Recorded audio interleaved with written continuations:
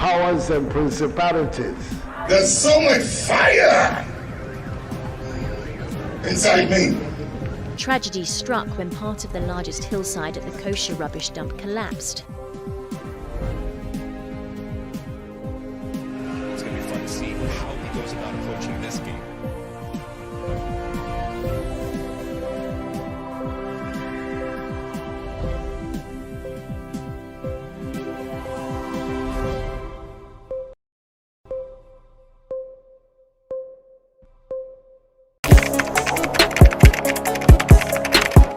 We table issues relating to the arts and entertainment for a riveting discussion, of course, without fear nor favor.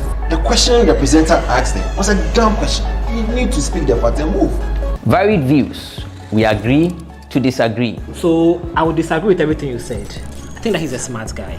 I think what he did. No, but I also said he's a smart guy. Yeah. I guess that I'm waiting for the what next. Yeah, I don't think that we have to wait for what next. It sometimes gets confrontational, but that's the beauty of the game. Today you funny face. It's not my brother. I don't know him. You don't know funny face. It's not my brother. You don't know funny face. It's a package. We meet, we sit, we dialogue, we learn, we progress. My name is Benefo Wabin Abrantepa, a proud blogger, and this is my forum.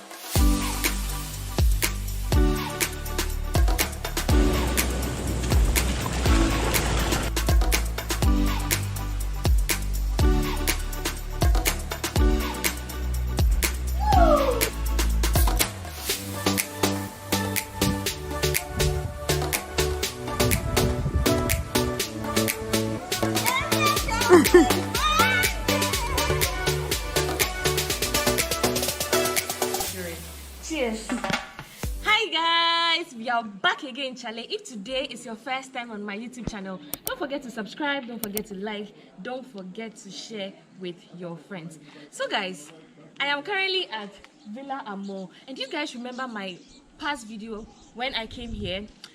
This time around, I'm here to spend 2 good nights, and I came here yesterday, and as always, you know, I can't leave you at home when I am out. So this time around, we are going for a virtual tour, and I'm going to be sharing my entire experience here, and you are coming with me on this one. And so come and let's go, let's see this place, and let's see how the Volta region looks, let's see how Kita looks. I mean, let's go guys.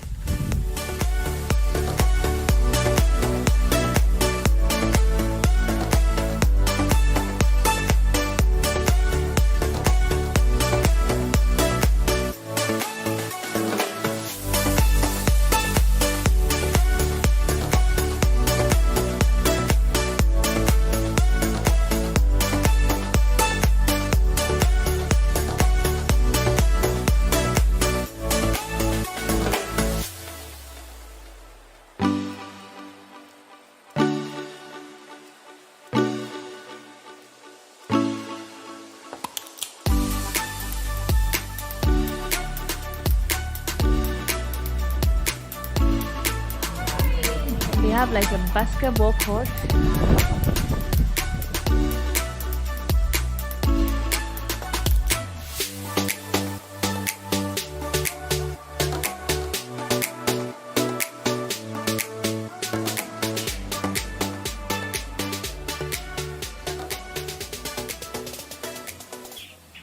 The good part is it comes with an electronic key, which is very modern. This is how it looks like. So this is Henrietta's room 102, which is also very close to my room. You're welcome to my room. So this was my room last night.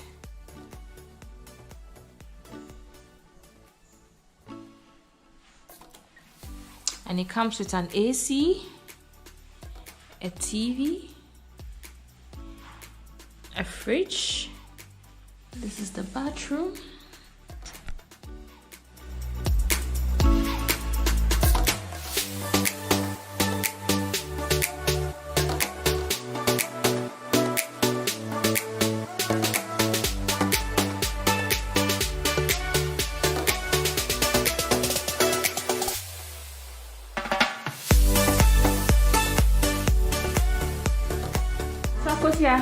Show me your room.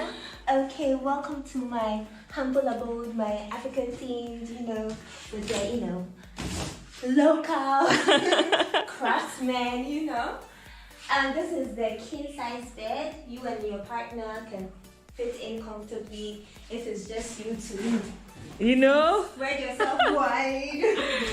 I love the fact that it's very similar to my room. Yes, but it also has this unique character to it, so I love that, And the quote on my wall, because I know the one on your wall is different. Don't wait for the perfect moment. Take the moment and make it perfect. Aww. And that's my bathroom. It's a cute bathroom, just like mine. A little steady decks. And the fridge, the TV. Yeah, so AC, fan, everything. Thank you so much. Charlie, you are done. Go. Bye bye. She's literally sucking me. So let's see. This is the restaurant.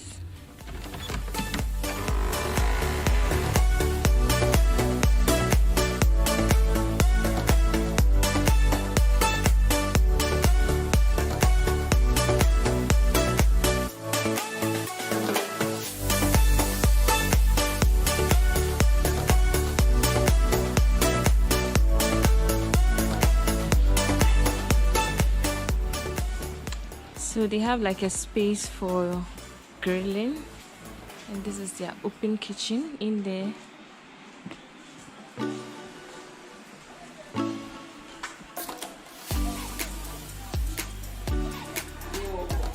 Hello, Akosia.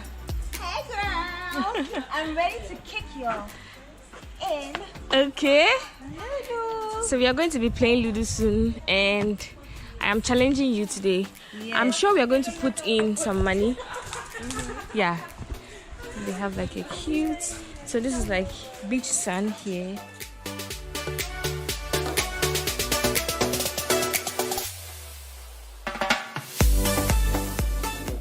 So this entire area is their car park.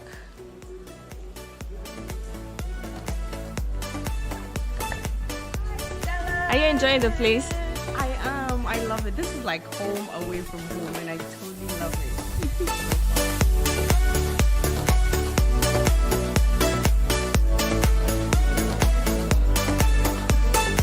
Breakfast is ready.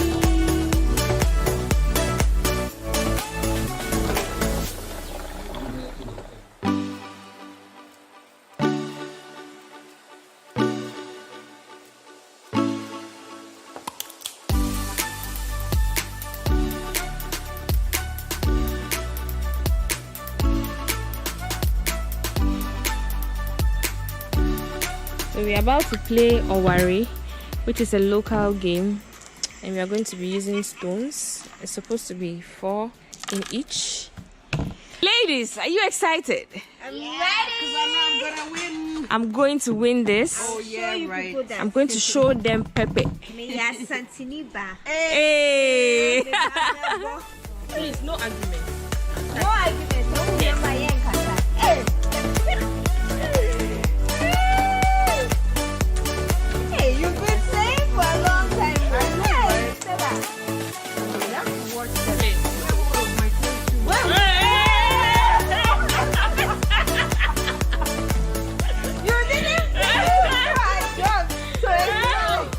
The first game, they cheated. We did Akosia won the first game, and this time around, look, I have 1, 2, 3, 4. Let me count mine. 1, 2, 3, 4, 5, 6. Damn! They cheated. Damn! And I'm always been in the middle because why not? I'm not the first, I'm not the last, you know? When I go home today, don't give me food because I come to embarrass them. She's paying for the meal. Dinner is on you. Yes. I want Hetty is doing lunch and then I'm doing dinner. Lunch is here. So I'm having jollof. Akosia Shady is having banku. Is that no fufu? Actually, Yeah, fufu. And fish soup. Hetty is also having jollof. Is that jollof? Oh, she's having rice. Should we dig in? Content creators. Yeah, let's do it. Everyone is creating content. Look at them. It's crazy.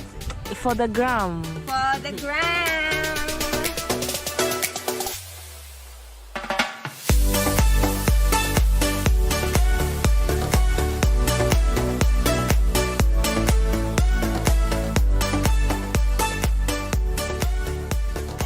You didn't even leave time for the bed. Guys, I cleared everything. 3, 1, 2, 3. Ah, where's the one that was going? It's gone. I paid 1. 6. Hey, the way you guys are standing there. We mean business. 6. 6, 5. 6. 1, 2, 3, 4, 5.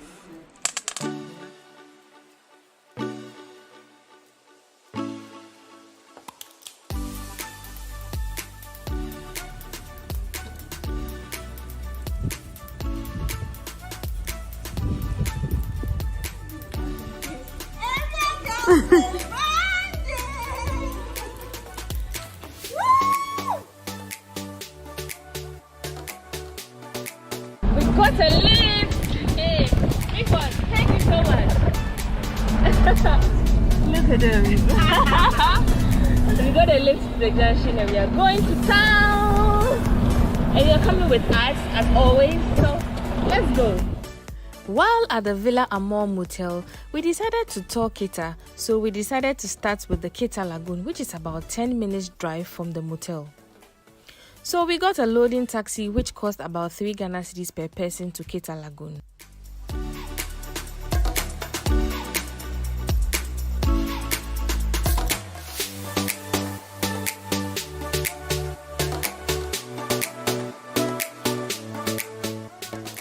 While at the Kita Lagoon, we spotted this abandoned resort, took some few pictures and walked down to a popular beach called Emancipation Beach.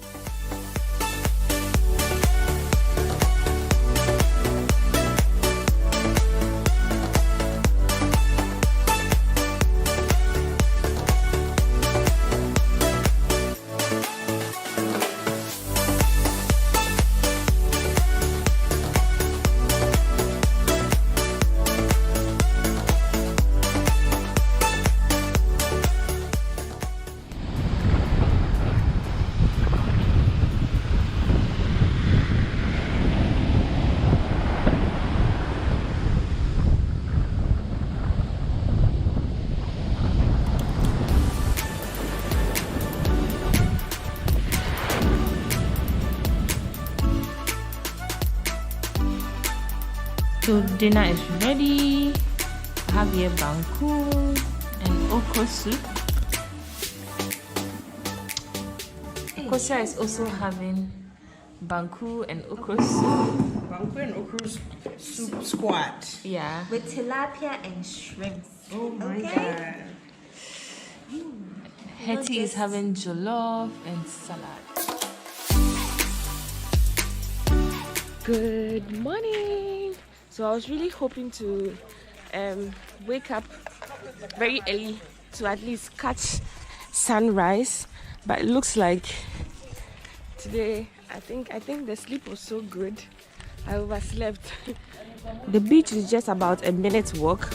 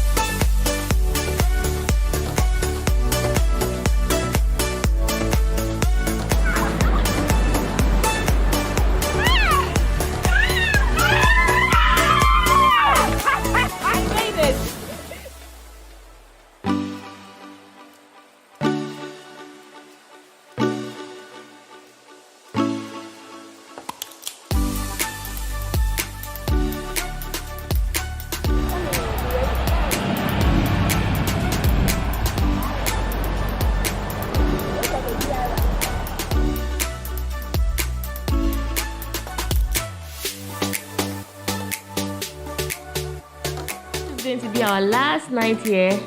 Cheers, ladies, before our Ludo. Are you already finished your glass? Can you imagine? Cheers. Cheers. So guys, I made it to a beautiful sunrise this morning with amazing people. Yay! As always, Stella was the last to wake up. The very last. I don't know, this trip has been so relaxing that you're like, I don't know what, We're not trying to rush more than anywhere. trying to create content. Giddy like that, you know.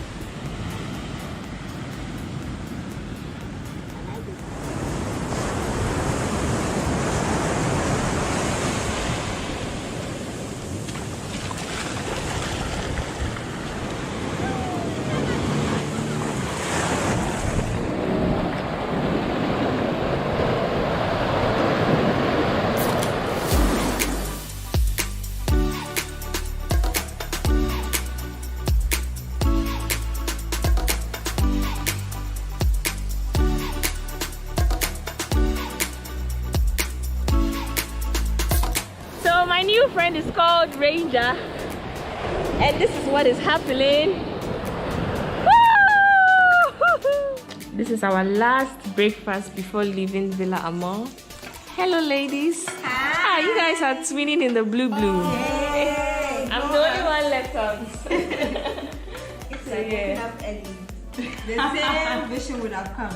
Guys, since this morning is going to be our last morning here before we leave back to Accra, we would like to talk about our entire stay whilst we eat. I hope you don't mind. I love the breakfast, especially the sausages. I don't know what it is about it. It just tastes amazing. Okay, so guys, we spent 2 nights here, and last night was our last night, and we are leaving this morning. And the journey here was quite an interesting one. If you haven't watched my video, watched it. I came by road to Ada, and I picked the boat from Ada to here. So the journey was okay. Then we picked another taxi from the town called Anyanwi to Keta, which is about 40 minutes drive. So and then we got here. Let's talk about how the place looks like, the environment, the reception, everything you need. Anyone watching this video for the first time would like to know. Okay. I thought that the staff had been amazing. They were very welcoming, very accommodating to us. We've had some fun with them, even riding their bicycles among other things. So when it comes to the staff, I've really enjoyed the service. Okay, yeah. When we came in, Akusia said something that I totally agree with. That this place feels like home away from home. Like you get in, and the kind of vibe you feel is, this is like home for me. It's just amazing that way. Yeah, it's not like an intimidating hotel thing. It's just like you've come to your vacation home in Keta. One thing I also noticed from the outside, you see like a regular villa. Exactly. But So when you get enter, it's modern. it very. The Even rooms the are electronic card. man. It's not common to see villas that have electronic cards. So The that is automatic taps. taps, yes, which is like Water Very heater, modern. all of that. Yeah, that was really cool. I love the rooms especially. I don't know. There's something about the decor in the rooms. The colors they chose, everything. The vibe is just great. For the room is amazing. And the rooms, the bed, guys, the cushion, the leather cushion or leather pillow. That is, I don't know. Stella, you said it was it massages your back some way. If you're somebody, so I don't know what I do, but I kind of have a little back ache sometimes. So I like to sleep with something at my back, and so that's like a perfect thing for my back. I was able to sleep on it, so it was good. Let's talk about the lunch. We had lunch, we had dinner. Let's talk about the meals. Which of the meals did you like? I had fufu, I had banku, and I had noodles, and they were all amazing. Amazing. Very, very, very good. Spicy, but the good kind of spicy. I also had jollof. I had banku and okro. The first day's banku and okro was very nice, just as I had before. It was They very were good. so And they generous added with their seafood. shrimp to us for us. And then their what's that thing called? Their noodles too was also nice. And the jollof and the chicken. Damn. The chicken was really, really fresh. Hetty almost ate jollof every single day. Since you came in, and we have to stop it. We have to say no. She needs the variety. So I think I did jollof and then plain rice with chicken stew. Okay. Yeah. Which is junior jollof. Which is very okay. And the fact that from here to the sea, from here to the ocean is just about a minute walk. Yeah. Was very perfect. Once We you did wake up, horse riding today. horse riding, Yeah. we did regular taking of pictures, videos for the ground, and yeah, it's very, very quiet. As you can tell, like everywhere is just quiet. It's very calm. The locals are around. They're ready to help you if you want to go to the lagoon. It's not too far. You just pick a vehicle from here to the lagoon. If you want to see other tourist attraction places from here, it's actually in the prime area, so you can assure yourself of a vehicle anytime you want to go out. Yeah. So this brings us. Is there any other thing you want to talk about the place or? That's it. I mean, it's amazing. Yeah. So I enjoyed my stay. They also enjoyed it. Totally did. Yes, and it's a place I would always want to come. Now this is my hideout. Yep. Anytime I come out. You've been here like twice, right? Yeah, the first time I didn't sleep there. I didn't sleep here. Yeah. By this time, I got to experience Too it for nice. myself. So I can boldly and confidently say this place. Yeah. Villa Amore. So I left it to these two to plan the girls' trip, and I must say I'm impressed. You did it.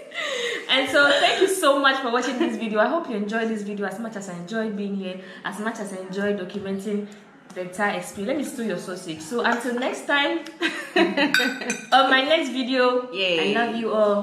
Wow. Guys, subscribe. Like, comment, and be Share. sure to follow Stella. Oh, you already followed. Be sure to follow Henrietta Adjectives channel. I'll share her link in the description.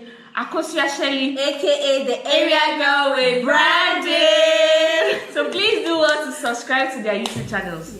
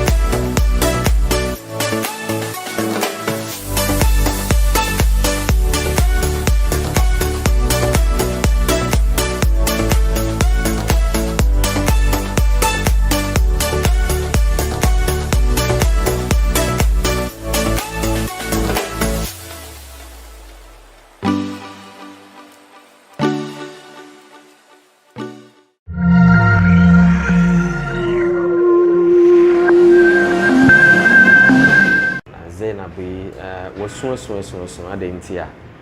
A year neba Masaudu, akwala afe no wanya mfiensia, wanya hole in heart. Enti and it has so been a war. No, I am not money that's one in I show me say, meaning so betty, mammy, I'll say that. Obey $9,000 yenya. I pese uko no mo ye no surgery. Yo sika yam fam what yasifo. Now dia ni mawie ya wati. Ashefo se opese uhu Crime Check Foundation ye njumedi a ye di abre nyina. Koyen YouTube channel Crime Check TV GH. Subscribe mommy. Se wo subscribe via mi adoma ne so. Se na video bi a de betu obi a obehu. Medamase. Hi, my name is Roslyn Ngisa. I'm an actress. If you want to study anything about film, camera, let's come to Black Lens. It's one of the best schools you can ever have. My name is Roger Quarter. I'm a film producer and a director. Black Lens Media is the best. Well, my name is Jonathan Ezenwadinobi. Black Lens, the deal on cameras and editing. My guy, don't make that mistake. Oh, now for Black Lens. Black Lens. Black Lens Ventures, they are the best. It's here for Yen Crime Check Foundation. Yeah, just Black Lens today. Black Lens man sit here and camera handling any video editing.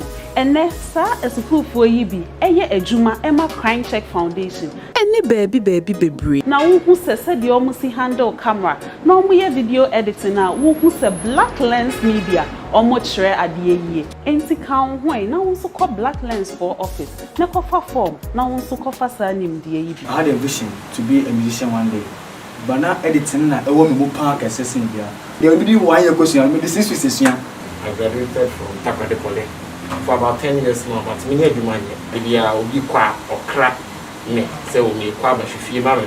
We did say entity and sacking. And your friend will be Baba Cram. Say you share qua. You have to show your background for no more so no say. Black Lens entity a papa fee. Black Lens Ventures, they are the best. Yo sika yam fam what yasifo. Now dia ni mawie ya wati. Saya wadaja yenya mati yasifo. Now bia ni mdachi ase. Unipa wa wanti na chi ase. You are from Amina Kwaba BM Crime Check Foundation, your health check series and Nyankopon Adaroma. Yade Bremo na ene ye sister bi aba be kan sa ye sister friend is Zainab na Zainab bi woso adentia eye ne ba Masaudu akwala afi no wanya mfiensia wanya hole in heart na eye won aye no e kasa bibre no especially nkwala pi no na wanya hole in heart na ye nyina enim se hole in heart ye yare a unya na sikanifia na arahosem na aba aban efa eka no efa na obisa say efa no yesen a usually no yare a eye ye beka ne se sikafo yare nanso won a woni bi pi na won enya eka no ya ne bi nam over $20,000 enti say aban efa bisa ho say $10,000 na aka no wohwe obi etese Zena ba osi hayi ene enipa bibre a won ma enya sa yare bia ehe ena omokofa sa $10,000 no every yenko ye chikakra bi na enipa a won enya hole in heart ne bia won abaye ho no yenti omohaw Enti misra Ghana man nyina se omuhu me mobo me oba tan no mummoa me na me bai na Nyankopon sane yade emmam ti misra Ghana man misra wiasefo omuhu me mobo na masam ne awro dodo Omusi sena akola ni na akoma yare no nso ekoso ninti na yenya akola no operation omusi $9,000 ya kase ebusua no mpo ye tutu a enya de betimi ayede enya o papa nso ni papa ete from pacha mumpom na me na musom yare me bai eda me na so yi o akumamu hawo nye buafo yo tie me bia no onye madom na omboa me $6,000 that's you can so no edin na mame me hu bi da me ni the anidaso bo ba bia ɛwɔ sɛ mekɔ fa adiba nso meni adwuma bia media me hu saa sikene da na ke sɛ sere na ekoto sere amafo sɛ momba yɛ mboa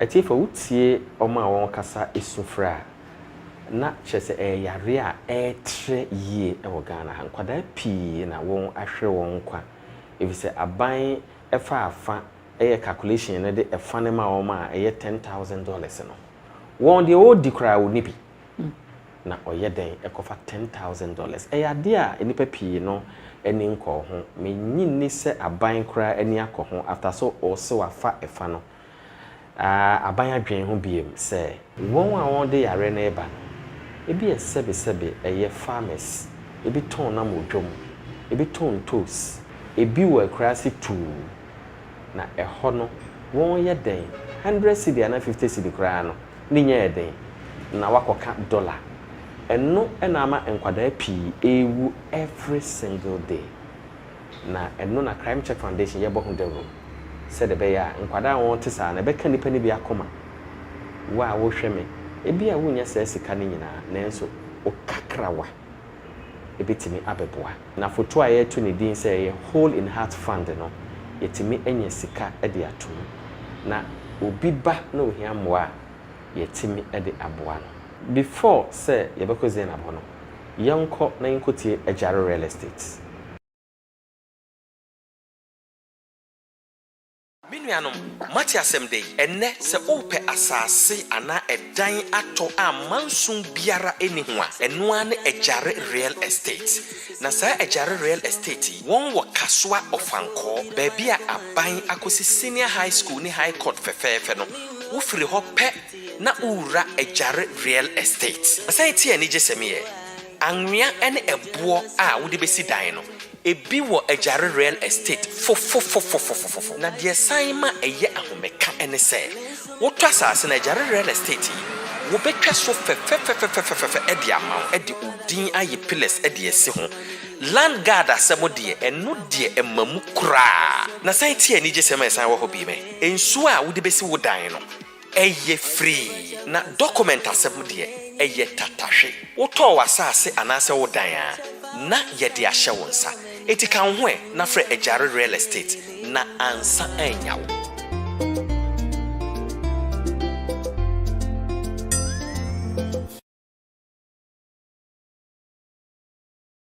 na before sebeko ye sister yi hono ye sister yi wodi kan biaso ye ha bebre ama adofo aboa no ama wakoye labs oye labs ni wiye no wapem ekwan bie no ha obetimi afaso na ne bai wetima ye surgery e de ama ne beko no ho na yakubisa no ensemba ko mienu bi eze na betesen eniadom obako ye chi no akoda no na pomde ne tesen na pomde ne there sometimes when nti bi wo kwa me manu ko school epises wo ko school a na wakasa ni kotodwe abubu this almost and ne breme nkotodwe abubu ni nkotodwe ne se apomudini no bonsa ne katrema no ene na no be tuntuntum na home no woso me so adwuma na me ye na enye edi adwuma na me ton obi nsuo ya na me kwachi ta me ton ana me eye kan koma to ye why kan koma to ye na kwada ne papa we menso Femenim ni nkomo akana ne papa we oh semi e balog edi adwuma no we no okaka was it this one man won't want me was o waro ne hunto no mimi e balog ntina ma wo akona so ye bad luck ntina wa akwala wo yare na akosuku kaka de akosuku kaka ujidi osha obi o ni die kaka ana unti minchira enya so nti bi wa edwane bi wa ensesa mi bani die so eto de bi wa na miniska bi sa mi shoki gale ma no munti no gari na se akwada na pomudin no enya be me to bi wa enya mami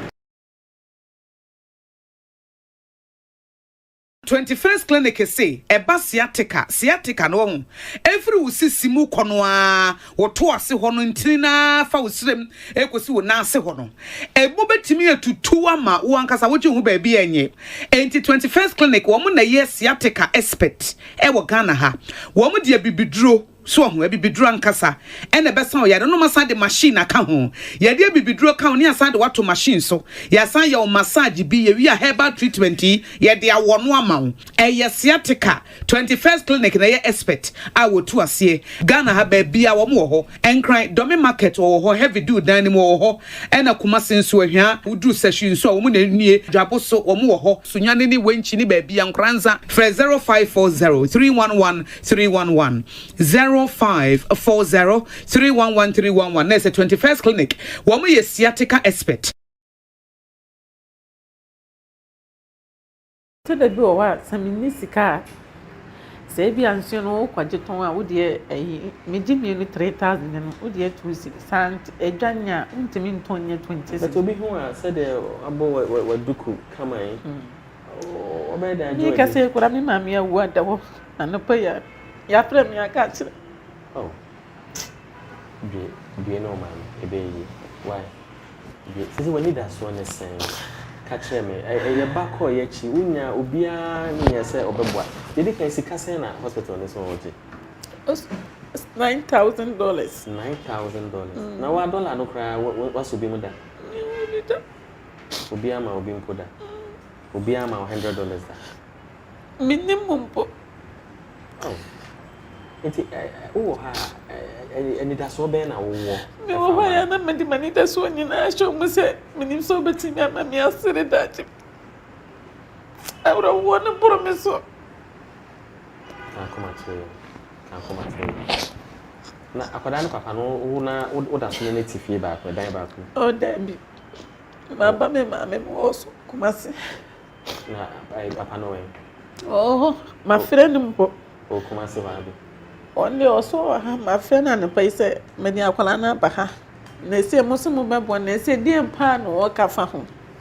E was so about hospital we no be hu se no was so no baby o won kwan wa.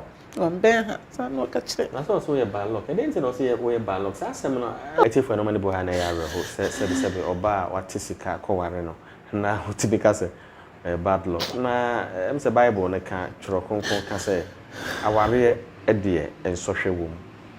Sebe wadamfo no obi kra enso hetime pam edu ba bia abrabo mu timi ye den se ye adwuma mu se chese bi bie nipa wo ye bia enso hwe amamu a ama wansua ade ewo mu a ene na wo no pe easy life nso ne ho akonhwefo mpo a no me agidi for krampo no krampo mo konso hwe na de wa ware oba kama eno ma mu aeden oba yare a so ba na e bad luck eyare hosem eyasema ensese bema ana oba epiefi wano edan po yenye binda yedo se maame a wo yeda ni gate a obi bie gate a disa me page we e de ne metu baby so obi soli bie gate e wose yenyane ma di na chi abre o ma mi di awro wo se o pese mi wuja me ma na bi enkasa enfo anu nkasa etifo empese ye nu abaye ye bema awreho no akọ esoro nti ye nkasa enche bebre na binti a ye frɛ wo no ye titi a ene se ye papa bi frɛ na Ali Ibrahim ana ya dɔfo bi aya na ye de crime check ye de ye health check series ne to wo manimu a aya obi wo ha no de sikaba osema momidin momfa mo obi o yare sa ye papa ye frɛ na Ali Ibrahim no o de sika abijaye ye $7,000 and eno echi no da dofi American say aya no mo de sika kakraba no yakeka bo mu so yenya $2,000 into obey $9,000 no yenya aye pese uko no mo ye no surgery no yo sika ya famu ati asifo na obia ni mwawie ya wati saya wadaja yenya mati asifo na obia ni mdachi ase unipa wa wanti na chi asem diaka yoni ni nyamin Jamuasem. It is our Wabia Wamine. Wami Wamra, Metiasi. Ye was Ikai and Famwatiasi for.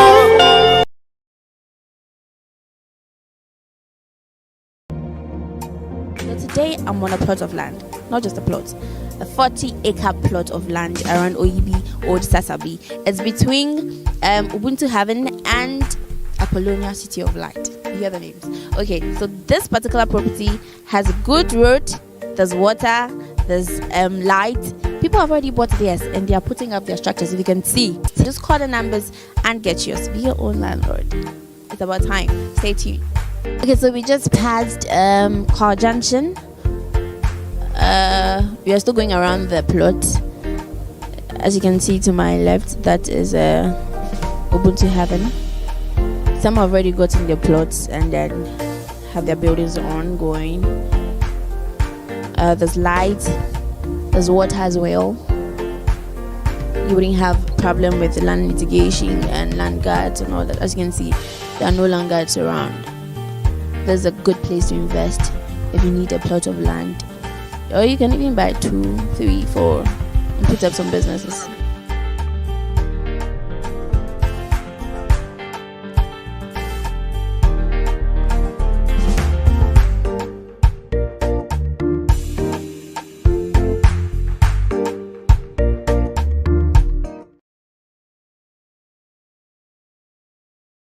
Wama awrafo no kra na chechere me no kra ti akọ because I say na mani nna so machini o obi amwa eni da so an mba tana de mani nna no so na se de waya mami ya mala Ibrahim eni je na ba boro so amame because na mani nna mo frɛ me impo na me se bi a me de ni ko hu doctor na me sa ntimi ko ya na me kwaso ya wana me se me di line ade me de ni ko kire doctor na ma san ya befi but me nim se ni je se be ba be hye me okwam Ali Ibrahim baby obekwa akwa gina ewia be wo ho bia Nyankopon ma enwinu mu nduru ho ma no amen Nyankopon ntire wane na busua ase emo mo ma ni su edi ani su ma ni ntibida ma ni su opepa ma me ada ne sidie nyame ma ne so wono so mfa sidie saa ni na busua san ko wo Mala Ibrahim me dam mu no busua nyina ase because who wani pa ho abotre empo bi a wade 10 pesos empo boa esa yamfa nsama sawudi ade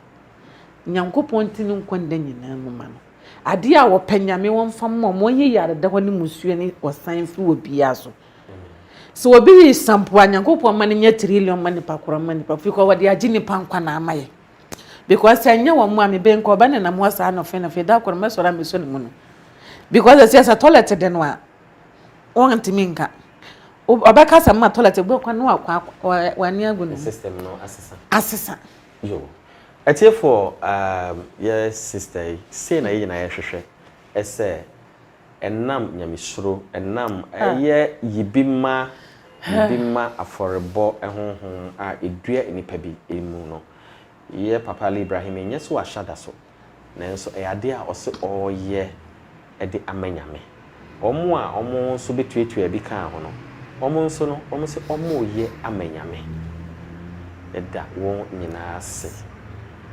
nim de ye beka biem na de di twato ede asre obi a ohwen ne se eka obi akoma ena ye Whole in Heart Fund no onso opese odi be betumu a enra anajo bi no obi ne me chate papa pani ne ba na papa yi esu ne benya Whole in Heart.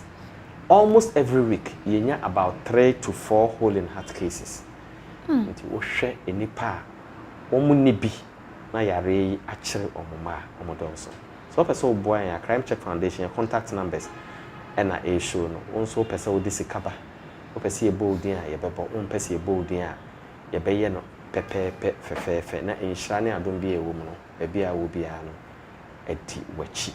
Na ye de letter e be ma na ode akokwalebu ode kwa ye be chiro ba bia ode beko e ba be sign so ama ode kwa sikan eda ho twen omo be chiro ode sese wo ye mate ede ema akwada mate wasema etwa to kra wo kan se Masa me totu kwa na manisu ya mishi mala Ibrahim ani omo amokeka honim de mi num munyina omo mama se de aba ma brabo because as so nko omo amoame a mala Ibrahim kan isu nka me nyanjaye because na agro ho ahya me ma na me nie ni daso baby ya but de omo aya manyankopon hyira wo mo enyi wo mo mfiri musue no wasan no wo biye ti said by my asem ya tenten no ye papa bi wa America brochima mo ye friend Mr. Agbo one na yere Mr. and Mrs. Agbo samo hwen ya mo de sika bi abre se yemfanya adoye kaka na omo a omo usu yentime people mo ni so he maami okoje obi nsuo yenim se de yete emfaso ahene wom enne Mr. and Mrs. Agbo baby amu yi sika free bi a nyankopon onto ensupa enguso emfama mo yayi musika mo de brand 5000 cedis na mo se yenche de kaka 500 cedis ko sister ho if Mr. and Mrs. Agbo o se yemfama omo so show so me da omo asepa nyame nhira omo omma wankwa ahoodin wom wanyi wom mfiri yareda wom na bebi omo yi sasiki onyankopon mo omo de echensa ensam fan show manam mo nyame ntel no omo busuafo nyina ase you are for Hannah ye de dwumade ne besi na say the medical can no your health check series no ye dwumade e da yakoma so pa say nipa won ewu na edoso you already be ha preventable e wo mra sika wo ho se sika ne ho de enye preventable to mo meka ye ho your health check series no won delight tin won e ba ye office ha da bia no yentime nya bi ne mfa mmoa wo mo no mo nya ayaresa if se wo wa hoden a utime ye bibiara edamase dasene senyankopon ma ho kwan a ye besa ba mo chen ye osika ya mfa mo ati asifo awbia ni mawie ya wati saya wadaja ye nyama ati asifo awbia ni mdachi ase onipa wa wati na chi asem Jaka yoni ni nyami ntemwasem iti sawo kuwe bia bwa mine bwa mi womra meti asi yewo sika yemfa mwati asi powers and principalities. There's so much fire inside me. Tragedy struck when part of the largest hillside at the kosher rubbish dump collapsed.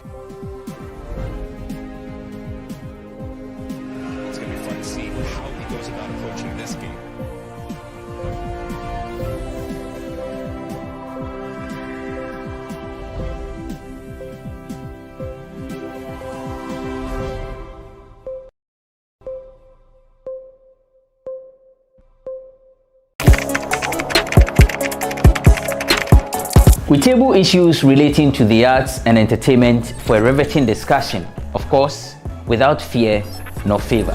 The question the presenter asked them was a dumb question. You need to speak the fact and move. Varied views. We agree to disagree. So I would disagree with everything you said. I think that he's a smart guy. I think what he did. No, but I also said he's a smart guy. Yeah. I guess that I'm waiting for the what next. Yeah, I don't think that we have to wait for what next. It sometimes gets confrontational, but that's the beauty of the game. Today you funny face. It's not my brother. I don't know him. You don't know funny face. It's not my brother. You don't know funny face. It's a package. We meet, we sit, we dialogue, we learn, we progress. My name is Benefo Huabin Abrantepa, a proud blogger, and this is my forum.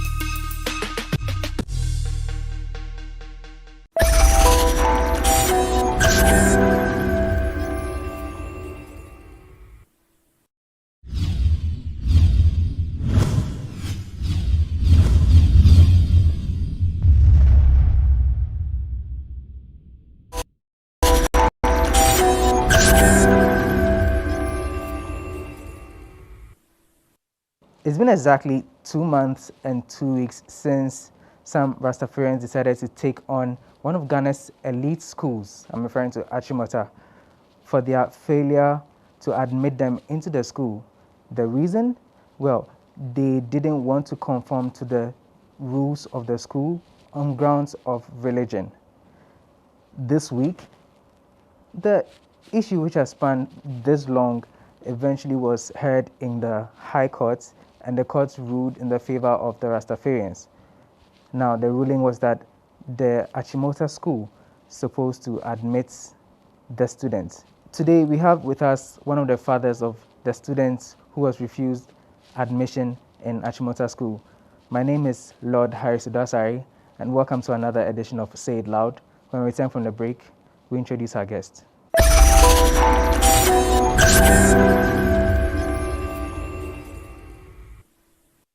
Welcome back. This is Say It Loud. I am Lord Harris Udasari, and today our guest is the father of Oheneba Nkrabia. His name is Raswad. Ras. Blessed, my brother. Greetings. Welcome. Yeah, Greetings to you too. Good to have you here. Thank you. Now, let's just get straight to it. What was running through your head when the judge was about to read the ruling? Well, you know, the whole process was very long.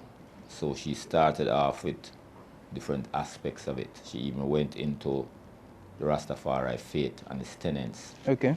I didn't recognize that she understood much about it, yeah.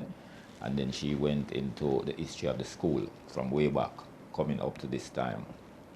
She also dealt with the different precedents in different countries, you know, different cases that they have won victory for the same issue. Okay. Individually, she went through all of those. So it took a process, so it wasn't sudden.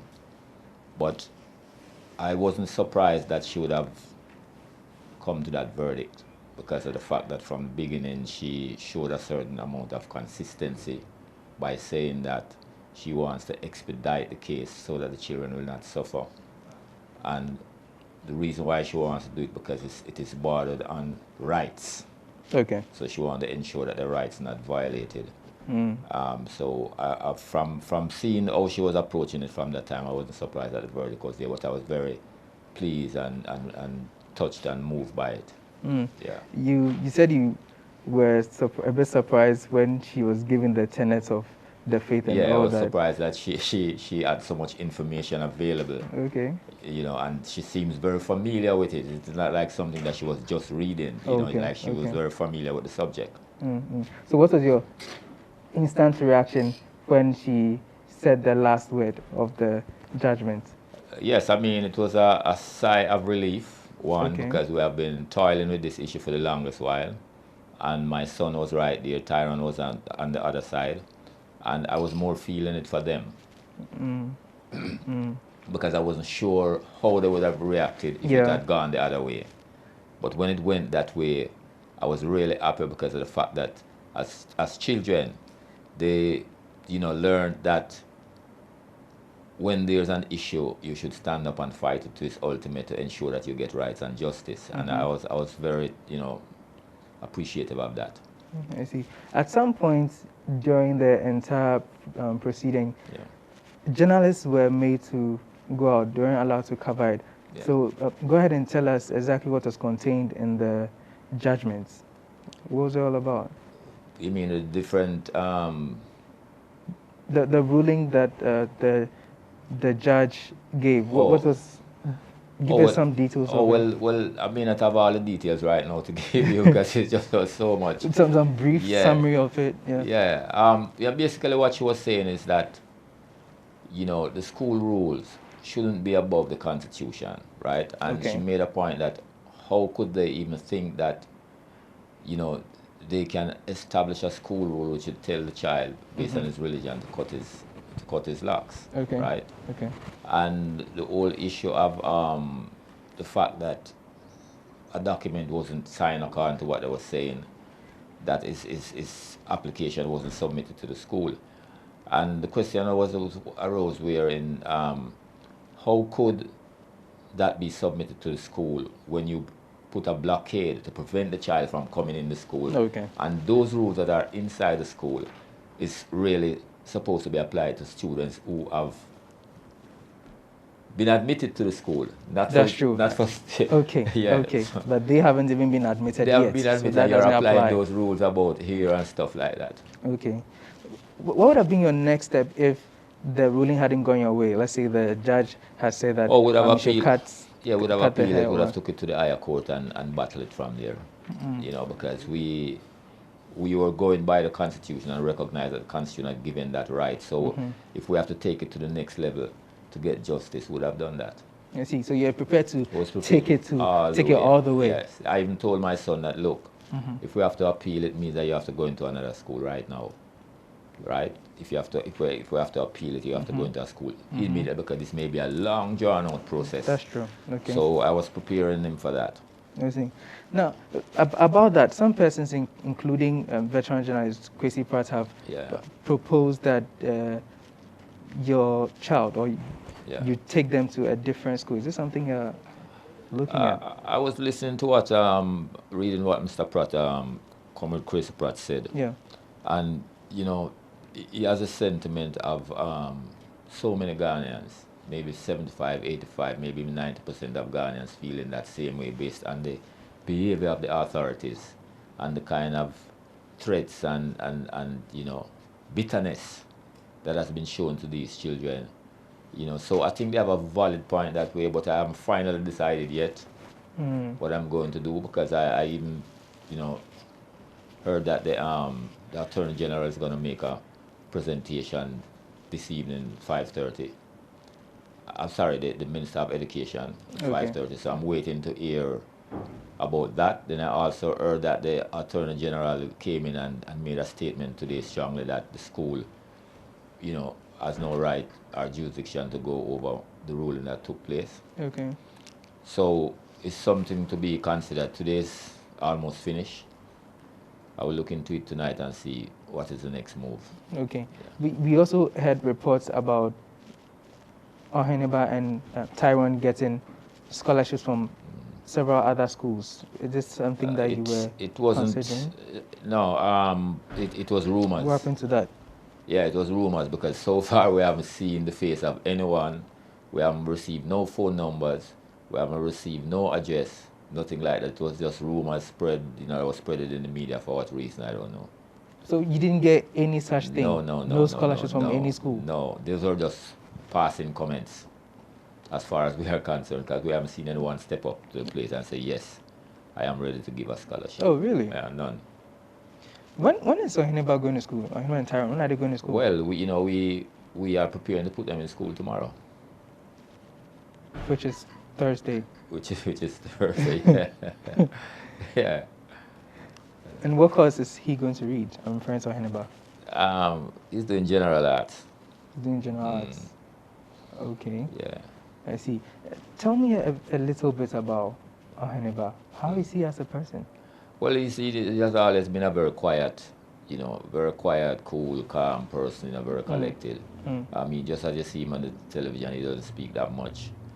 And he's being the focus is on his work, you know, his school work or whatever work that he has to do, you know, but at the same time, he's very compassionate, you know, someone when you get him at the moment to really speak with him, you dialogue properly and make a lot of sense from the discourse. Are you worried that he may be victimized or intimidated when he goes to school? It's possible, but it's not going to be that easy because of the fact that not just Ghanaians that are watching the school, not just the students, because there's a lot of students who disagree with the position of the school authorities. There are a lot of teachers in there that disagree. So it's not a simple thing as we may think it is, that the whole school is having some kind of hostility or whatever. Okay. But we are prepared to address whatever issues legally if it comes up, because the children, they'll be alert. They have, you know, from this, they have gotten some experience in terms of, you know, when issues come up, how to deal with it. So in the event of the school trying to do, I mean, some of the authorities, members of the authorities trying to do anything, you know, will be alert immediately. and then we'll take whatever legal action that we have to take. I mean, apart from the school authorities, generally right now he's going to be under the microscope. Every move of his is going to be monitored because it's really blown. It's not even in Ghana alone. It's all over now. Yes. Don't you think he's going to be there's going to be an eagle eye on him now? Oh, certainly. He will be under he will be under the radar for 24/7. I agree with you. But I think he has the capacity to handle that situation. Has it given him the extra motivation to, be more hardworking in school? I know he's a smart kid, but how is he taking everything now? Yes. No, I'm sure his grades is going to be under scrutiny. Every move.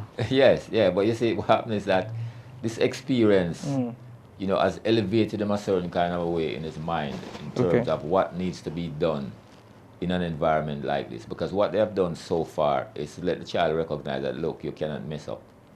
You cannot do anything that is not, in order a certain kind of way. And you have to come way above the average to be able to be in that school because of the fact that the discrimination is there and they have shown it and so on. So he has to do his best. He has to be better than, what he would, would be thinking about before he decided to go to the school. He comes off as a daddy's boy. Is that the case? I wouldn't really say that. Really, I think it's more his mother. That. Oh, really? Mother's boy. Yeah. How is the family taking it? I mean, you said your bit and that's about him, but how about the other siblings and the mom? Yeah, he has two younger brothers. Okay. Oh, they are taking it very. I mean, they are watching, and I think they understand the issues very well, and they are affected. They are not so much affected by it. Okay. Because they are a little bit distant, but nonetheless, I think they have understanding the issue. The mother is beginning to understand why I decided in the beginning that we should fight this issue. Originally, in the beginning, she didn't want it to happen because of the exposure, all of the ridicule and the publicity and all of that. But eventually, she recognized it was the right thing. And after the ruling, how is she taking it? Oh, she's very, very excited. And, she felt like, she's feeling like it was worthwhile. Something that was very good to, put up a fight for. Okay, we are going to take a quick break here. Yes. When we return, we are going to delve further into the conversation and how everything is going to pan out for Oheneba and Taran Magai as they go to the Achimota school. You are still watching Say It Loud. Please do stay.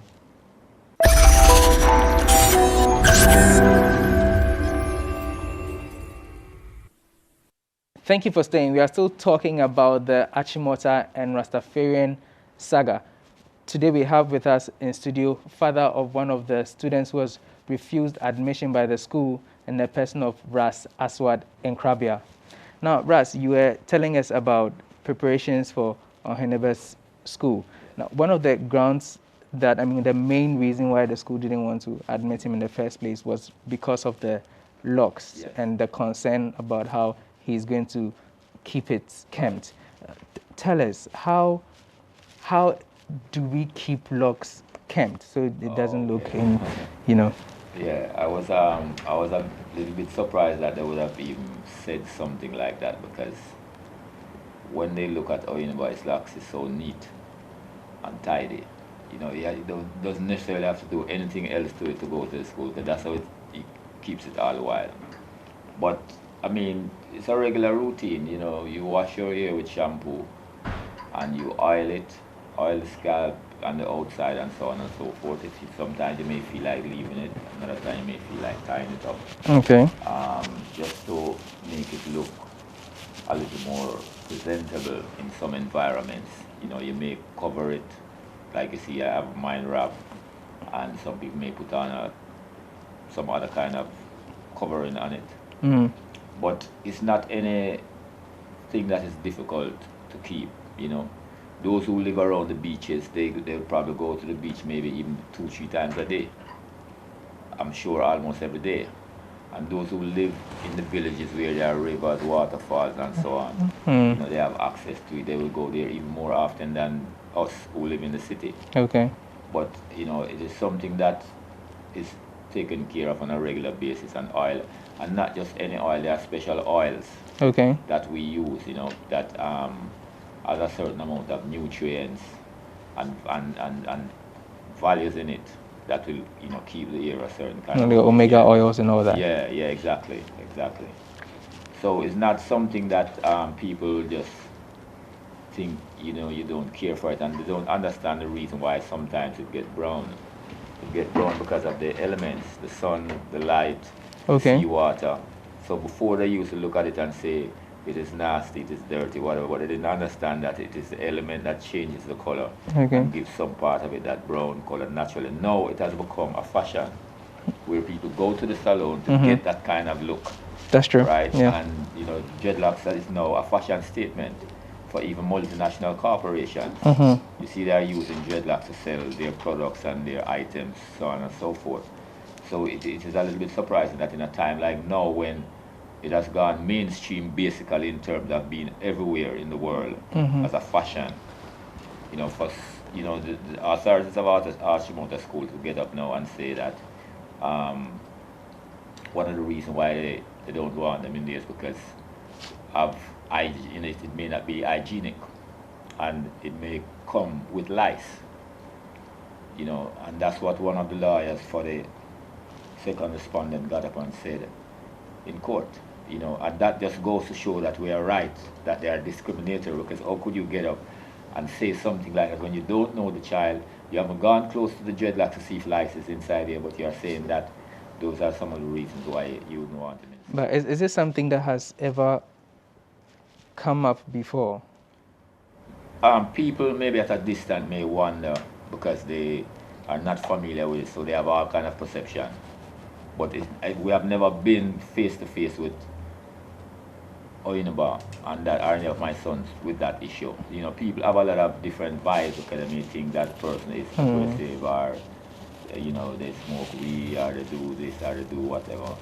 And based on the false perception that is projected in the society, you know, they keep their distance. They may think that you are mentally ill because they see the person who is mentally ill have the same hairstyle, but that's a person who is mentally ill and not washing the hair and doing so on and so forth. But when you can tell a clear difference between a real Rastafari and someone who is just walking the street aimless and probably mentally ill. I see. And that is not going to be a problem for Aheneba when he's in school. I mean, maintaining his hair. No, keeping it kempt. He's not a board. He's not going to be a boarder. He's not going to be a boarder? No. Ever? No. He's going to be a day student from SHS 1 to exactly. SHS 3 or 4. Exactly. So that's not going to be sure because he's a vegetarian. So I could not even allow him to board in that school because I would have problem preparing his meal. Okay. You know, there's so many, and that's what's been happening in the past. It was difficult to prepare his meal at the other schools because the people, they don't understand how to do the vegetarian food a certain kind of way. So we always, you know, prepare his meal from home. I see. Does it bother you though, looking at what he's had to endure? Yeah. Everything that has transpired from when the issue started. We are in June now. It started somewhere in April. How do you feel about it? I think it is. And how it can affect him even as young as he is. I think it's affecting him in a more positive way than negative. Oh really? Yeah, it is strengthening his character. It is giving him an opportunity to, you know, actually engage with these challenges, these real challenges in life. You know, I mean, growing dreadlocks from way back ancient time has always I've had that kind of challenge. You know, even when you read the Bible and you see different characters who, based on their dreadlocks, they go through different challenges, right? So it comes with that, you know, it's part of the terrain of being Rastafari, is that you grow that kind of strength to endure certain things. And there are those who, they will love you with a passion for it, and there are those who will hate you equally the same way. So you have to find a balance between both. Like, for instance, when I walk the street, I get a lot of respect in Ghana. Rastafari, honorable, righteous. Very positive words that come from the reggae music. This is how they greet you in the street, right? And there are those now who don't like you, they won't say anything or they will look at you with scorn or whatever. So you get to understand that the world is like that. I see. And when you look at all that, I mean, everything that you've said now, looking at how long he stayed in the house, how is he going to catch up? Because he's missed out on a lot. Yeah, it's not a problem for him. You know, a greater part of Oyinba's life, in his earlier life, he was homeschooled. Oh. Yeah, he only came out when he was about maybe 11. Somewhere, maybe 10. So maybe when he got to grade 3, grade 4, that's when Yeah, all those years he was homeschooling. He was doing homeschooling. So when this issue started, were you homeschooling him? Was he learning to he was in make school. up He has been to about 2 or 3 schools during this period when this saga started? Yeah, before that, yeah. So you know, to learn or have your lessons in at home is not a problem for him because he's used to doing that. Okay, so he can learn fast and catch up with the... Yeah. So now they are even preparing to be ahead of the school, because when you do homeschooling, it prepares you ahead of the general curriculum, because it cuts out all of the unnecessary things that they teach you in school and send you straight to the subject, the essence of it. Okay, right? okay. So it puts you ahead. Most of the homeschoolers, they tend to do much better than the ones that goes to school. I see. You mentioned that everything that has happened so far has made him a stronger person. He's taking the positives of it, but that's the observation you have made. Have you spoken to him? What has he told you so far?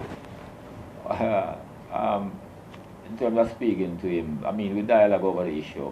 When was the last time you spoke father to son about this? About the issue? Yes.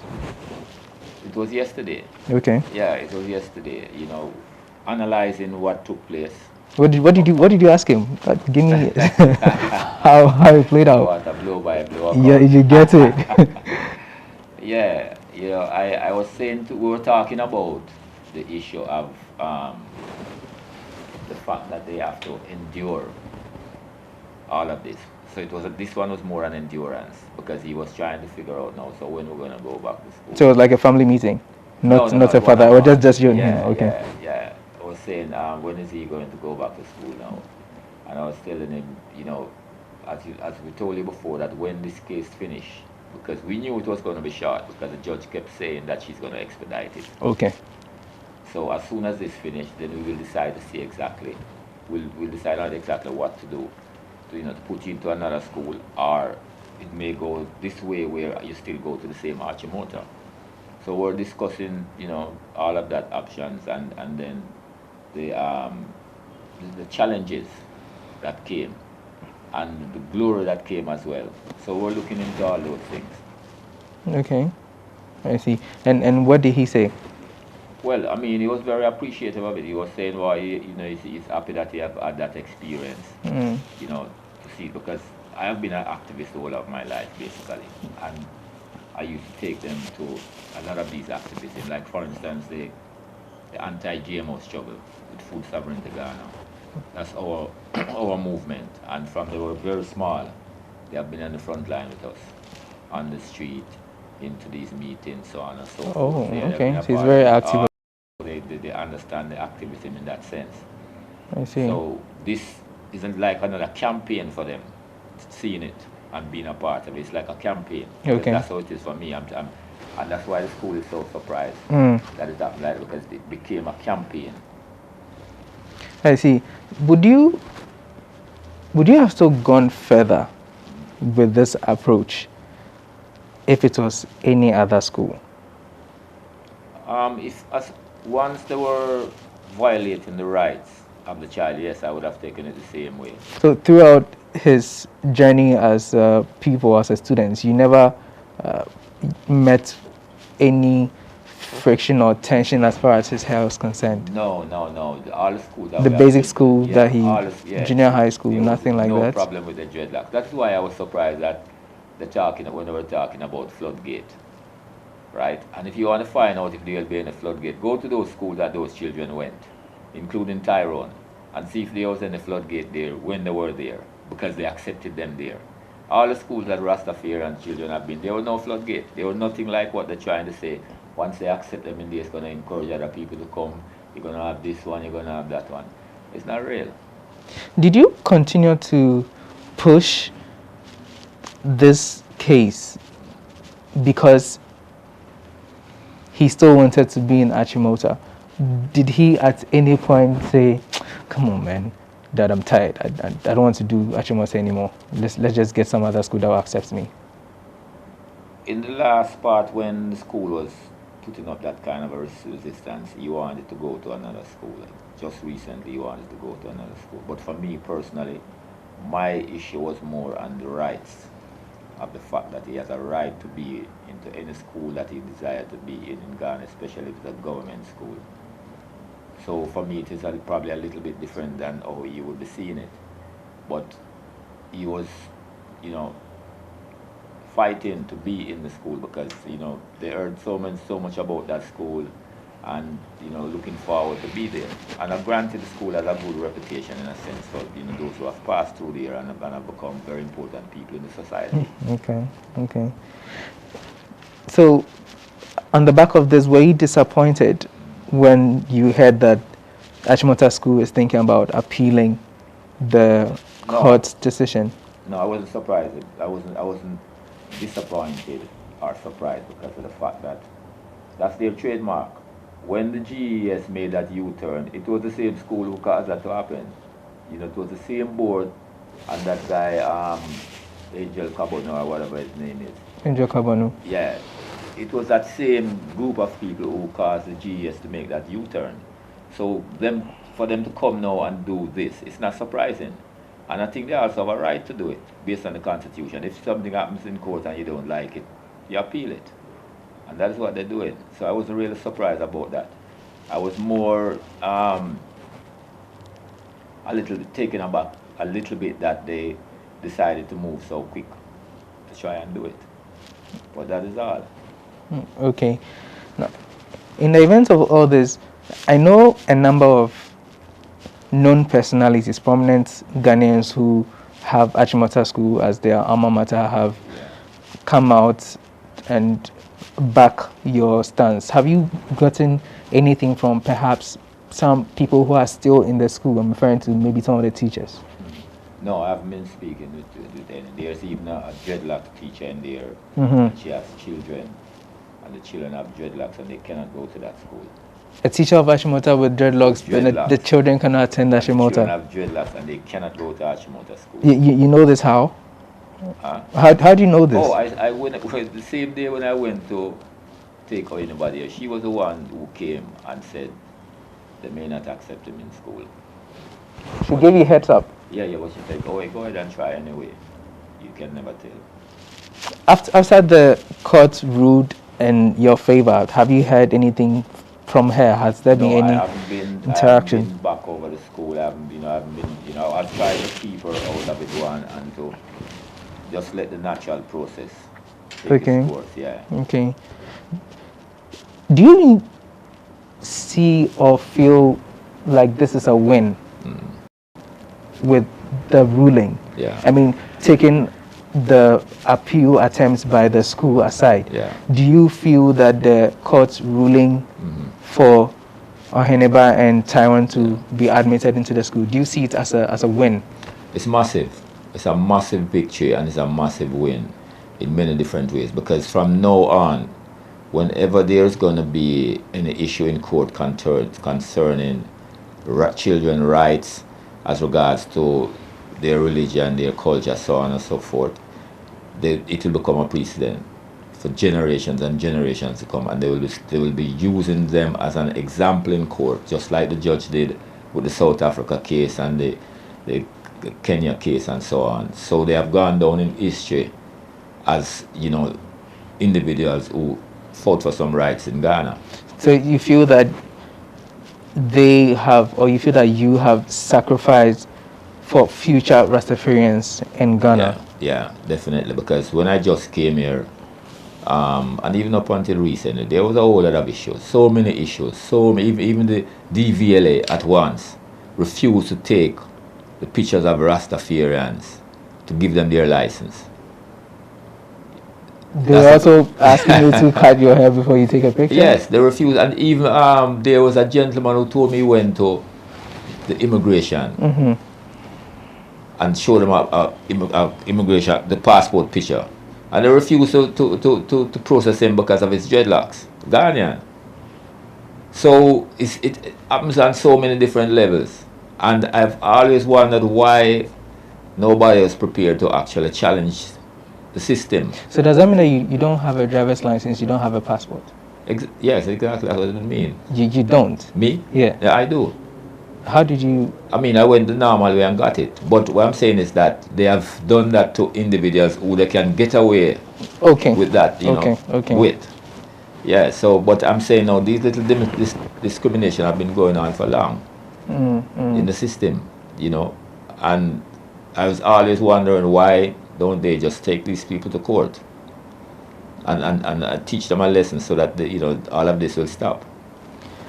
You won the case against, I mean, before, we don't know how the appeal will go, but as it stands now, we know you've won the case. You are to Oheneba and Taona to be admitted into the school, so that's a victory. Yeah.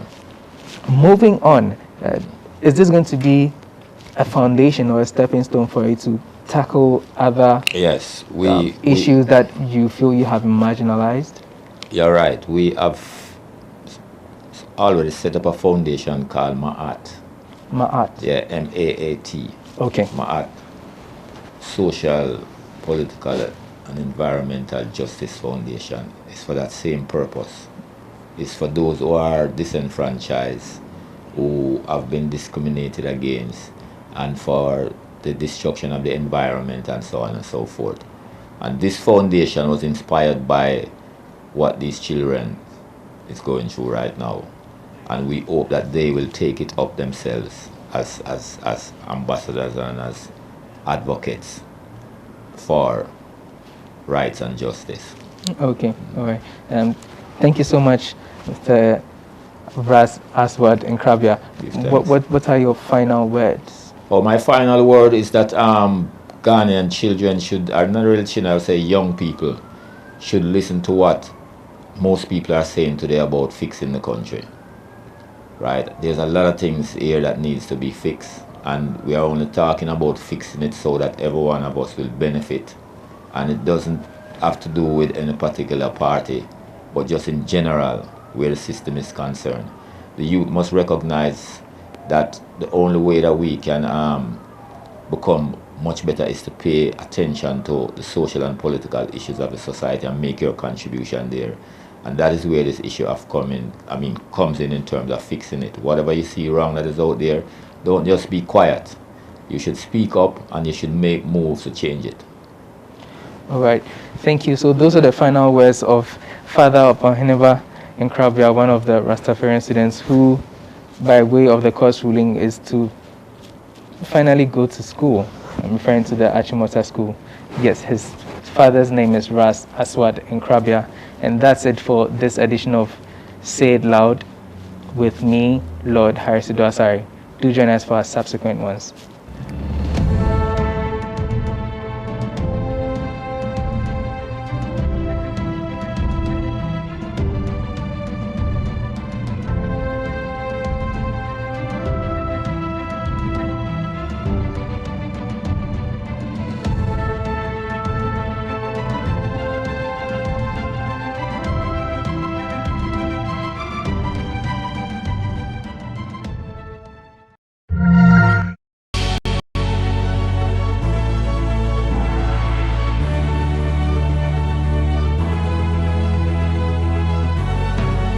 From the dawn of time, people have engaged in several businesses. With the onset of technology and innovation, life has relatively been made easier. By using debit or credit cards, mobile banking. Thank you. And your favorite, mobile money? Tech has indeed married business. On BizTech, we spend time with faces behind known and upcoming businesses in the country. Learn more about the new technologies and innovation, as well as find out about the trending issues in the world of business. Join us as we serve you with a variety of compelling interviews, projects and others right here on GhanaWeb TV.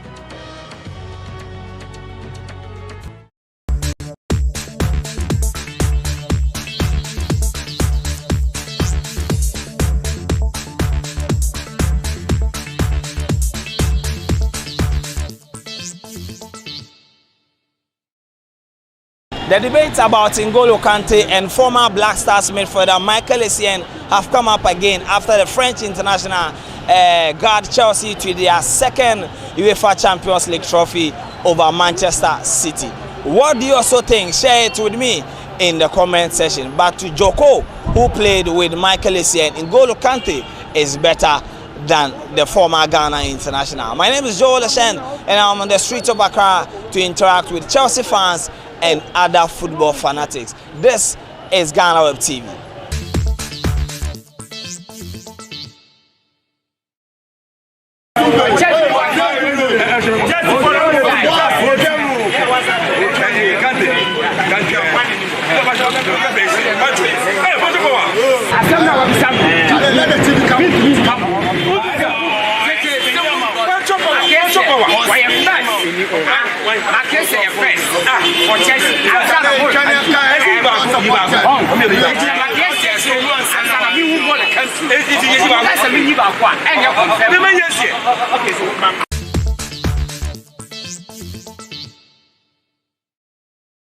So we started the debate here on GhanaWeb TV. This week we're asking football fans what they think about the debate involving former Black Stars midfielder Michael Essien and current Chelsea midfielder N'Golo Kante. Don't forget, he is a World Cup winner. But today we're asking, has Kante proven to be a better player than Michael Essien or not? We're speaking to football fans, but I've gotten one football fan here. I'm going to ask the club he supports before we start the conversation. But your team Ben are supporting. The Blues. The Blues. The Blues are for real. How do you feel, say, Maji, my Champions League, Oh, Charlie. Me daddy cram debate too. Many G's are no credit about with daddy cram debate. And Chelsea, so now this time around we are more improving. Your boy homework. Moje Champions League in the year, and a couple of performances for the last 3 years.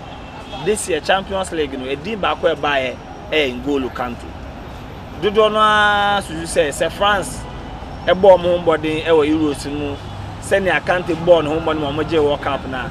I feel we, a somebody Ballon d'Or, the man.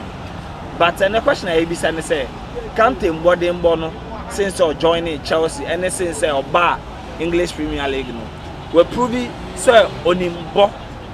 Michael Essien and I say so the Usu say Essien is still on top. Oh, Essien is still on top. Essien is still on top. Yeah, can't improvement there. Essien is still on top because you move somewhere 2008 coming. And no man Essien no Essien no man Chelsea. That time you Chelsea from nowhere. You are Essien by Chelsea, you better Chelsea. That time not Chelsea team never heard that. What I say. By a Ghanaians no, and I say Africans no need him say Chelsea no, but need him no. Well, and if say N'Golo Kante compare Essien and the America say no, a big no. And your man Essien is far better. And Essien a boy Chelsea. And your man Essien and a been there. Oh, Charlie, you can't hear send you.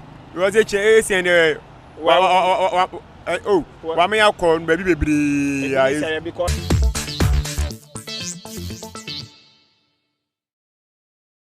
N'Golo Kante a World Cup. Wasan aji PFA Player of the Year. Wasan so aji Champions League. There is a possibility to say at the end of the year, no, he will be voted as the best player in the Champions League. Why ni na we waji Europa League.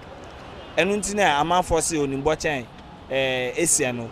E won so bobo dia Essien aye bia o ka se onimbo chen N'Golo Kante. We knew Amedasi. See, I can't say the Anna Ghana for and I say TFO. A beer more games in N'Golo Kante the chance no more bra. Omo dintro. A beer N'Golo Kante a player be good or a very good player. I'm a penance and but Essien NMI who Champions League say it's me called Champions League. Because that time Chelsea there, you judge by accumulate by background here that baby. But I say Essien NMI who see a call your boy Champions League, your boy UEFA, your boy top 4, your boy same. But I say that time Chelsea was nowhere. You almost say N'Golo Kante, Yamianim no Crebo and I born home or Yard. By comparing the scene to him, that time, my mention at the Minia, and the Chelsea was strikers. And the Chelsea was strikers are facing Nibi. What you say, and the Chelsea almost strikers are facing Nibi. Because of, you bet me like I say, now, Didier Drogba more on the Didier Drogba was the only striker no Chelsea. By and they were different strikers. And I feel so, you can say, Chelsea. But the young kind somewhere 2008, 2009, 10. When you are not saying, what's me boy actually? What's me defending? What's me a bomb for the attack? What's me? What's me be or nowhere? Or no bomb be only position. What you are saying to say compare? You go to country. Or you know, you open. On some question, you also say idea. It's saying to me, what's me 5, 2, 3, 1 on one massa. On check baby, it's an universal player. What you are saying to say compare players be meaning you go to a yard, all right, but it's saying your best. It's saying your best or your number one. With them, it's saying your number one, mommy. Or call me with Chelsea.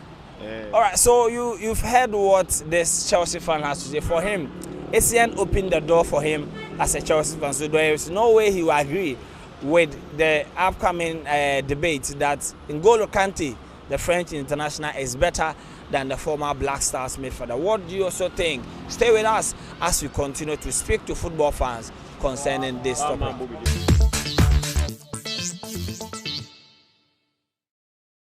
I have another fan here.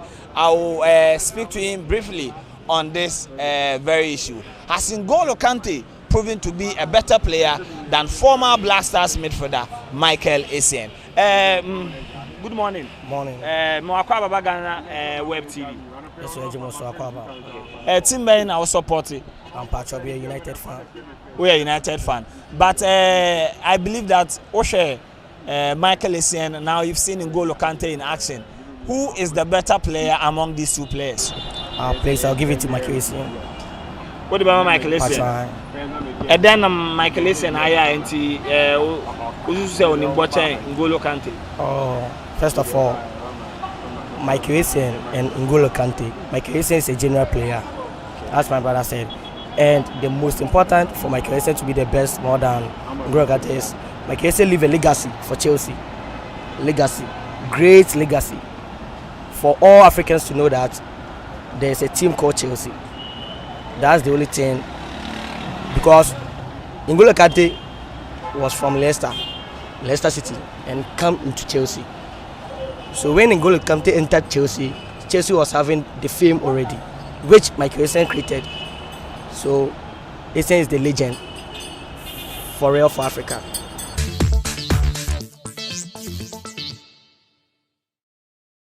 All right, so you live here on the Friday's debate here on GhanaWeb TV. Has N'Golo Kante proven to be a better player than Michael Essien? I have a Chelsea fan here, and I will speak to him briefly about this. How Ufili is saying, Wabram Moji, my second Champions League on Saturday. I feel happy.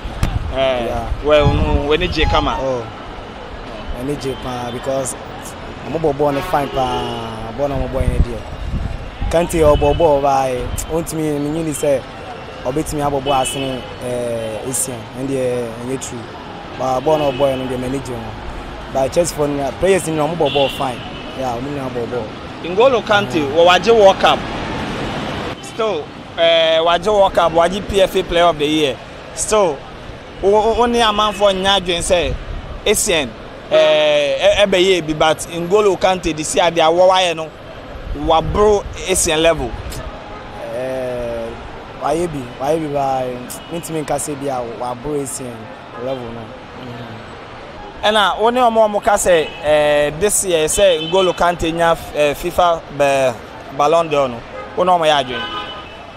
But we dey Kante dey yade until winning award na fine. But say Obobo sine Essien dey and the me true. All right, so he will have to see N'Golo Kante win the FIFA Ballon d'Or award at the end of the season. But to him, Michael Essien was a better player than N'Golo Kante.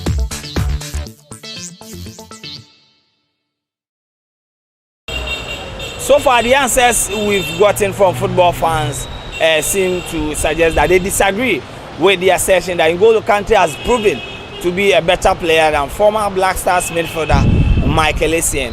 I have another Chelsea fan here. When I'm done with him, I'll speak to a Barcelona fan.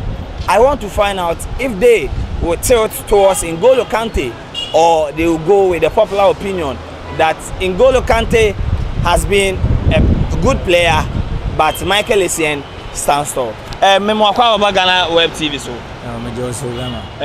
We are Chelsea fan. How did you feel when you won your second Champions League trophy in 9 years? Onyaji. Saturday no we BB special. We celebrate ana. We celebrate because of the Amore in Amore.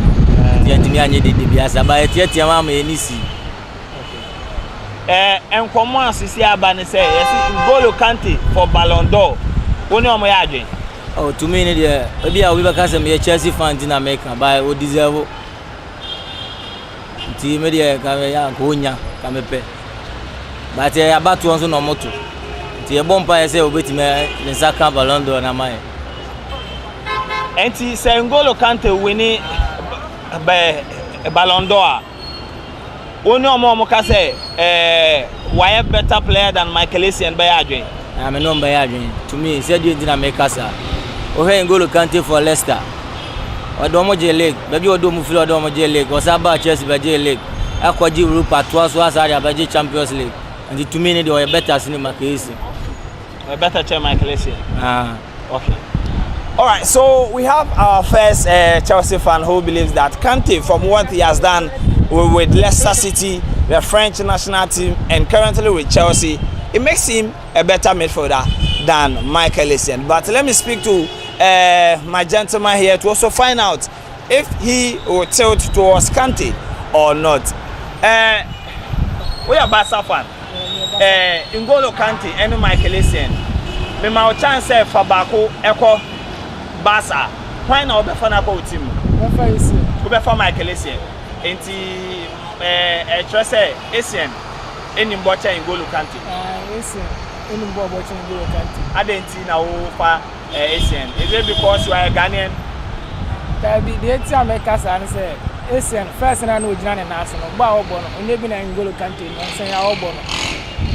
Enyamba ben sa na Essien ye obo mu a wo hwe Essien din o say na Essien eni mbocha N'Golo Kante. Essien the board there Sunday na Essien born Westfield ni there. Essien there eni mbocha N'Golo Kante. But what is say N'Golo Kante so him former Chelsea player fan Joko. Yeah. Joko say only Essien any Michael Lele abo border, but N'Golo Kante top. Inti dia Joko kano woni ne baya adwen kakra e bia wo beka say Joko na ne omo aboda ana so be bia wogina na wogina. No de bia me gina na me gina. Se ma Essien the first na no gina na so no de. Na den say the player be say we are compare. All right, so for him, he will still choose Michael Essien if he is given the opportunity to sign either Essien or N'Golo Kante for Barcelona. What do you also think? Stick with us here on GhanaWeb TV as we keep on interacting with football fans.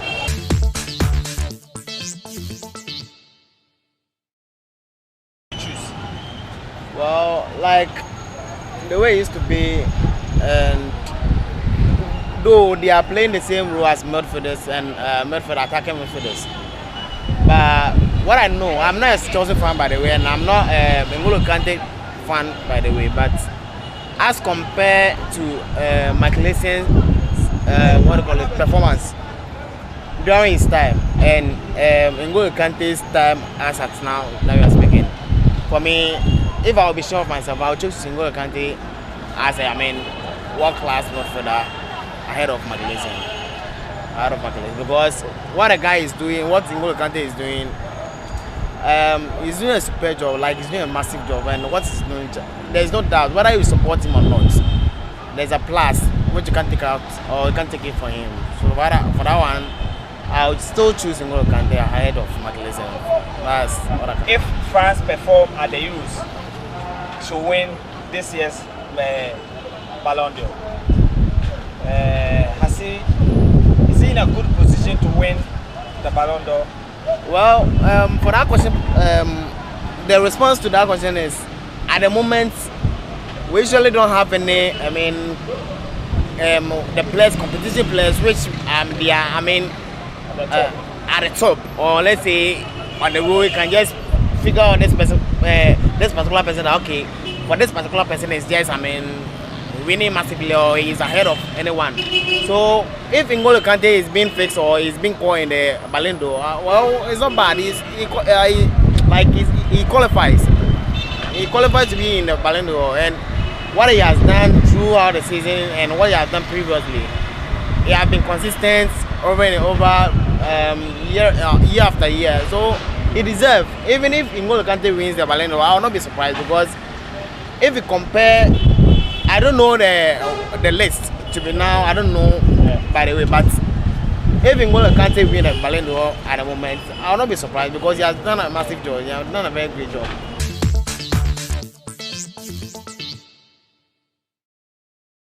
All right, so we're still speaking to football fans on this very issue. Has N'Golo Kante proven to be a better player than Michael Essien? We're also speaking to Chelsea fans on how they celebrated their second Champions League trophy. Saturday, Chelsea Champions League, now what? Oh, okay. By the way, I'm on business side. I'm here on phone. Yeah. You see then okay, by the way, Omaji and a manager, of course, in a Chelsea fan.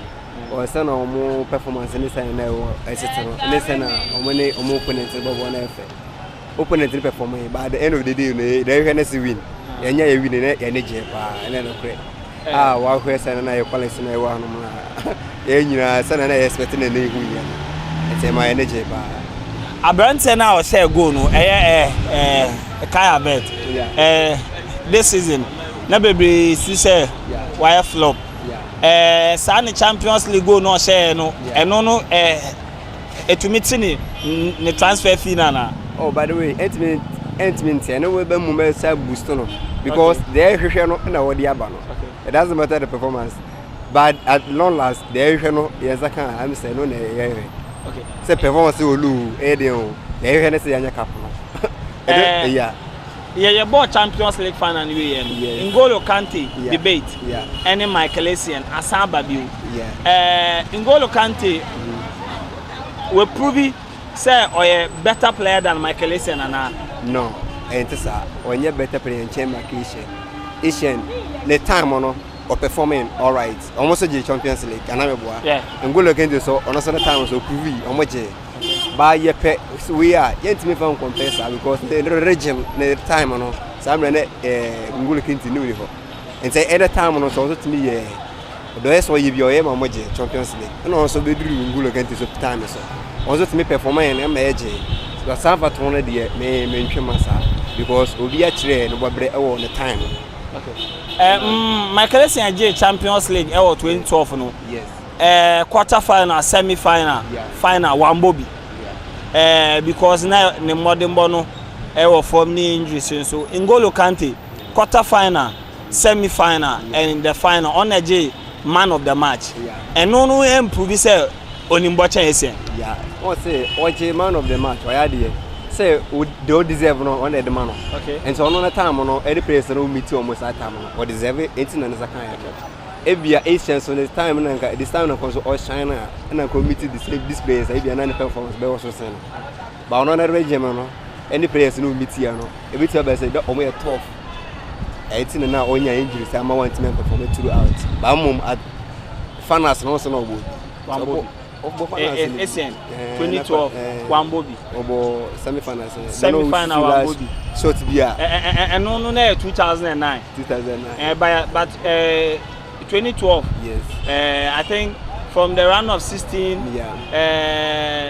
quarter final, semi final, yes, and the final one shot. And he also anytime you also win, the performance was high. Okay. By injuries, due to injuries, and the performance in your consistency, and end to us. And then Chelsea be N'Golo Kante better center. But I say Do deserve Ballon d'Or on the man? Intending to see your importance. You see, I feel you know more Mukase saying N'Golo Kante FIFA World Player of the Year. No, no, or more the man I deserve because we man actually by the and I'm a boy. Yeah, and as well get you actually or more the ball. And so Onya and channel. And I don't know when so saying N'Golo Kante also deserves so bit when you're best. And I'm a boy. And see Onya as they all deserve an second.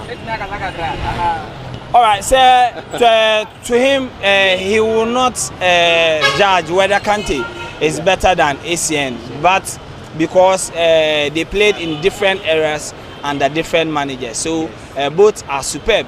ACN was a top player during his time, and N'Golo Kante, the least said about him, the better. We are still talking about the Michael Essien N'Golo Kante debate.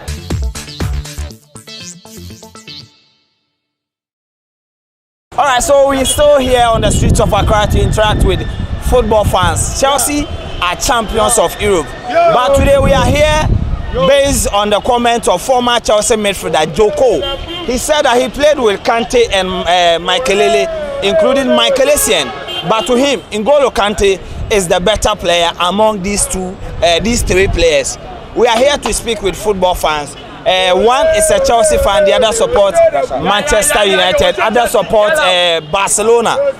But I want to find out from them first how they felt when Chelsea won their second UEFA Champions League. But I'll first ask the Barca fan before I'll move to the Chelsea fan. We are Barca fan. We are Barca fan. How did you feel? Chelsea, winning Champions League on Saturday. Oh, Chelsea are there. Or are there so far? But Champions League, I'm sure Munya the ancient any match with Champions League. Anyway, but why are there? Because no being so made to be on Madrid. I don't know why, but Champions League. Fana with the helpful much to say Lipuni Real Madrid Ghana say where the yes no okay, so according to the Barca fan, this year's Champions League was not really tough. That is why Chelsea were able to win it. But let me speak to the Chelsea fans too, if they agree with the Barcelona fan.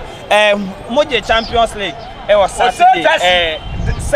And I will see oh, me feel all right. Molan, you play 100. You play 100. No mistake. Yaku edu okay. You mistake. What you say? Yes, another. Yeah, yes, life and carry. You hear me? All right. So the conversation today is about N'Golo Kante and Michael Essien. Between N'Golo Kante and Michael Essien, who is the better player? Or in a way, has N'Golo Kante proven to be a better player? N'Golo Kante is a champion player more than Michael Essien. Okay. I want to everybody know. Okay. N'Golo Kante is a senior player. Okay. Well, what do you want me to say? It's true. It's true. N'Golo Kante is better. It's better. You will choose N'Golo Kante. Thank you. We're ahead of Michael Essien. Okay, listen. Before, Michelle will say Michael Essien or before N'Golo Kante. Yeah. But Michael Essien be senior player. So, the time pass. Yes. That Michael Essien passed. But now the N'Golo Kante. Okay. So the question is that if you have a team, Michael Essien is on top and N'Golo Kante is on top, which one will you choose for your team? N'Golo Kante. You choose N'Golo Kante. My name is Chasabloko. N'Golo Kante. Okay. N'Golo Kante is true. All right. Same name. You also choose N'Golo Kante. Yes. The same name. Okay. Yes. So the last question is that N'Golo Kante is being tipped to win this year's Ballon d'Or. Is Kante in a position to win the Ballon d'Or? Anyway, anything can happen. You get me? Anything can happen. But now, dear, me to me believe say this and this and this because this one I hear some style. Every is okay. After upon we are no black man has won the Ballon d'Or. So we expect Kante to win it this time. If it happens, it's okay. All right, so you heard what the Chelsea fan had to say about this very argument. To them, they will pick N'Golo Kante on any day ahead of Michael Essien, but they want people to know that they are not saying this because Essien wasn't good. Essien was a very top player, but they believe that Kante has proven to be an improved player of Michael Essien. What do you also think? Share it with us in the comment section. It has been the Friday's debate here on GhanaWeb TV. On this week's episode, we're asking a comparison between former Black Stars midfielder and French international N'Golo Kante. Don't forget, Chelsea fans are still jubilating after winning their second UEFA Champions League trophy on Saturday, May 29. What do you also think? Share it with us in the comment section. My name is Joel Deshen. Until we meet again, it is bye for now. Powers and principalities. There's so much fire inside me. Tragedy struck when part of the largest hillside at the kosher rubbish dump collapsed. It's going to be fun to see how he goes about approaching this game.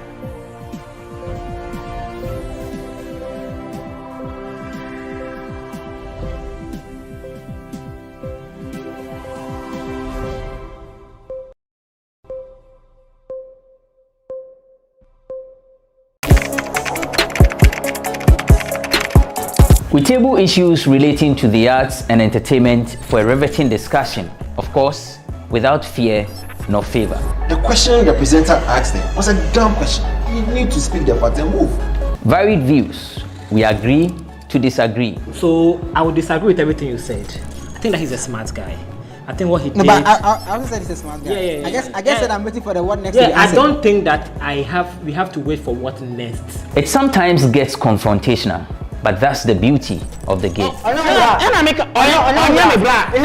you deny funny face. It's not my brother. Today you deny funny face. I don't know him. You don't know funny face. It's not my brother. You don't know funny face. It's a package. We meet, we sit, we dialogue, we learn, we progress. My name is Benefo Huabin Abrantepa, a proud blogger, and this is my forum.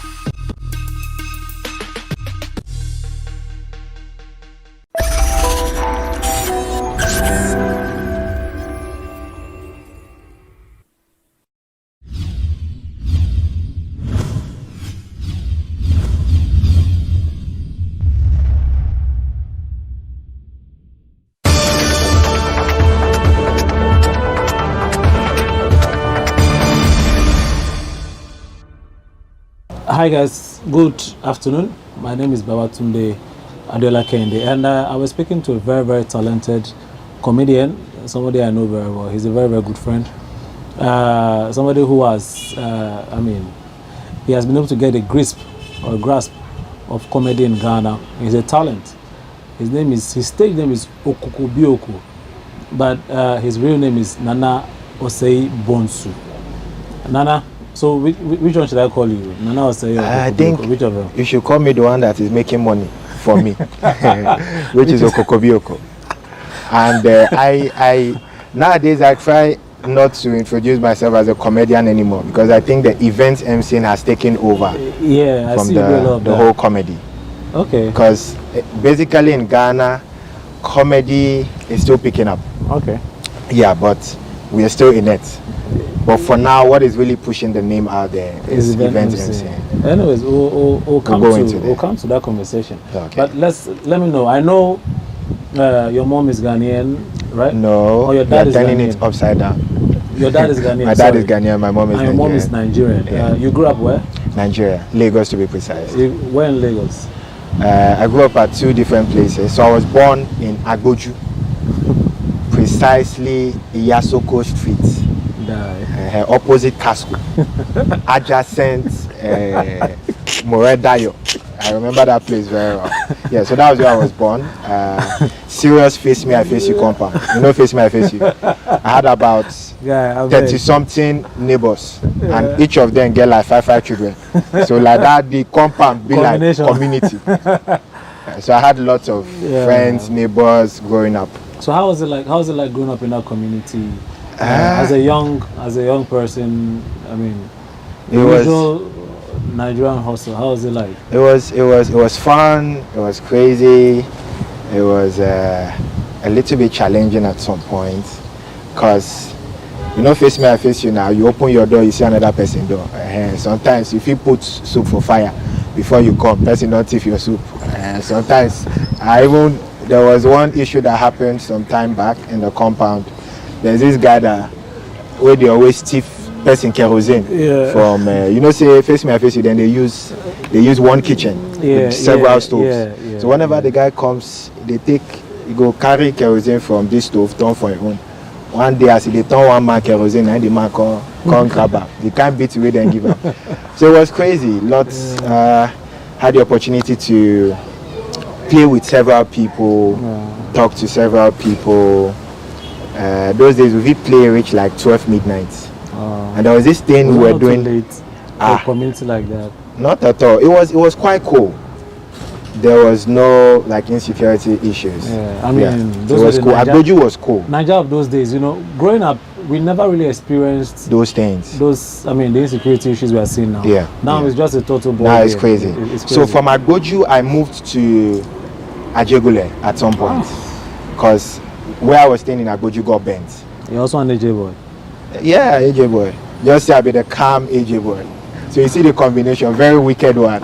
Yeah, so from Agboju we moved to AJ, and but I didn't stay in the rough Ajegule side. I was around Eziago, Alaba Suru there. Okay. Yeah, so we're seeing things. So you went to school? You went to school around? No, I didn't. I schooled at Festac Grammar School, 41 Road. Yeah. Then when I moved to Ajegule, I had to switch to satellite because of the distance. Yeah. So AJ was more crazy.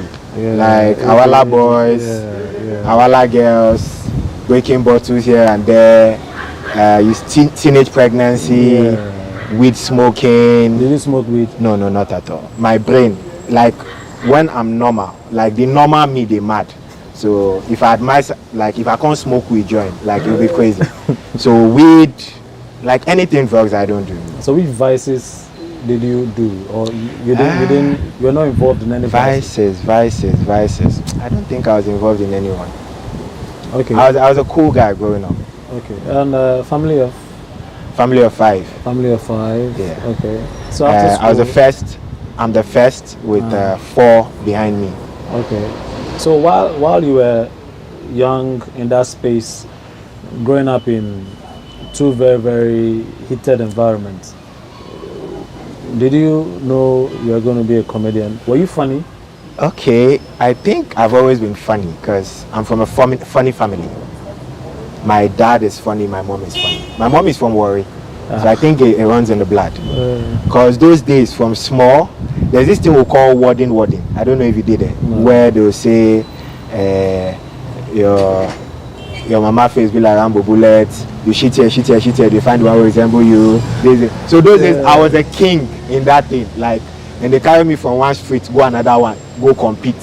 So I was really good with words. Like, there's no way you beat me. So that was how it started. Cause growing up, I was really dark. Like black. I was really black. Now God don't they lighting me. You know, say if money don't they enter your pocket small. But you like I was dark and I think I was skinny. I was very skinny, so my teeth was a little bit not fitted into the body. So those days it was like it was bigger than the body. It did like say my teeth big past my full body. It was disorganized. So I was dark. Those days I had several nicknames. Some called me Blackie, Nightcrawler, Shadow Cat, all those names. So with the darkness and with the big teeth, so even my mafia they call me shovel teeth at some point. Wow. So because of that thing, I had to create a defense system around me. So when you tease me, I tease you back. You took it personally? Yeah, so there's no way anybody will want addict. So from there now I can learn how to do. So I'm very good with freestyle. But were you hurt by it when people? Growing up, I was, but at some point, like I just got used to it. Like I'm dark and so what. At some point, before you tease me, I tease myself. I say yes, I know say I'm black. I be like Nightcrawler. I be like Shine Fat. I be like Back of Pot. What else can you say? Then I'll face you. You get. So at some point I got used to it, and it was good. At some point I started to appreciate my color. Okay. Yeah, I realized that black is actually original and beautiful. Okay, so from Nigeria to Ghana, I mean, now you've grown some following in GH. Are you also popular in Nigeria? I think I am more popular in Nigeria than in Ghana. Really? Surprisingly, yes. Because when I check some of my videos that have gone viral, about 5 million views, 10 million views. When I go check the geography, where the people that watch more, is mostly Nigerians. Like you see 60% Nigerians, 20% Ghana, 10% South Africa, 10% USA, and all that. Anyways, so when and I think I don't know if you know Tunde Ednot. He's a very popular blogger. Tunde Ednot, Yaba Left, Gossip Mill. They've all been posting my content. So if the top Nigerian bloggers have been posting my content, then you should know that the name is flying there. Like I've had people saying, "Come back to Nigeria," and so that we'll appreciate you. But all they think and say, Nigeria population and talent, no be here. Like everybody for Nigeria are comedian. So the competition, I'm not scared of the competition though, but I still believe since I've started here, let me keep pushing here. Okay. Yeah. So for now, I'm still here. So I think I'm more popular in Nigeria. Okay. So let's track back. When did you make the move from? Okay, from Nigeria to Ghana. Yeah, I moved here because I wanted to school. You know the situation in Nigeria. Before you enter university, you guys write WAEC, JAM, Post UME. If you fail Post UME, JAM. Oh, JAM no JAM me. Actually, I know write JAM. I wrote WAEC. I write GCE.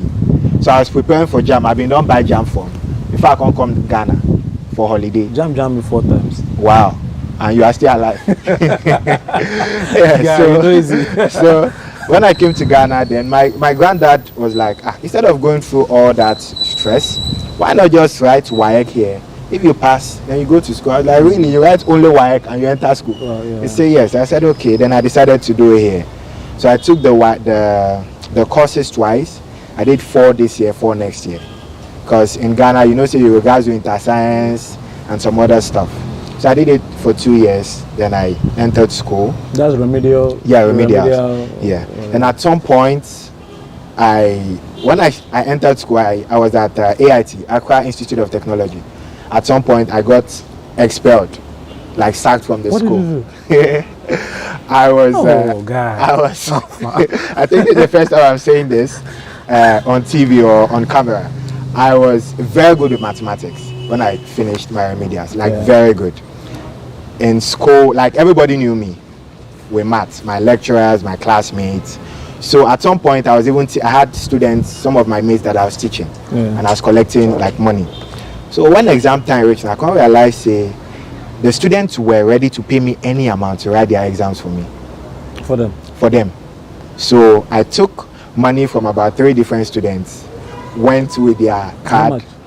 At that point, I can't remember. What year was this would be like 6-7 years ago. Like 2015. Yeah, 2015, 2014. So, so I went there. I wrote like 150, 200 around that combination. Yes. So I went in. I actually went to my junior sister. She was in Form 3. She's also good in maths. So I took 3 from here, 3 from here. So we went inside. We sat down. We wrote the exam. Like the exam was for 2 hours. In 30 minutes, we're done. The both of us. We came out successfully. Like I was really good. We came out successfully. Then the next day they caught some other guy, and they told him that okay, they heard that some other people do this, but if he can mention names, they will reduce his punishment. Then he mentioned my name. So that was how we went for some panel. I got expelled, and it was, I think the like, what's the word for it? The worst moment of my life. Like my dad was angry. What year were you in? What level? I was going to my 2nd year. So I wasted 1 year plus. So I quickly bounced back, got a form from Ghana Telecom University. My mom was very encouraging. My dad was like that with me. Like insults upon insult every morning, slaps, this.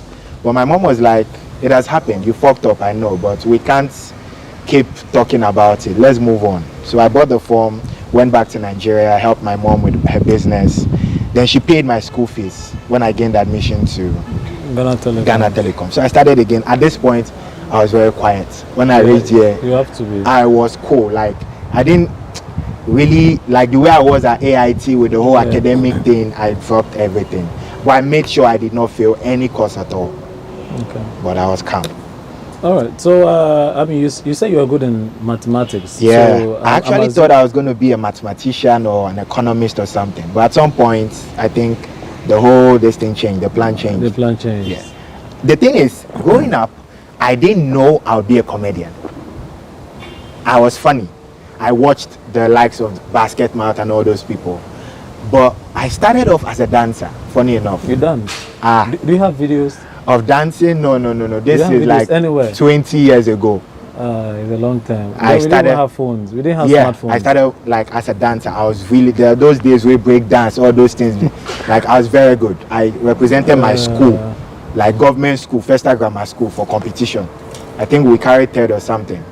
Like went for some competition at Satellite Town, and I saw some of my street people even attended. So that was the day they knew I could dance. So I started off as a dancer. I thought I was going to be some global or like world dancer. But at some point I realized that we have so many dancers in the world. And most times what is beautiful about dancing is when you see a group of people dancing. It is more beautiful to see a group of people dancing than just one person. There's some synchrony. Everybody, that feel you get. So at some point, I just decided to leave the dancing and I focused on academics. Why didn't you form a group? I mean, I like to be alone. I didn't like the group thing. I want to shine alone. I don't want anybody. In as much as I want to bring other people up, I wouldn't want to do the group thing. It's not my thing. It's not my thing. Okay, so you finished Ghana Telecoms. Yes. So for Ghana Telecom, but what did you finish with first class? I mean, you say you're smart. Yeah, I finished with second class upper. When I got to Ghana Telecom, I wasn't really into the academics anymore. In as much I entered with the idea of first class, first semester, second semester, second year, the vim started going down. Then second year, second semester, that was when I decided to be a comedian. Second year, second semester. So at that point, I started skipping schools to MC weddings. Sometimes I skip lectures to MC all those stuff. So I think at some point that affected my grade. That's why I didn't graduate with first class. But I'm not a what's the word? Yeah, I have no regrets about that, because at the end of the day, I'm never using the certificate. I did information technology. Okay. Yeah, so my set is at home. So when I was in my 3rd year, then I decided to go into comedy. So my first performance, I have a picture of that. It was Ghana Telecom. They were doing this thing called Aquaba Nights. It's the biggest event on Ghana Telecom. So I spoke to the SRC president that I'd wanted to perform, that I'm a comedian. So then I knew I could make people laugh, like individuals laugh. My friends knew I was funny, but I had not tried it on a stage. Commercially, basically. Yeah, so I thought it was the same thing. So I told the guy that, I'd like to perform. He said, okay. So that day he put me on. So we came for some rehearsal. I came, I said 1 or 2 jokes. He laughed and was like, okay, you're ready. So the next day, they were, and another wrong thing too is, it wasn't a comedy show. It was a musical concert. That day Stoneboy was there, Yapono was there. It was huge, like so many people, thousands of people. I know Ghana Telecom. Yes. I've actually attended some of these events. Stuff. Yeah. So they were playing music and nobody was seated. They were all standing. So the DJ was giving some back-to-back hits. Then they stopped the song and said, let's make welcome a comedian. Then I wasn't even answering Okokobioko. Oh, yes. MC Boniface. That was what I started with. Yeah. I'll tell you what killed. It is what happened that killed that name. So when they invited me, I came. People were like, people were angry already. They were not interested in comedy. So when I came, like I saw the crowd, my brain just off. Like all the jokes I had rehearsed, vanished. So I was like, hello. Like people were making noise here and there. I was like, at some point. Then you sounded Nigerian as well. Yeah, I sounded Nigerian. At some point, I wanted to. That could probably be a major turn-off. I don't think so. I think it was my lack of experience. Okay. It was because I have sounded Nigerian. I've gone back to Ghana Telecom 3 times and I killed it. Okay. So it was lack of experience. So when I came out, I started the joke. I was like, you get one man. There's this association of Nigerian students gathered at one place. When I say the joke, they reply me. I say, get one man. They say, which man? Where the man they go? At some point, I was just confused. I was like, make I go? Should I go? They said, yes, go. I was like, okay. I dropped the mic and I left. Really? It was that bad. And I went to sit somewhere behind the school. And I was thinking about my life. I said, am I really sure this comedy is for me on a missed call? When I was there, the one guy came to meet me, was like, guy, you did well, you did. I was looking at him, guy, I know I did not do well. Don't come and be giving me false alarm. So when that thing happened, I decided to leave the comedy. Then we vacated. Like the next morning, I came for lectures. There was this girl, her name is AC, she was our class captain then. She saw me and she started telling her friend that this boy, he said he's a comedian. He came to crack joke, nobody laughed. She started laughing like, oh! I was like, God. This girl was laughing at, she was mocking me. So when we vacated, I went back to Nigeria and I was like, I really want to understand this comedy. So that was when I knew that making one person laugh and being a comedian is 2 different things. So I decided to gain knowledge about comedy. And I started reading books. You know there are books on comedy? I never knew. Comedy Writing Secrets, how to write jokes. Comedy Bible, understanding how comedy works.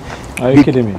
I'm telling you, you need to know how to enter, what to start with. The kind of audience, it's not everywhere you perform comedy. It's like a blueprint. Yes, you need to, so that was when I started understanding what comedy is really about. And I was watching Basketball, Bovi, Akporo, back to back. I watched the videos over and over and over again. Then I was like, okay, I think I'm beginning to understand this thing. Then I started writing my own jokes myself. Then I was like, okay, I think I need a new name. I can't go back with this name. This name has, like, it has died. Sorry to cut you. Before you come to, you needed a new name. So you had performed Ghana Telecoms. It didn't work. It didn't work for you. Yes. Was the MCing working as well? Then I had not started MCing at all. It was just the comedy. Okay. It was just a comedy. So You started reading, you started doing So research, I got back home, learning. I did my research, I learned about comedy, I read books, I watched videos back to back. Then I said, okay, I'm rebranding. I need a new name. I need a name that when I mention the name alone from the beginning, people will be like, hey, like it would catch the attention of people. That was when like I started thinking, and the name Okokobioko hit me. Really? Yes. The name just entered, Okokobioko. I was like, what does yes. it mean?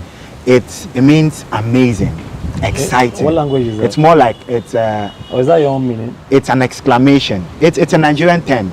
Like when you see something that amazes you, like Okokobioko, you get. Yeah. So it's more like an exclamation. So that was when I picked it. I was like, okay, this will do. So I came back to Ghana. Were you not scared that it possibly would not have worked in Ghana, because Nigerians understand? I knew. But I knew. When you say Ghanaian, like, I knew at that point that Ghanaians loved Nigerian comedians even more than the Ghanaian comedians as at that time, because the Shatter House and the Night of 1,000 Laughs, they were bringing Basketball, Bobby, and all the here. You get, and I knew I could make individuals laugh. So the problem was not in the language. The problem was in the craft. I needed to understand the craft better. So when I came back, I was like, okay, now I understand the craft, but I have to start with a lesser crowd, because there's something we call stage fright. If you're a performer, you don't just go start with performing for 1,000 people. You have to start small. Gradually, you are building your stage confidence, gradually. So that was why I decided to start with church. So my first performance at church was a Lighthouse Chapel. It was at SCC, Kaswa area. So they had some youth service. I performed. It went well. I was like, okay, then I can do the stand-up comedy. Then I attended a different church. I think Holy Hill Chapel. Were you paid for? No, I wasn't paid. It was free. Church don't pay you. God bless you. Go and multiply. That is what they'll tell you. Yeah. So at that point too, I wasn't really concerned about the payments. I just wanted to improve the craft. So then I started church, and I noticed I could act too.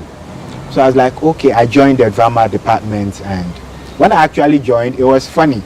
They told me that I would stay for 1 month probation before I can act to them. I said, okay. So I came for their first rehearsal. I saw what they were doing. I couldn't add any input because I was on probation, so I was quiet. Then the Sunday they were supposed to act, but one of the actors didn't come. So the leader called me that, where are you? Come quick, like there's somebody that is missing. Come and replace him. So that day I acted as an angel. That's the first time. That was in Holy Hill. Holy Hill. Assemblies of God. Oh God. When I finished acting, that was where I stamped my name. Like the first day I acted, everywhere scatter. So from there, they started calling me like to act. I was like, I thought you people said I'm on probation. They said no, like the pastor wants you to be acting more. So I started with stage play. I was acting. So at some point, I was confident whenever I stand in front of people. You get.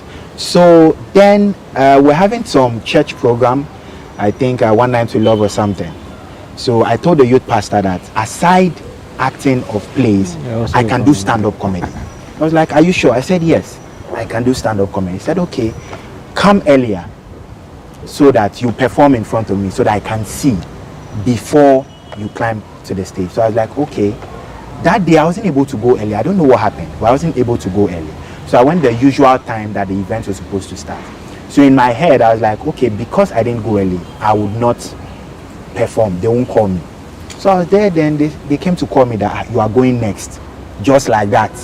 I was like, okay. So you didn't have anything scripted? No, I've been planning already. Yeah. I have been looking for a stage to perform. Before I would call the man of God and say, I know how to, like I can do stand-up. I had planned already. But for that day, I just said, okay, because I didn't go for the rehearsal, they might not call me. But I was ready though. So I went, climbed on the stage. When I finished, when I was performing, the pastor sat on the floor because he was laughing. When he sat on the floor, I looked at myself and I was like, Okokobioko, you have arrived. That was when I told myself that yes, I have started. You made it in life. So from there, I started performing back to back, like that. Performed National Theatre, Conference Center. Then at some point. So while while you were performing, you were not getting money from the church? No, I wasn't getting money from the church. But performances outside the church, you were being sorted? Outside the church, at that point, I wouldn't say I was being sorted. Because at that point, I was still pushing the name, like making the name come out. Most times when they don't know you, they make you, they will make you start the program. Let you pass through. But they won't put you on the bill. I remember there was this event hosted by a lady. She's called Eureka. I saw her poster and I called her. I was like, oh, I'd like to perform. They're like, okay, come early. If you come early, we'll put you on.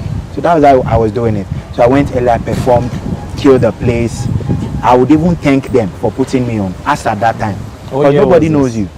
I think 2013. Oh, that was a long time. Yeah, that was a long time. So at some point, I also discovered that I could MC.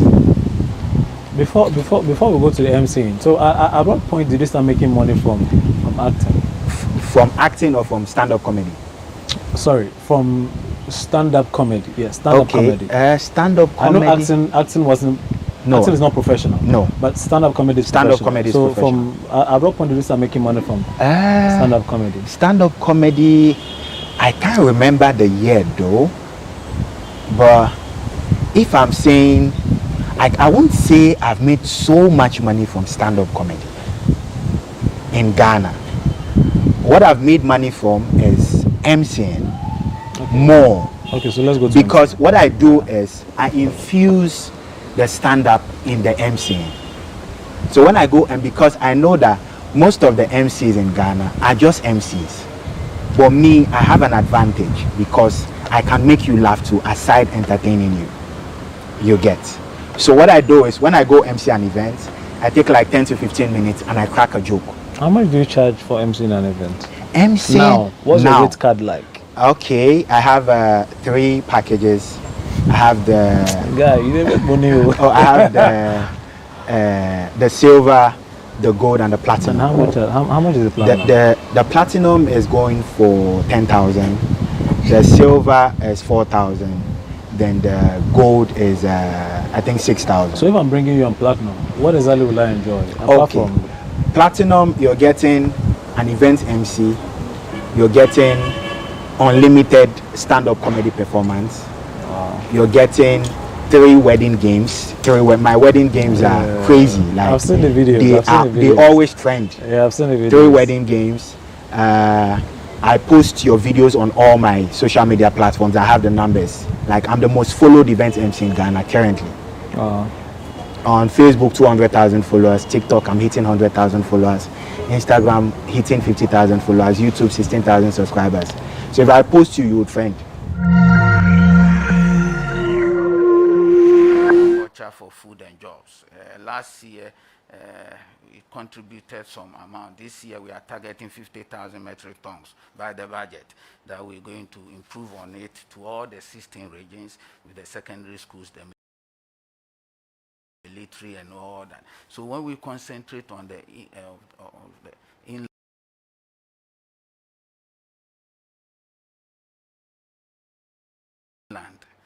including the aquaculture, we should be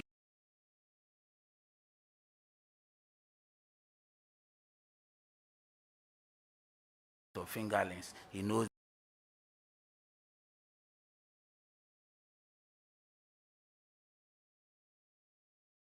that this is the outcome that we will get because we are about security in terms of health, in terms of physical security and all that. So when we do those things, continue to do those things which has already been started. And also we need to develop our culturing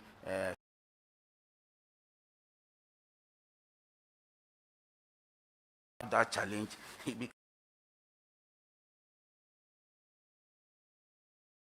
becomes a very big challenge to get a price down, to be able to get a fish meal at a price that will be viable and competitive. We need to look at that. Can we have a scientific research where we can have a commodity base that is not consumed by human being, a variety of a maize that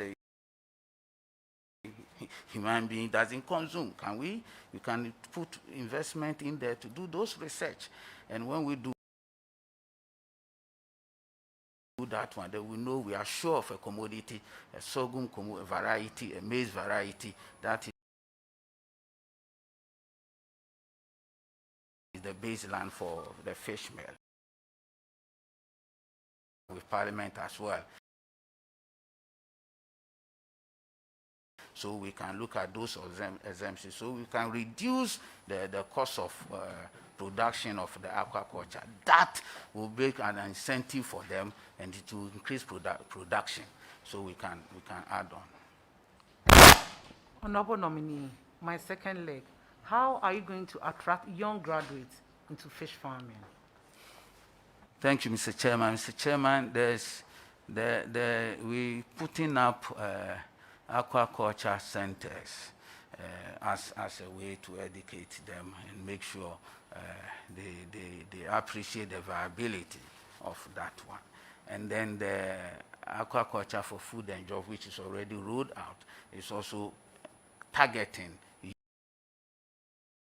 youth. Last year, we target 13 of such youths. This year, we want to do more of those youth, including the SHS. We did 13 of SHS last year. This time, we want to do 30 of them. So, and the military and all that. So, we're targeting the youth to make sure they get it. But as I'm saying, we need to encourage them. They should know the outcome, because you want to know how viable it is, and those training centers are there for them. The digging of the ponds and then all the other infrastructure to provide to them has been done in 2019 and 2020. We need to enhance more in that direction. Okay. Yes. Thank you very much, Mr. Chairman. Mr. Chairman, maybe before I ask my first question,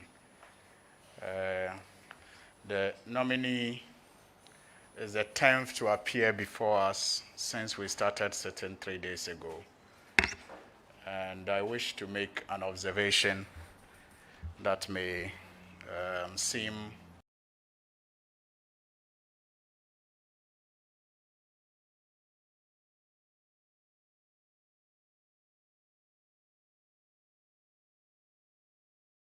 Ashanti and Eastern region. It's an observation, like I said. Yes, he is an MP in Greater Accra, but he hails from Eastern region. So I'm just saying that. I don't think it is wrong, but I'm just saying that it's an observation I'm making. And because I believe it would have been an issue if, say, they were all 10 were coming from the 5 northern regions. I'll move on to my first question, Mr. Chairman. You make it appear as if it's related to him. Not at all. So, not at all. When we finish, you can make the comment, but please ask him a question. Not at all. So I moved. Like, that's why I said that before I ask him of a question, I just want to make an observation. Right, Mr. Chairman, Honorable nominee.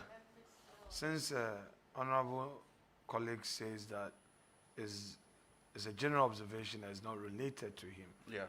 I think he doesn't have the liberty of making opening comment. These are for his ranking. I mean, if so you would you want to let it slide by, say, withdrawing? No. I think Deputy Chairman. Let me Deputy Leader. Sorry, Chairman. Like, if you listen to my opening comments, I said that before I ask a question, I'm going to make a general observation about the vetting. Yes. So I didn't say it's related to him at all. It's not. Thank you. Yeah. To my first question, honorable nominee, the Ministry for Fisheries and Aquaculture has its medium-term expenditure framework for 2019 to 2022. What is the overall mission or goal of the ministry? Thank you, Mr. Speaker. Mr. Speaker, the policy objective or the main objective of the ministry is to is to transform fisheries and aquaculture into a viable economic sector so we can accelerate its contribution into the national development. That's all? Well, among other things. So that is the basic one, and the rules are established for both the ministry and its agencies. But the main thing is that one. If you want us to go into maybe the main function of the ministry, maybe I could mention one or two. Mr. Chairman, I have a publication here attributed to the Honorable Nominee on GhanaWeb and also by newsghana24.com. The publication was based on the website's monitoring of an interview that he gave to Kingdom FM 107.7. The host was Kwame Tutu on their program Anapa Nkomo. I hope I got that right. And in that said interview monitored by these websites and published, you said that the NDC is a political party that is aimless and has nothing good for Ghanaians. And its leader, John Mahama, was visionless and aimless as well.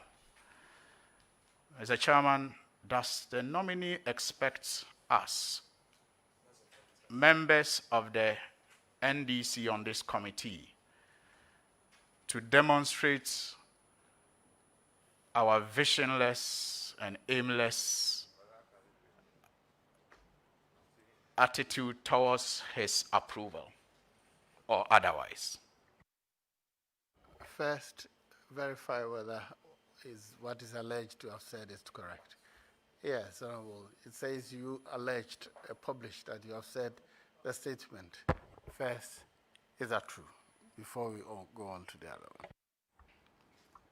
Mr. Chairman, thank you very much.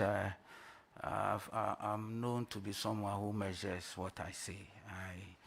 I don't remember ever saying that. But if you do remember, I don't remember, but if I'm made to remember, I will definitely apologize sincerely. But so I'm saying that I'm not the type who speak like that. These were your words. No, I'm not the type who speak like that, to be frank with you. Honorable is a name. Do the honorable. I wish I could share this with you. You know, Chairman, I didn't know the meaning sincerely until I used it very wrongly and felt so bad on its usage. So you spoke Chi, you didn't speak Dagbani or the language Cherepon. The honorable saying is referring to you to it. You want to associate yourself with it? Or you regret them as one of those passing comments? Or you want to stand by them? Thank you, Leader. Maybe just to help refresh the memory of the nominee, just a moment. I gave just a moment. The host of the program, the name of the host, the name of the program, the radio station, and the date. Chair, with your leave, Honorable Anim, you may recall that you've made political statements of partisan in nature. You agree with me that you've made such statements before, especially on radio programs where you have opponents arguing on partisan lines. You recall such several comments by you. Thank you, Mr. Chairman. Yes, I've been on radio programs and with colleagues. That being the case, it is possible you might have rebutted. You might have rebutted. And on the basis of his contention, there being a context, would you want to proceed by agreeing with his position that, well, if in the course of rebuttals you might have veered into a political statement, and if such existed, of which he's making reference particularly to what he said, let's know your reaction, especially when you have a reputation for candor in this house. Thank you, Mr. Chairman. Mr. Chairman, as I said, I will apologize for utterances like that. Definitely, I will apologize for utterances like that. But I said I don't really remember I made it, but I apologize if really it did happen. I apologize sincerely. If really Chairman, just his words. I will apologize. I apologize. Choose it carefully. I apologize if it really happened. Chair. Well, I honestly didn't ask for an apology, but I will take one. I was just asking if you, what you will think of our, whether you think we should carry that aimlessness and viciousness towards your approval or otherwise. But, well, you choose to, take guidance from the leadership. So I'll move on to my next question. Honorable nominee, there has been reports, and verifiable so, by journalists who have done some investigations into how outboard motors, for example, are distributed. Some party leadership, especially at the constituency levels, have been caught selling some of these outboard motorbikes at exorbitant prices to farmers after getting access to those motorbikes through the political connections that they have at the ministry. What will you do to assist your minister to ensure that these outboard motorbikes are distributed transparently and made accessible to those who most need it? Thank you very much. I come back to the co-management policy. There's some of these reasons why maybe in the wisdom of the president and cabinet, we should do this co-management thing, where we go down there, engage. The Fisheries Commission really have regional offices and zonal ones. We need to coordinate properly so we can identify the rare people who really need the outboard motors. And is the reason why the canoe registration exercise is also very important. It will inform into whatever we have to do to make sure we reach out to them. Well, maybe one last one. I don't know if you followed the social media craze recently, which was aimed at naming and shaming members of parliament, especially in relation to projects that constituents believe that should be the responsibility of the members of parliament. I don't know if you followed it and what you think of it. A number of things actually were posted about you and your constituency, and I don't know what you think of it. Mr. Chairman, I'm not too much into social media. I must confess, I'm not too much into social media. I believe in working closely with my people in the constituency. I work hard with them. I relate, I attend social activities that much as I can. But to be frank with you, I am not too much into social media. I'm a bit off social media. So I haven't seen some of these comments, but I know my constituency, I'm challenged with road issues, and we're doing our best from previous years and now doing our best to get them shaped. We've had some of drains and other things going on, but it's a large constituency. I have 281 polling stations, a very large constituency, and the road networks have been like that. So it's a challenge. I'm not surprised if it's the social media by my rules, but I know gradually we're getting them solved gradually. Well, let it be said to those who are tagging undone projects to MPs that they misapprehend governance. If we are free to tell them as it is. Permission to interrupt you. That is why I didn't ask a straight question. I wanted to find out what he thought of it, because it is perhaps an opportunity for some education to be done and all of that, except when some of it gets personal about the member of parliament relocating from where he used to be because of the bad road. I agree Mr. Chairman, Mr. Chairman, I live in the constituency. That is where I've lived all my life. I attended elementary school there, and you look at my CV. I live.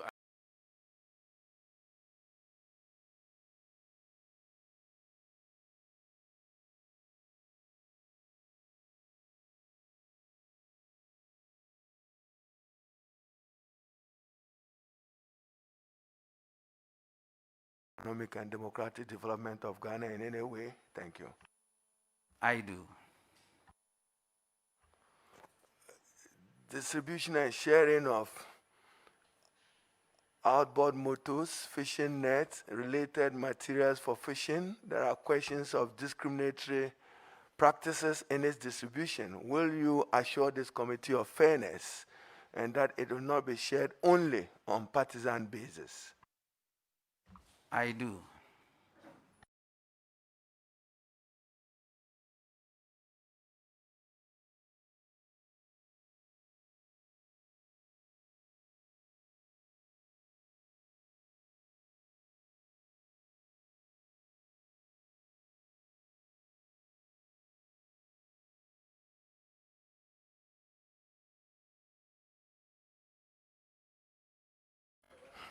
And Chairman,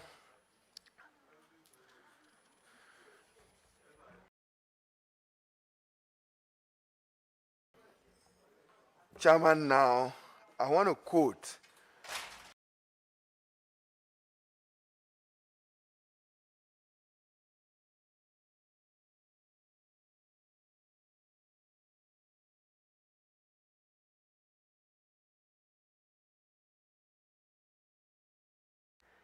and just to put the quote, the Commission stands for zero tolerance for IUU fishing. Ghana plays an important role in fisheries governance in West Africa. Therefore, we stand ready to work with Ghana to address the threats, illegal, unregulated fishing. What will you do with your minister to ensure that Ghana satisfies these basic minimum standards required by the European Union? Thank you, Chair. Thank you, Chairman.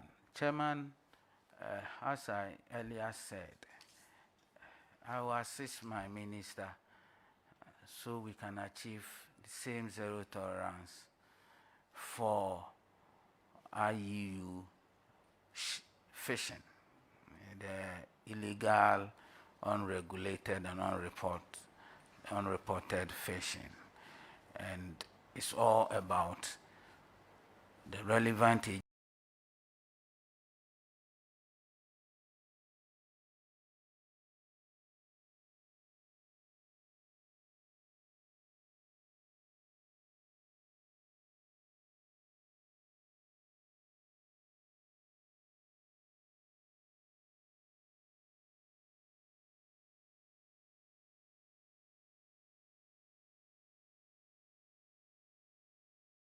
ensure that it meets the emerging situations of international conservations and sustainable management of our obligations.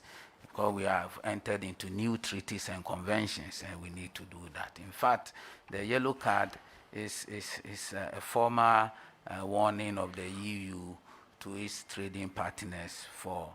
Well, Chairman, the nominee has captured my word. So the EU, in threatening issuing Ghana a yellow card, had this to say.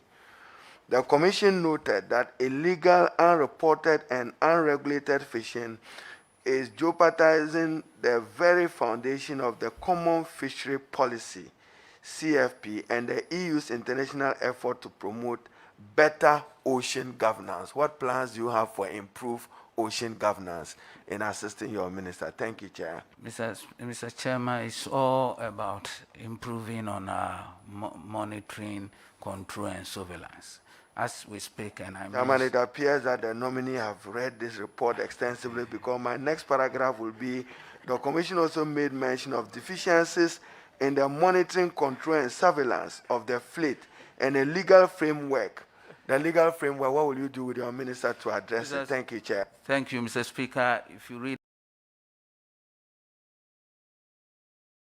the budget, is even there that we come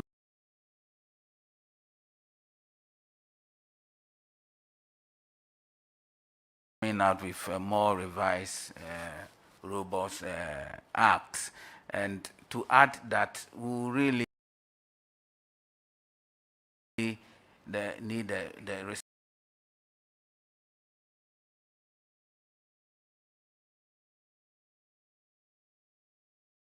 research vessel. We also know that Cabinet has approved a four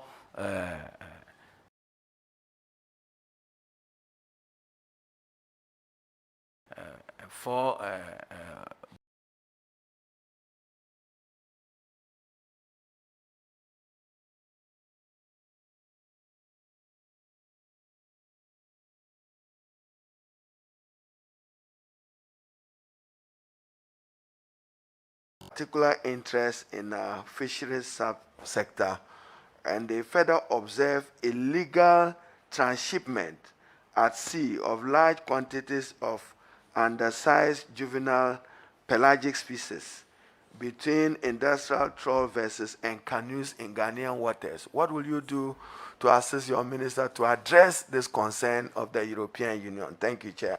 Mr. Chairman, as I said, so enhancing the monitoring and control surveillance, and at the landing beaches, if we put all those measures in place, you're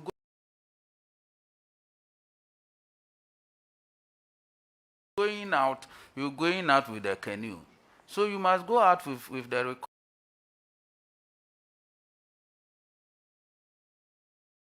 required fishing gear, and that is the reason why the ministry is trying to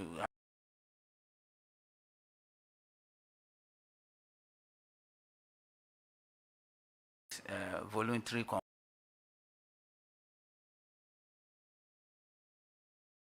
compliance and engagement to solicit voluntary compliance. But Chairman, Mr. Chairman, the other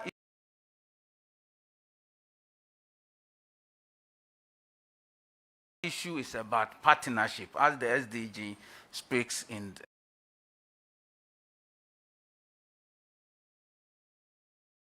SDG 17, with the regional, the national,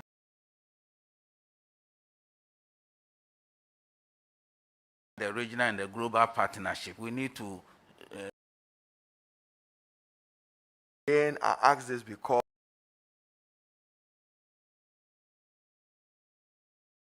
I now move from the EU to the US. Ghanaian children's involvement in fisheries, Ghanaian children involvement in cocoa. I grew up in a farming community, and if school was on holidays, I accompanied my uncle to go to the farm. To the American or to that Westerner, that is forced labor, that is child labor, even though typically within Ghanaian cultural socialization context, I'm learning a job whilst formally dealing with this. It's also come up very strongly. So given your background, when you help in drafting and amending forced labor, what do you have to say to this? What's your knowledge? How do we respond to the Western tag? If you listened to CNN yesterday, that the advert which was coming on Ghana, then they name Ghana and say child slavery. That's not a good reputation for our country. What do you have to do to assist your minister to give Ghana warm standing in the eyes of the international community who don't understand this cultural?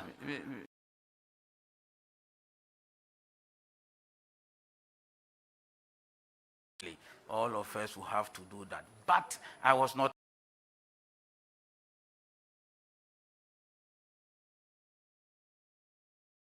exploited. And parents make sure I go to school. That is the line.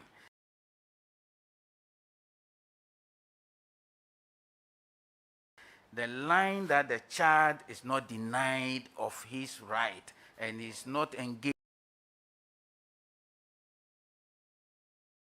in any dangerous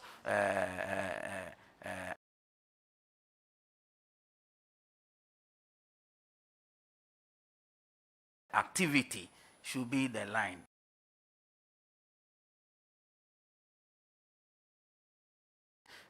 Right, thank you, Chairman. There is reported by researchers that the country's fisheries sector employs about 20% of the active labor force of Ghana, 2.7 million people, and industrial and artisanal fishing vessels competing with others. I'm a fan of salmon fish. There are those who like the Kobe and those who want more money.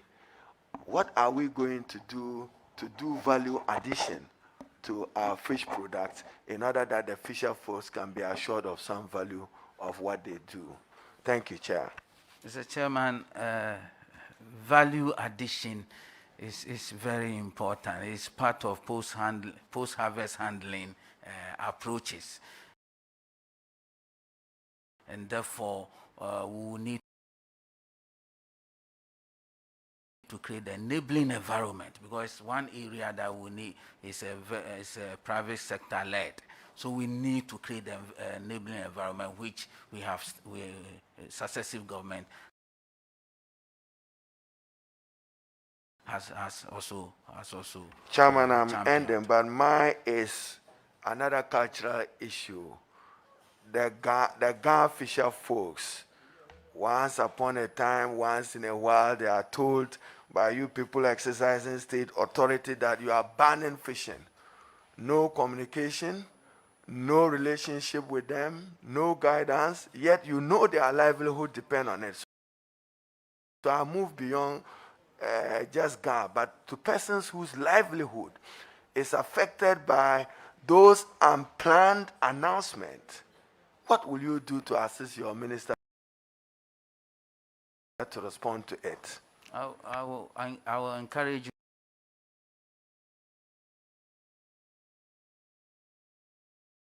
My minister for us to do a lot of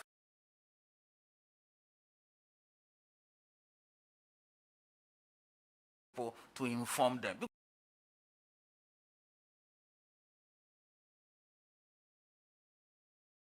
Because you want their buy-in. In fact, if you don't get their buy-in, their voluntary compliance, you will not achieve it. Because look at a 550-kilometer stretch of the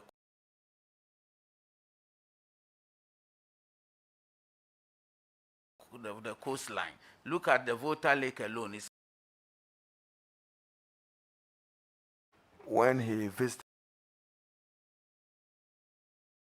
China and returned back with then the pledge of 3 billion financing pledge coming from the Chinese government, apart from the project on improve the traffic situation in the country, he was particular about the London size, Discovery, I hope I got it right, Mountford, Exim, and others. I know that the ministry, through the Ministry of Transport, has come to Parliament for some parliamentary approval. I know you are understanding. You have an idea, and was a promise that would see to look at when President Mills was president, may he rest in perfect peace. Up till now, that dream have not been realized. What will you do to assist your minister for the full realization of the completion of the London sites? Thank you, Chair. Thank you, Mr. Chairman. Mr. Chairman, by the grace of God, if you get me there, I will link up strongly with my minister. What are some of the deficiencies?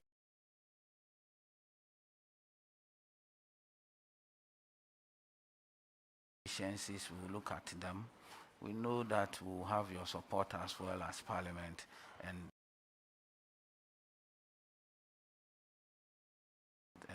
we should be able to put those landing beaches there, because I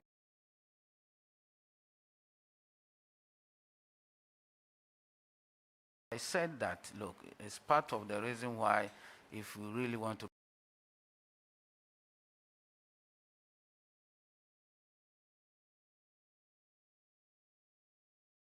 insure, or you did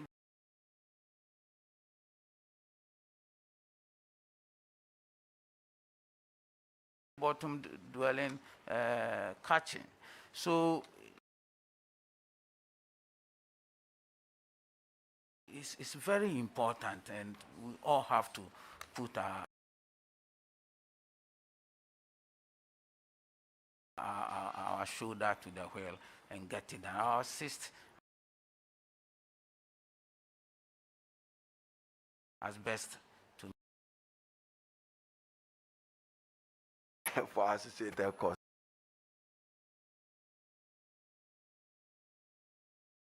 Thank you, Chair.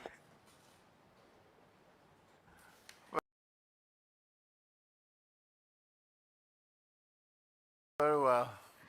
Honorable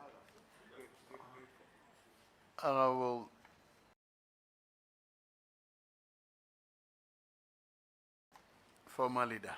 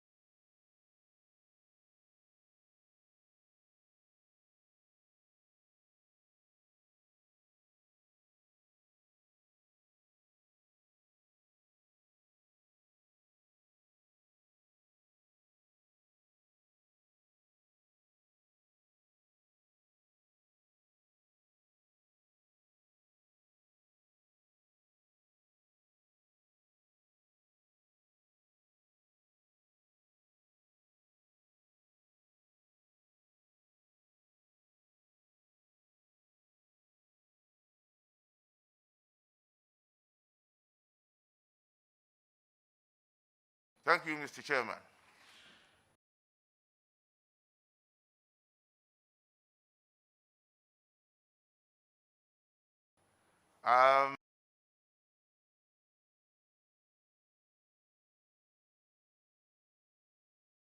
Of the UK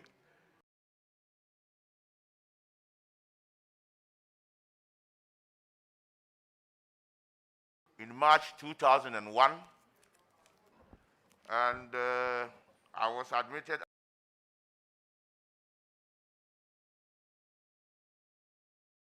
as an associate member of the Chartered Institute of Housing UK in July 1996. And then I followed up by working at the London Borough of Lambeth in the Directorate of Housing and Property as a senior administrative assistant from September 1990 to October 1991.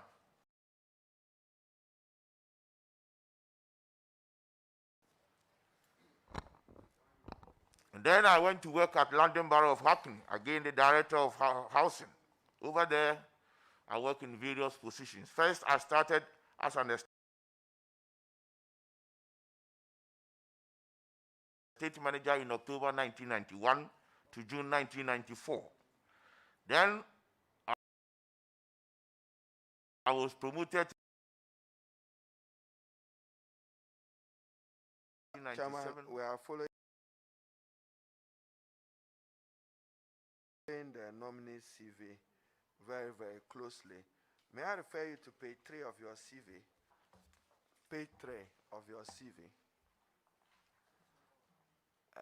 For consistency, Parliamentary House Committee, January 2017 to January 2021.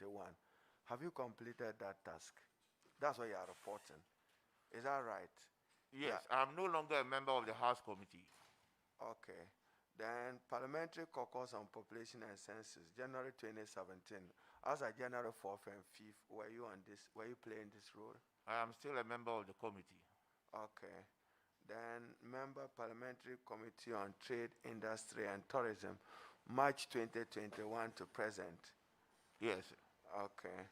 You are a member of the State Housing Company. State Housing Company. Yeah. The board. The board. Yes, I've been a member since 2019 to January 2021, when all boards were dissolved. There are reports in the media of selling of government estates and properties belonging to the State Housing Company. As board member, have you participated in any meeting of the board to grant approval for such sales? No, Mr. Chairman. There's been no transfer of titles and leases granted for persons interested in some of those properties? Mr. Chairman, I am not aware. Even at the board level? Yes, sir. So if they were sale, it would have happened just at management level and the board will not be aware. Is that what you are suggesting? Thank you, Chair.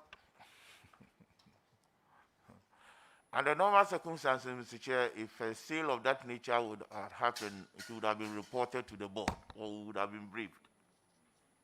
All right, thank you. That is observed. You go to the important portfolio of foreign affairs.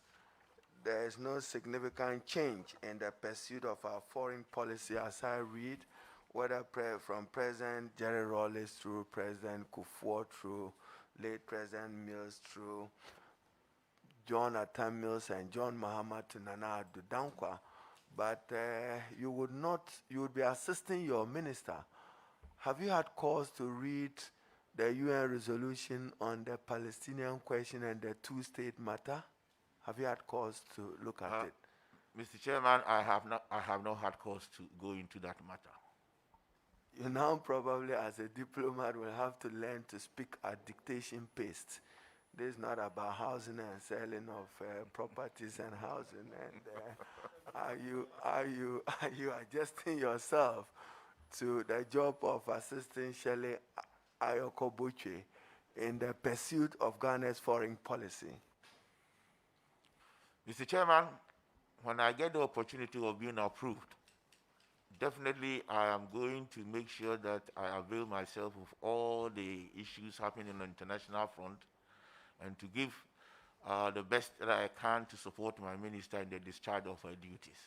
Chairman, apart from the Ghana Armed Forces, one of the noticeable institutions of state that I have admiration for is Ghana's foreign officials. I mean, those who've trained and sent abroad. Many of them, as I have traveled, I've had the rare privilege to be at the ILO as Minister for Labor, WTO as Minister for Trade, and the ITU as Minister for Communication. They do well. One of the nagging complaints I have got is about Ghanaian properties abroad and the rental of office accommodation for many of our missions abroad. You won't be minister. For instance, Geneva, how much they pay for rent. I don't know what has happened now to our Dubai office. They were also paying huge sums of money. And in London, Ghana does have a property acquired by President Nkrumah, which is in a very high level. I see the Londoner responding to it, the Honorable Katie Hammer, and yourself. You know the location, what I'm talking about. And yet, Highgate, yes, but they are at very auspicious locations with value, and we struggle as a country in servicing rent, when in fact, will you, given your background, as I heard you, will you assist your minister to change the paradigm so that many of our embassies can be on their own? Thank you, Chairman. Mr. Chairman, the paradigm has already been changed. And as we sit here, the ministry is in the process of renovating, rehabilitating, and purchasing new properties for our missions abroad. The London property you're talking about, whether it's in Highgate, that has been refurbished. Cromwell House in London has also been refurbished, currently undergoing refurbishment. And apart from these places, all over the world, quite a good number of our properties are undergoing rehabilitation, or we have even purchased outright chancelleries and residencies with the $50 million that was secured during the NDC administration. I am briefed that currently the minister is even working on a second tranche of raising another funds to tackle the other properties which the 50 million will not be able to attend to. Chairman, I think that we should give credit where it's due. The paradigm shift was led by the Honorable Hannah Tete, when I recall she brought a cabinet proposal of some financing from the SSB Bank to be able to deal with this phenomenon. I'm sure that is what the Honorable Ayoko Bocho has built on, and you are now contemplating a second tranche. But that leads me to the world of COVID. The SDGs, which is a successor to the Millennium Development Goals. Given the impact of COVID on the economies of many states, do you foresee the world, even Ghana, living up to our timelines in the pursuit of any of the SDGs that you may want to speak to? Thank you, Chair. Okay. Mr. Chairman, regardless of COVID, I am still of the view that we'll be able to achieve some of the outcomes in the SDGs. Thank God that COVID appears to be waning and economies appears to be being revived. So I'm sure with this revival and the right policies and programs in place, Ghana will definitely achieve some of the targets, some of the expected targets and outcomes. Chairman, thank you. And Chairman, just bringing the nominee, there isn't much on foreign policy and its pursuit since you won't be the minister. Acquisition of passports. Acquisition of passport. Yeah. It takes longer if somebody from Gulu in the Upper West region or from Mimima in the Wale area wants to acquire a passport, must he take him a traveling distance to do so? What plans do you have to assist your minister to ensure easy and timely access to the acquisition of passports? Thank you, Mr. Chairman. The ministry in the last 4 years has streamlined the acquisition of passports. They've opened the passport application centers, and there is one in Wa, there is one in the northern region. Apart from the old regions, the only region that hasn't got a passport application center is Bolgatanga. But currently, the acquisition is ongoing. So the situation that you described, the person coming from the Upper West region would need to come to Accra. He will need to go to the WA Passport Application Center. After he has applied online, he goes to the WA Application Center, and then his biometric or her biometric details are taken, and then the processes continue. So there will be no need for the person having to travel to Accra. So at least with the new system in place, with the new passport application centers, it is now easier for acquisition of passports. And also there are premium centers. If somebody wants a quick service, that person can go to either Accra, Kumasi, or Tamale, where they will get a premium service, where the acquisition passport is expedited. Yeah, again, Chairman, I appreciate that. But for the record, again, the idea to decentralize the passport acquisitions was leadership provided then by Mohamed Mumune as foreign minister when he got the first 2-3 of it. But still, the Ghanaians abroad struggle to have access to their own country visas. When a Ghanaian abroad wants to come to Ghana, some of them are given long periods. Sometimes they will purchase tickets. You know, they struggle to get the tickets, and they are not able to meet timelines because of the difficulty of our foreign mission working with them to acquire the visas on time. The same thing, Ghanaians abroad, when they want to be able to renew their passport, they are treated as if they are not citizens of our country. What will you do with your minister to improve the access to these passports and visa acquisition by Ghanaian nationals abroad? I thank you, Chairman. Thank you, Mr. Chairman. I have to say, I have to go on record that our officers in our foreign missions are doing a fantastic job. I mean, having to deal with Ghanaians in abroad is not that easy. But at least with the system that we have in place where you can apply for passport online, and then you are given appointments, you pick up the slots. And then when you get the slots, that is when you are arranged to come to the passport office or the mission itself to actually have your biometrics taken. So it has been streamlined that you don't have to come, and then you even make your payment online as well. Now with visas, it's the same.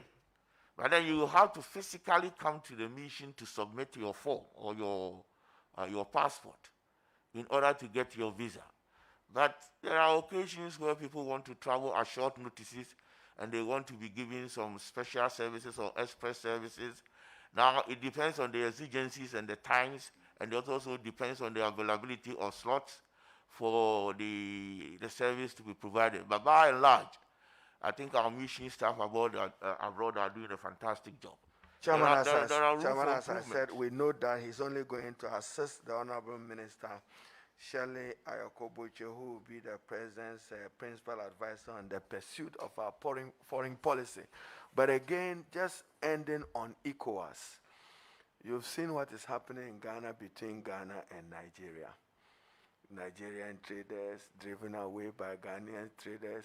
You wake up the next morning, you hear President Nana Addo Dankwa and Minister for Trade and Ayokoboche that improved trade between Ghana and Nigeria. Pretensions. There are Ghanaian goods which cannot enter Nigeria. Yet you say after. Again, I remember late President Mills in Ethiopia when he led the advocacy for what has now become a material fact of what can improve trade in the sub-region. Ghana, Nigeria. Take for instance, Dangote Cement is in Ghana. You probably may not be able to have a Ghanaian entrepreneur establish same in Nigeria. Now, intra-African trade, and this is just to advise you when you go there, pay particular interest to the volume of trade that can happen just within Africa. Look at the population of Africa and what we can do out of it. But there are restrictions. There are still limitations. The language barrier, and Chairman, I'm ending on a note so that we all learn. Part of our problem, probably Parliament should take interest in it, I'll raise it very strongly, is appointment of diplomats. We are shifting towards appointing more political appointees than the trained diplomats. In my view, that is wrong. You have trained foreign service officials, particularly to countries that have multilateral institutions and agencies. You necessarily will need somebody with the acumen and training of a foreign service official than just wanting to reward a politician to go and, pardon my word, learn how to drink wine. Tyre doesn't drink like me. I'm just saying it. So, Chairman, the nominee is going to assist. If he has something to say about improving Ghana-Nigeria trade relationship, I'll be happy to hear him. If he wants to go and learn on the job, Chairman, he can tell you. Thank you, Mr. Chairman. I'm going to go and learn on the job. You mean your experience in India will not come in handy? Oh, definitely, Mr. Chairman, my experience in India will be very useful. There are no two ways about that. But the Nigerian angle is a tricky one. It needs Chairman, to be handled sensitively. I note that India is determined to improve bilateral relations with Ghana. I happily joined the Indian ambassador somewhere when he was returning from Yendi last week in Tamale. And it was encouraging to hear him after inspecting the small water project in Yendi. I encourage him to pay particular interest in Diari and Savlugu on the Bolga Road, where they have acute water shortages. And Chairman, the Indian government, as I have my briefing, is determined through the Indian Exim Bank, apart from supporting railway development, they have pledged to support the agricultural sector and many other enterprises. So, Chairman, I wish the nominee well. Thank you. Yes, Honorable Patricia Peje. Okay. Thank you very much. Honorable Chair, congratulations, Honorable Amprechu. I have no doubt at all of your assistance to this ministry. And I must say that listening to you on the issue of acquiring passport at a record time, I'm wondering if the decentralization system would not promote the use of Goro boys and also would not promote corruption. Thank you. Thank you, Mr. Chairman. I think the decentralization of the acquisition of passports is rather brought some positives. When we look at previously what the situation was, when you had to do it manually, that is where it was easier for the Guru boys to come in. And also, secondly, when you have to make payments manually over the counter, again, it was encouraging the Guru boys.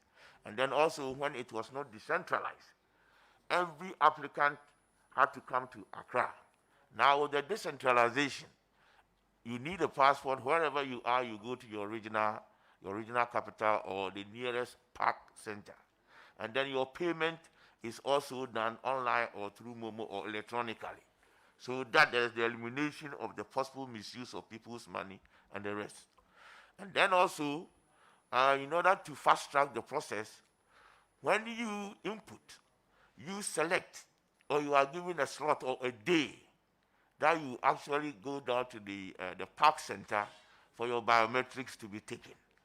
So with the decentralization, there's been a marked improvement in the turnaround time for the acquisition of passports. And I think generally people do commend the new decentralization system, and it's working. Thank you very much. Honorable Chair, this particular one is actually not a question, but to commend the honorable nominee. I was in India some time back. I've been there on 2 occasions, and I must commend them, especially with the issue about our missions. If he says that the paradigm shift, there's going to be a paradigm shift, it's accurate, because during his time with Professor Kwe in India, you will marvel at the kind of edifice that they purchased for the country. So I want to commend you highly for that initiative, and I wish you well. Thank you. Thank you very much. Yes, and also, so you haven't asked a question today. Thank you very much, Mr. Chair. Honorable nominee, congratulations once more. This is just a quick follow-up on the issue of passport acquisition. In fact, I know as members of parliament, from time to time, you get this call for one assistance or the other. And I can assure you that just this morning, somebody called me from the concern saying that they needed passports, and someone has asked that if they can bring 1,000 Ghana cedis within 24 hours, they will get that passport. And I'm only saying this to suggest that the issue of Goro boys is not entirely removed, and it will require some progressive steps to address. So what other assurances can you give the committee beyond what is already ongoing for purpose of decentralizations to deal with the issue of Goro boys in passport acquisition? Thank you, Mr. Chairman. I have to say that in every human institution, there is bound to be some bad nuts. And the acquisition of passport would definitely would never be 100% foolproof. But I do take on board the issue that you've mentioned about still the activities of some Guru boys lurking in the background.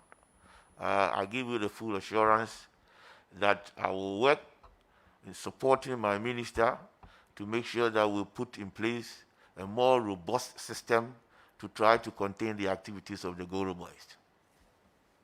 Thank you very much. When the substantive minister, Honorable Sheliaite, was before this committee, she actually confessed that she has been moved several times by stories of young Ghanaian females who are locked in countries like Saudi Arabia, Kuwait, the United Arab, who went there ostensibly to look for daily bread. And it turns out that those who arranged for them to be there abandoned them, and most of them who even wish to return back to Ghana are having challenges returning. What would you do to support the minister to curb the situation and also provide the needed assistance for such sisters of ours who are locked up in some of these countries? Thank you, Mr. Chairman. The scenario you presented is a very tricky one. Tricky in the sense that even though currently we have banned this kind of trade, people still find the opportunity or the chance to go to the neighboring countries to make sure that they continue with their business. And then we also have in situations where people who have been there and who have suffered and have been assisted to come home have, after a couple of months, again find their way through their neighboring countries, and they have gone back. So it's become a very difficult thing. I know my minister is linking up with the Ministry for Gender and the Ministry of Interior and the Ministry of Employment to try and fashion out a system where we may have some employment agencies who will actually come out in the open and operate and register these Ghanaians who wants to go and work, especially in the Middle East. And then when they have them properly registered, I'm sure they will have their accredited agents also in the ministry who will also monitor how the people they export are actually being placed and how they are being taken care of and how they are being treated. I think the collaborative efforts that my minister is working on, I'm sure we will be able to contain the situation. But I can assure you that definitely we will not be able to eliminate it completely. Thank you very much, Mr. Chair. Know your take on some of the happenings at the international domain. Recently, President Biden issued a directive that U.S. troops in Afghanistan would be withdrawn by September 11 this year to mark the 20th anniversary of 9/11. What do you consider to be the security implications in the sub-region, particularly with the desire to fight terrorism in the sub-region?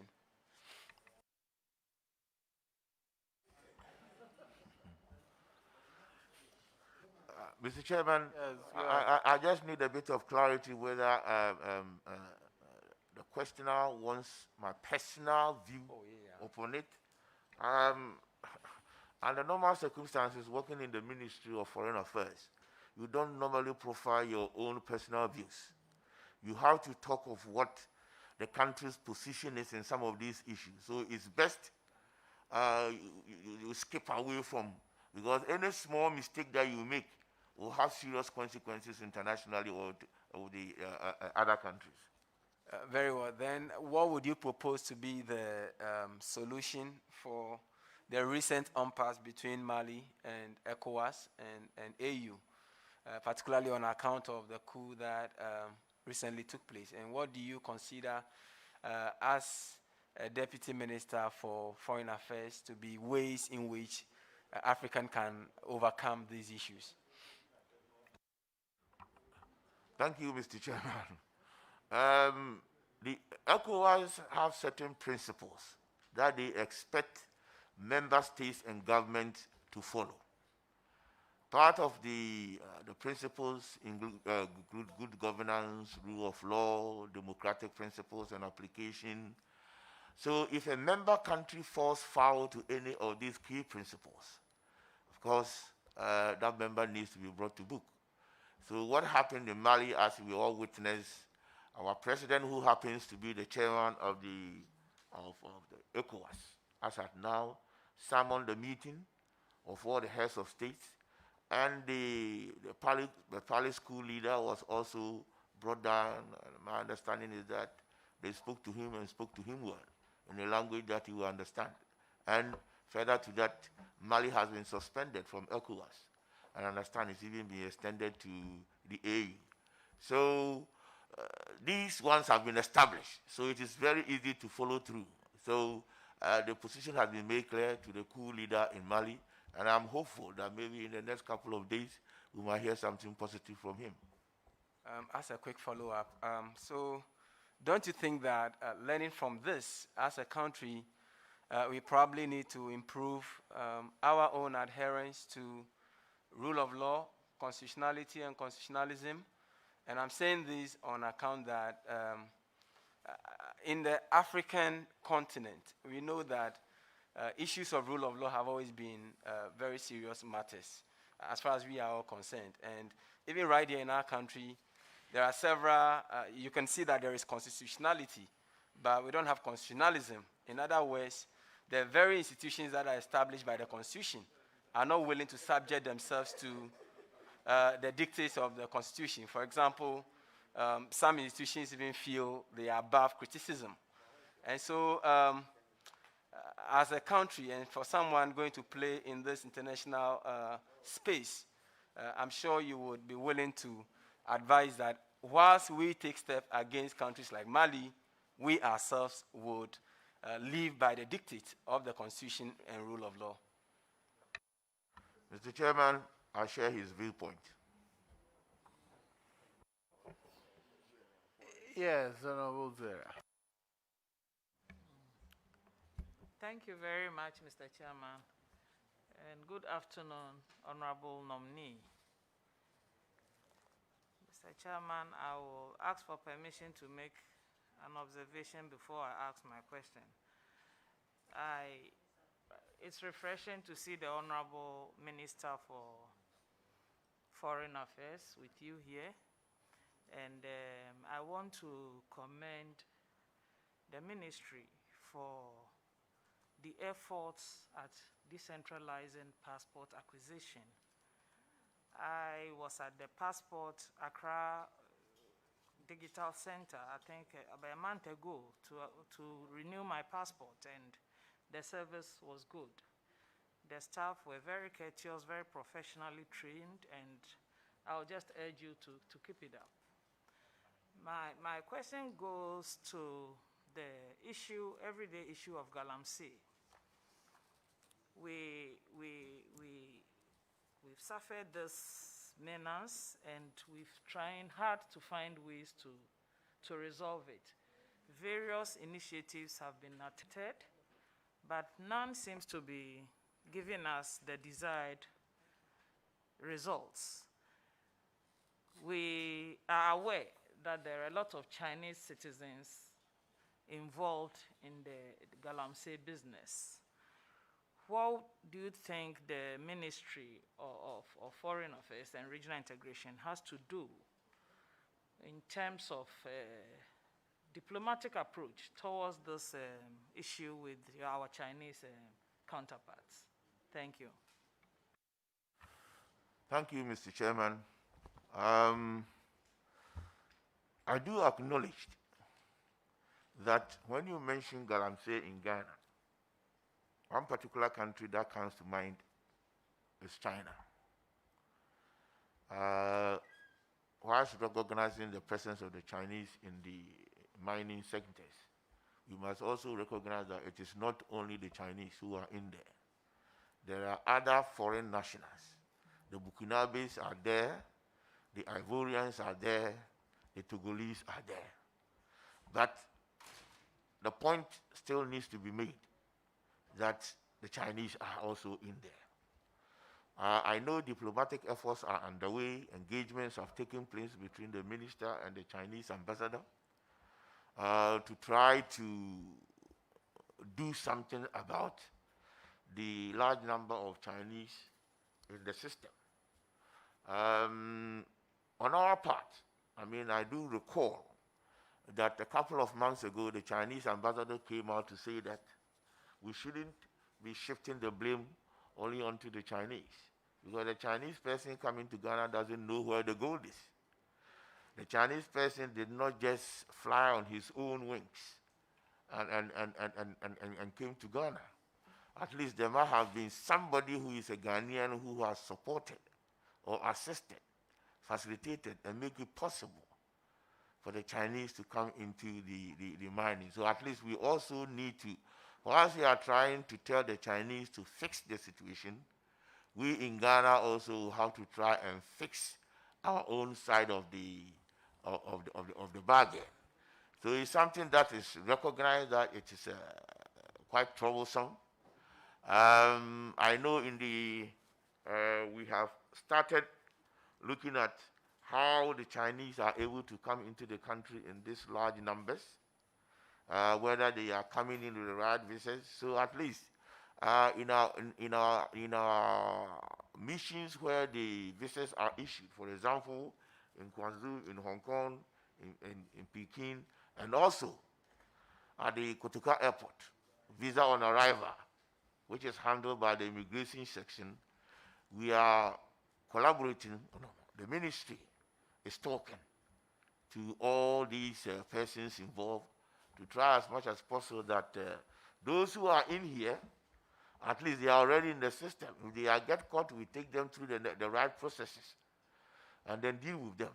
But those who will be coming in, we have to make sure that we put in place stringent measures. And also, they come in and then they are given the right to stay. So they continue doing their business, because under normal circumstances, we come in for 6 months visa or something of that sort. But then before you can see, they've been given resident permit and they are in the system. So part of the problem is also to do with us, and we need to fix ourselves, and we need to make sure that we've done our homework well. And if we do, it will be very difficult for the Chinese man to come into the country and come and do galamsey. So Ghanaians have a key role to play to be able to arrest and contain these galamsey menace, and especially where the Chinese are involved. Yes, Honorable. Thank you, Mr. Chairman. My second question has to do with press and the media. In April, I think the ministry had some bad press. One that was from South Africa about how the Ghanaian diplomats were endangering the lives of other diplomats in the diplomatic enclave by importing sex workers, leading to a spree of armed robbery cases. The second report that was carried by GhanaWeb was about family and friends recruitment at the ministry that was creating a bit of discontent within the establishment. What would you do when you get there in concert with your substantive minister to make sure that the ministry's communication department is more robust than it is, in order to, these reports will come. Some of them, there's nothing you can do about. What do we do when they come so that we can protect the face and image of the foreign ministry? Thank you. Thank you, Mr. Chairman. I have heard of some the incidences that you referred to, the South African one, and then also the other one to do with recruitment. My check on the recruitment one was that in the last year or so, there hasn't been any recruitment whatsoever at the ministry. There hasn't been. So it was a red herring that whoever put out there did. The other one in South Africa, I can't speak much to it because I don't have the full facts about that. But I know my minister it takes these cases very serious, and if I'm confirmed into the position, I'll give her all the necessary support to make sure that such incidences that are likely to affect the image of the ministry and Ghana are dealt with as appropriate. Yes, Honorable Minister for Communication and Digitalization, otherwise not complete. Thank you, Mr. Chairman. I must congratulate the nominee for the work he's done so far and for catching the eye of the President.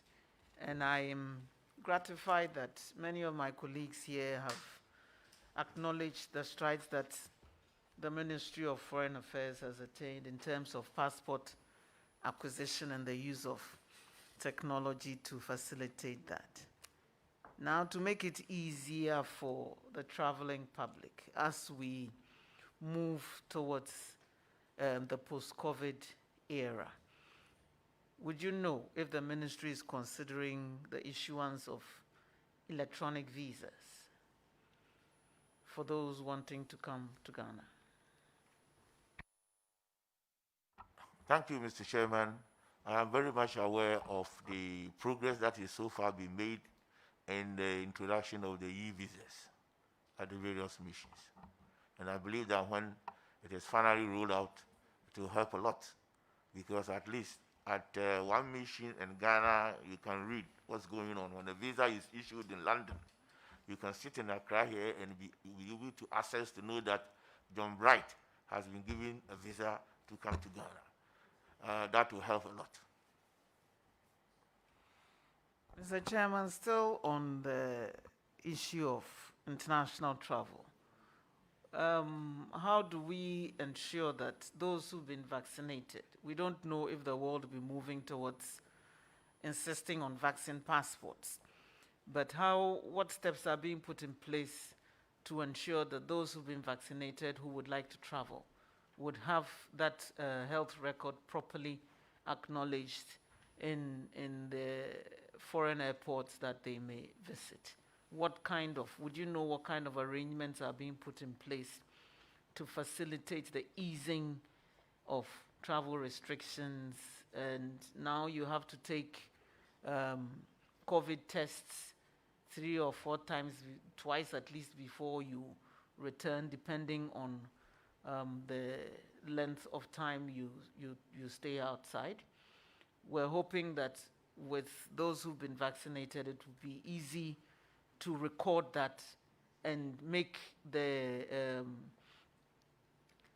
COVID test unnecessary. So would you know what steps are being put in place to acknowledge the vaccine record of people to facilitate foreign travel? Thank you, Mr. Chairman. Unfortunately, I am not fully briefed on what is currently being thought of. But I believe that if it comes to that, the Ministry of Foreign Affairs will play a key role. And I will provide 100% support to my minister in making sure that we have something that is robust and something that will help us to contain the pandemic. I can only congratulate you and hope that Parliament will give you the nod so you can go and assist your able minister to discharge the onerous responsibility of facilitating our foreign relations. All the best. Thank you. Yes, Honorable Gaga. Yes, Honorable nominee, congratulations. I'd like to find out from you how that is if we chalk success in our bid to become a member of the UN Security Council. How will that impact global peace and security? I heard the minister, that is, if you're giving the nod, talk about it, and we're all upbeat about it. How important is that? Thank you, Mr. Chairman.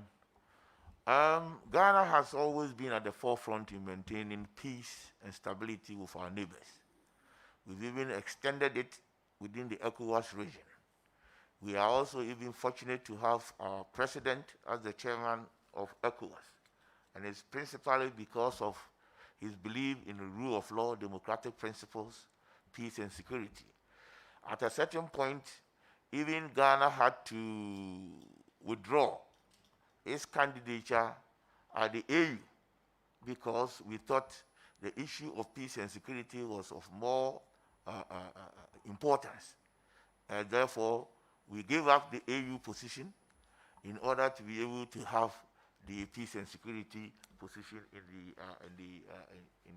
the African region, which means that the issue of Ghana pushing to get into the Security Council is again an extension of Ghana's belief that when we get there, we'll be able to add our voice at that high level for the agenda of maintaining peace and security in the world. I take it that you are familiar with Article 40 of our Constitution, which sets the tone for our foreign policy objectives. But let me refer you quickly to Clause A of that article. And the Clause A talks about the promotion and protection of Ghana's interests. And so essentially, if you are given the nod, you are going to be expected of you to assist your minister to promote Ghana's interests. Now, I'd like to find out from you, what are the interests of Ghana that you'll be seeking to promote in the international arena? Thank you, Mr. Chairman. The first and foremost, the interest of Ghana is as defined in either the Constitution or by the government of the day. That is the route I have to go, and that is what I have to follow. So I believe definitely that peace and security are key issues for Ghana. We want to live in peace with our neighbors, so that once we are able to live in peace, we are able to secure our borders, and we are insulated from external aggression or attacks. Then we will have peace to be able to develop our country, Ghana. If we compare it to other countries where peace and security are key issues, development has been eroded. So peace and security is quite a key matter for Ghana in order for us to be able to develop as we want. Yes, Honorable, my last question has to do with passport renewals as opposed to fresh applications. Now, I want to believe that when a fresh applicant puts in an application, the passport office is able to retain that person's data and information. Now, why is it that if you are a person who is already in possession of a passport and it has passed and you're seeking to renew, you have to go through the same process, the same information, the biodata is about the same as a fresh application. Why is it so? It makes the process so unnecessarily laborious. It's time consuming. As I said, my passport has expired. I want one. I've been given a date to appear on the 25th of June. The information I provided that office some time ago when I put in an application for a passport, they're asking me to furnish them with the same information. Honorable, Lord, how would you respond to these issues? Thank you, Mr. Chairman. To be quite honest, I am not aware, or I don't know, that when you go for a renewal, you have to go through almost the same process as if you are acquiring a new passport. But as you've mentioned here, when I'm giving the note, I will look into that and see how best I'll be able to advise my minister as the best way forward.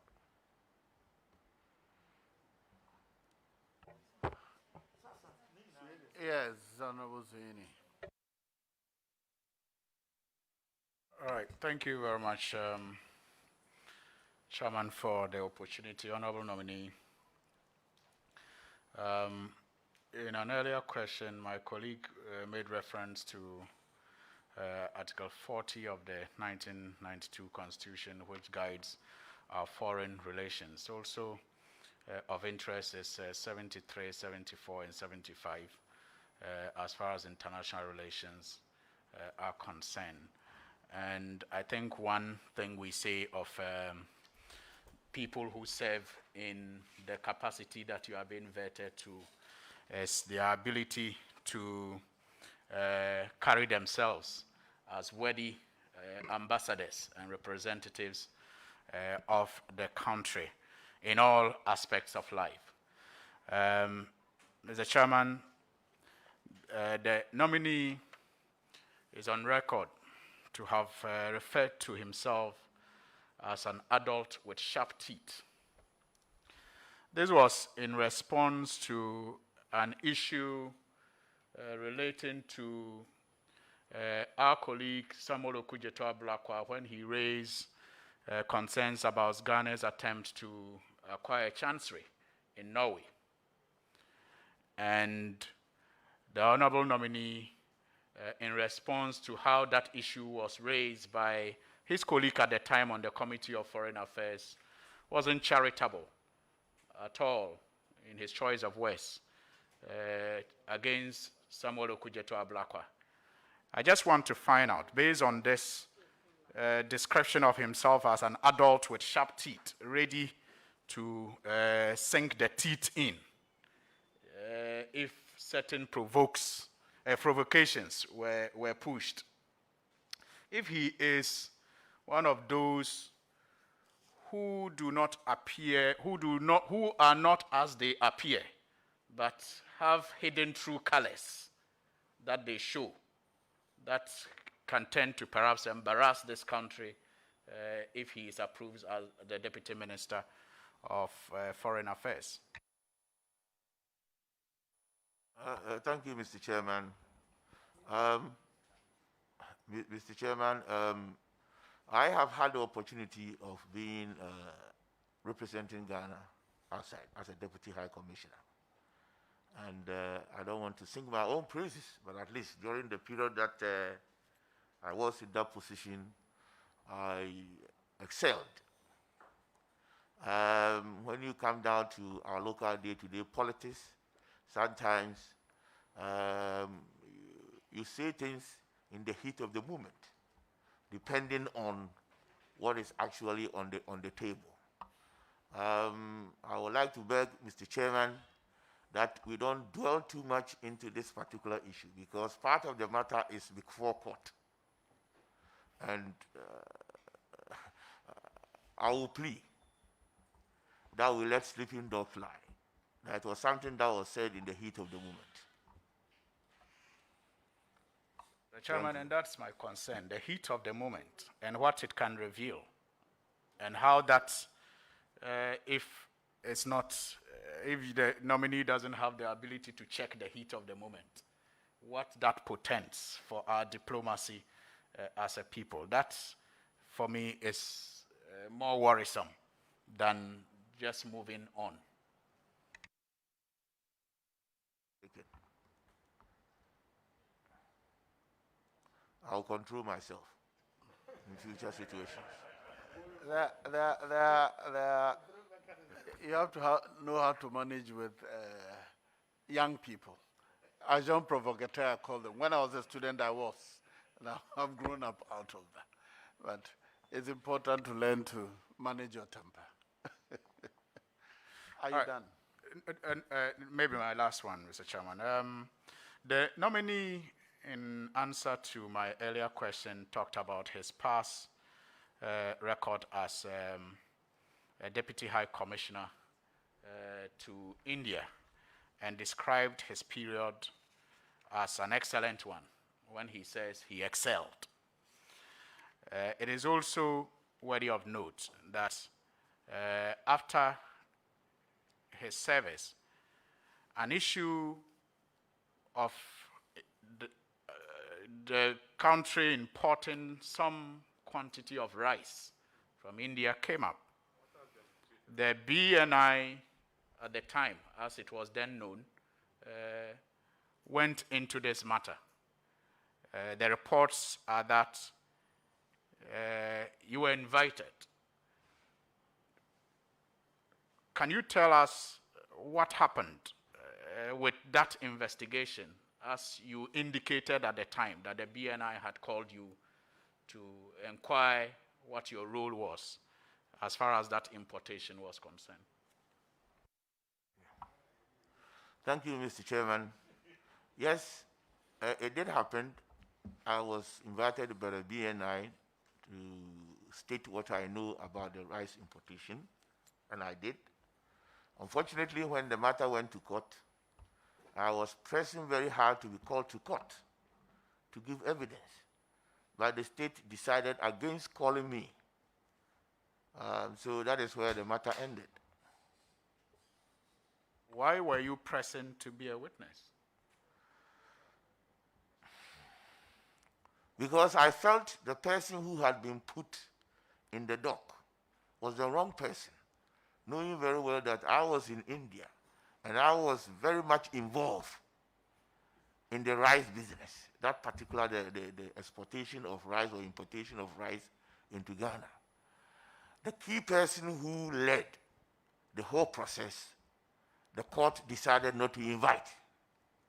But the person who had nothing to do the with court, is it the prosecution, or the sorry. defense? Neither of them invited you. Mr. Chairman, the prosecution decided not to invite, but rather somebody who had nothing to do with it was the one who was put in the dock and being prosecuted. That is why I was pressing that the truth must come out. What actually happened needs to be told. But I was never invited. Would you like to take this opportunity to tell us the truth?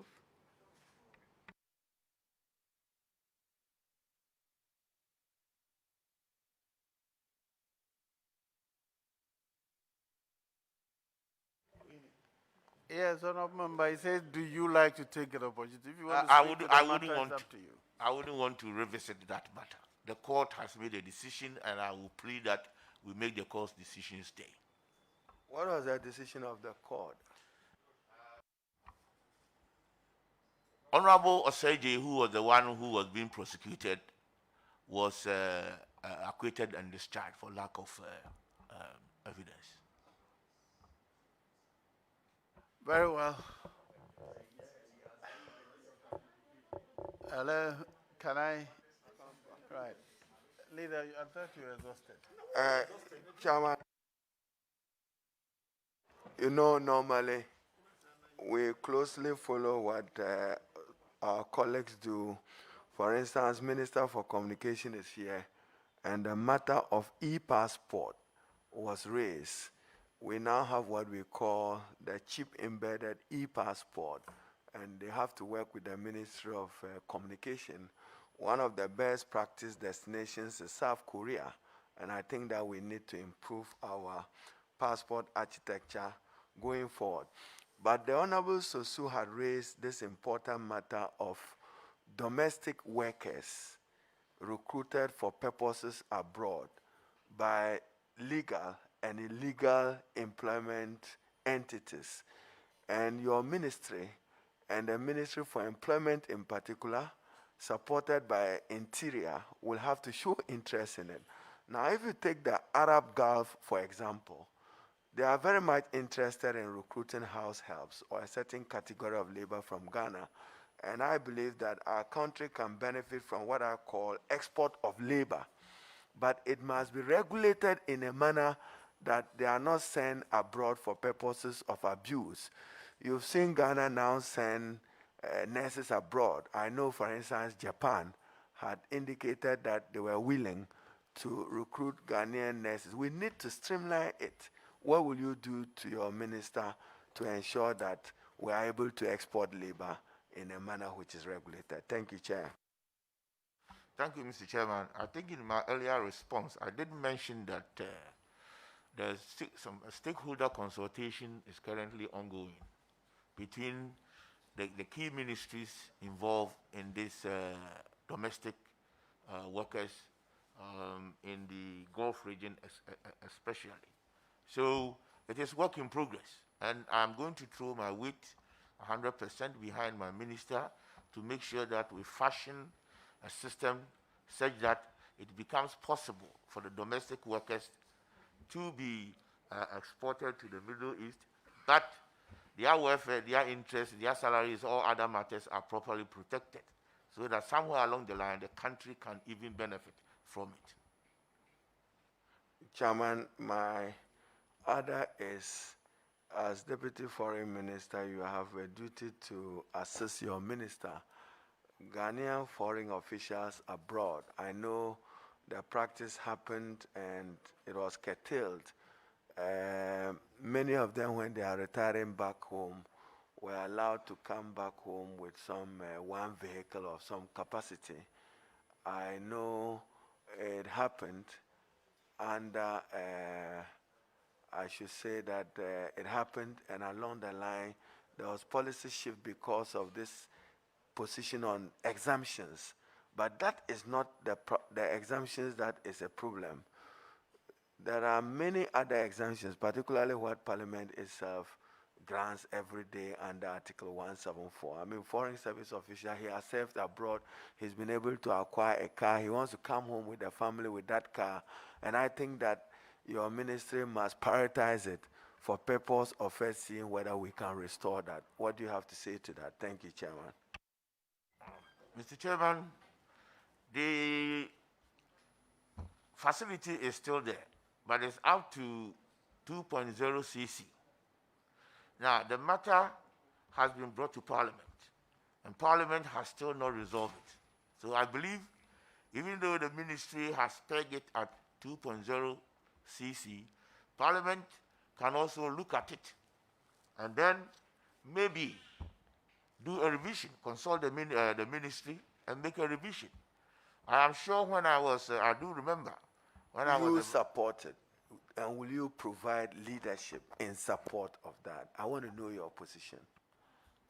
Knowing what I know, having worked in the diplomatic circles or having been one of them, I think I have a soft spot for the position that the staff are asking for. Chairman, in concluding, again, it's IT related. I'm happy Minister for Communication is here.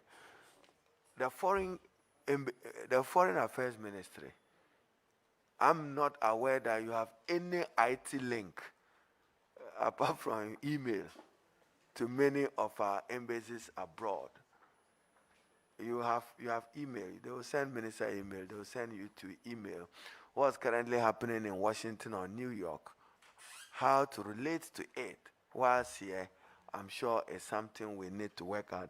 So, Chairman, whilst congratulating our colleague, I know that the pursuit of foreign policy have changed from days when there was no democracy in Ghana and from days when human security was threatened. I know that even the US, President Biden is providing new leadership in repositioning America as a multilateral leader with focus on global issues and the pursuit of multilateralism. And Ghana, our gravest threat now, Deputy Minister nominee, is the threat of terrorism. And I'm sure as you work to support the minister, together with the Minister for National Security and Interior, we should pay particular attention to the Sahelian region, particularly the fallout from the overthrow of Muammar Gaddafi has consequence on the northern sector. On that note, Chairman, I thank you for the opportunity. Honorable Koku Ampretrim Sapon, I have one question in respect of passport application centers. I think you had earlier said that each region has one, but some regions are by far bigger than others in terms of numbers. So if you take Greater Accra region and you create one, and you take Bono East region and you create one, there is such a huge disparity in terms of numbers, people applying. So is there any plan to increase the numbers in regions where the populations are much bigger so that the access, the time spent in applying would be reduced in those populated regions?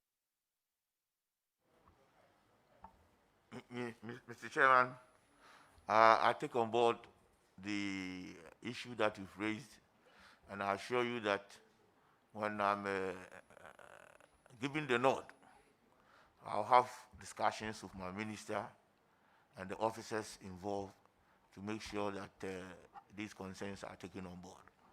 Thank you. Very well. I'll talk to him about that after that. That's right. on that note, we thank you for attending upon the House to answer questions. You will hear from us later, but for now you're discharged. Thank you very much.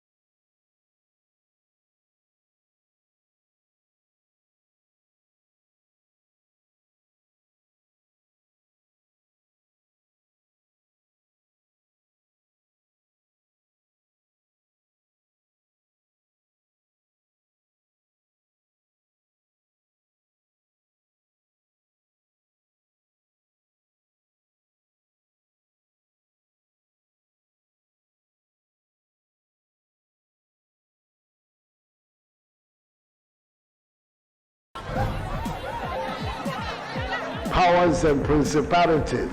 There's so much fire inside me.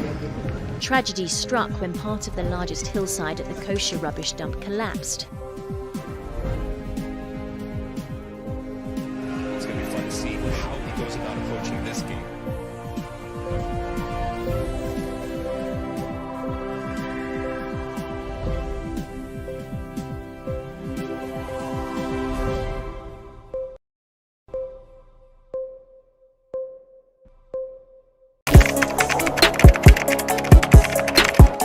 We table issues relating to the arts and entertainment for a riveting discussion, of course, without fear nor favor. The question the presenter asked them was a dumb question. You need to speak the part and move. Varied views. We agree to disagree. So I would disagree with everything you said. I think that he's a smart guy.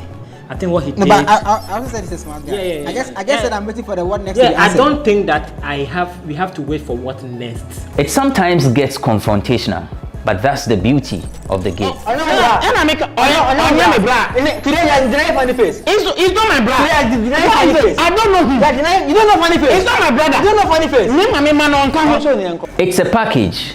We meet, we sit, we dialogue, we learn, we progress. My name is Benefo Abrantepa, a proud blogger, and this is my forum.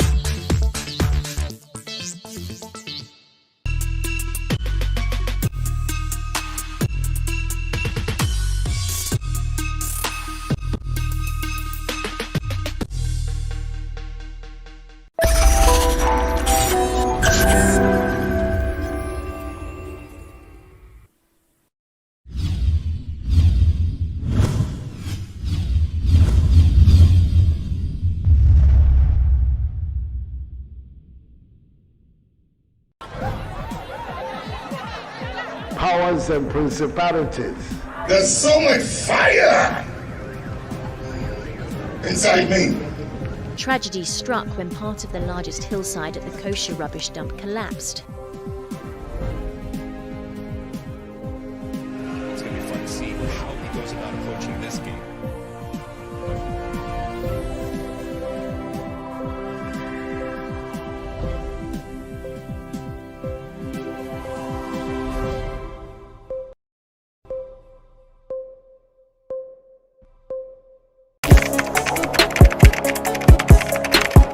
We table issues relating to the arts and entertainment for a riveting discussion, of course, without fear nor favor.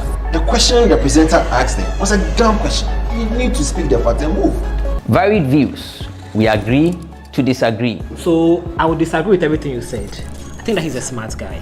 I think what he did. No, but I also said he's a smart guy. Yeah. I guess that I'm waiting for the what next. Yeah, I don't think that we have to wait for what next. It sometimes gets confrontational, but that's the beauty of the game. And I make my bra. Today you are denying funny face. It's not my bra. Today you are denying funny face. I don't know him.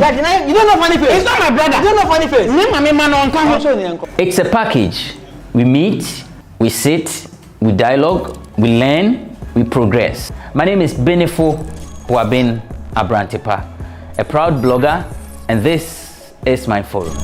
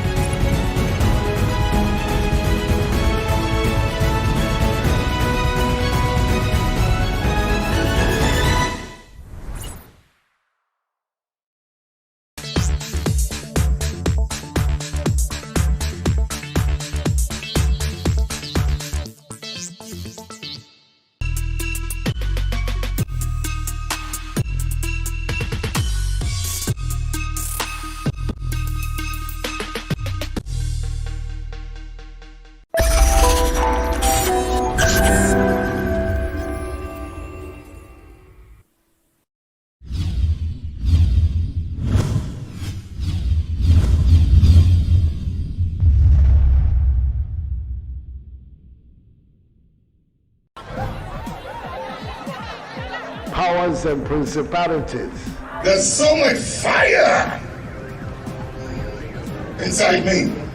Tragedy struck when part of the largest hillside at the kosher rubbish dump collapsed. It's going to be fun to see how he goes about approaching this game.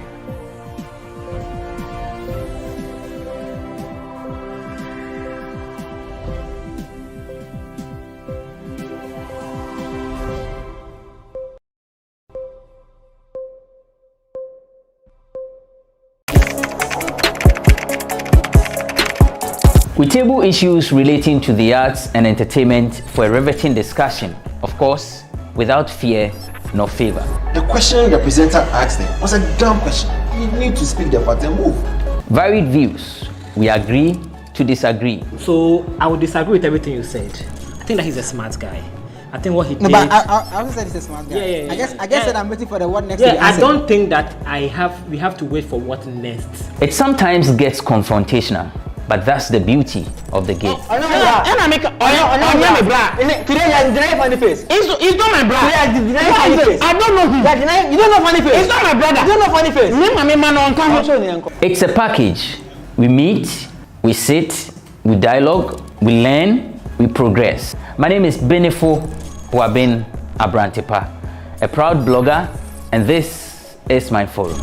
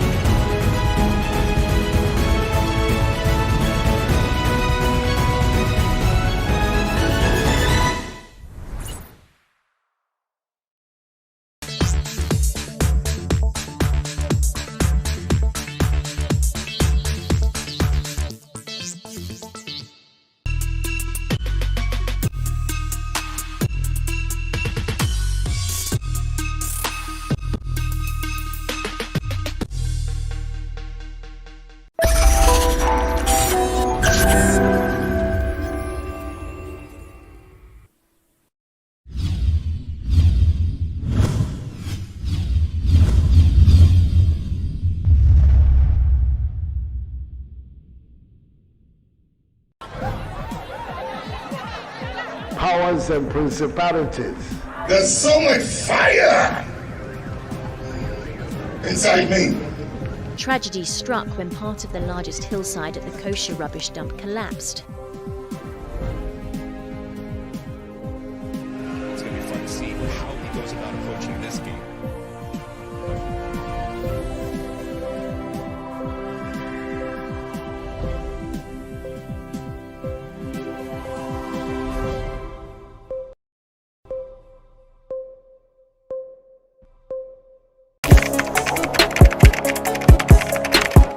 We table issues relating to the arts and entertainment for a riveting discussion, of course, without fear nor favor.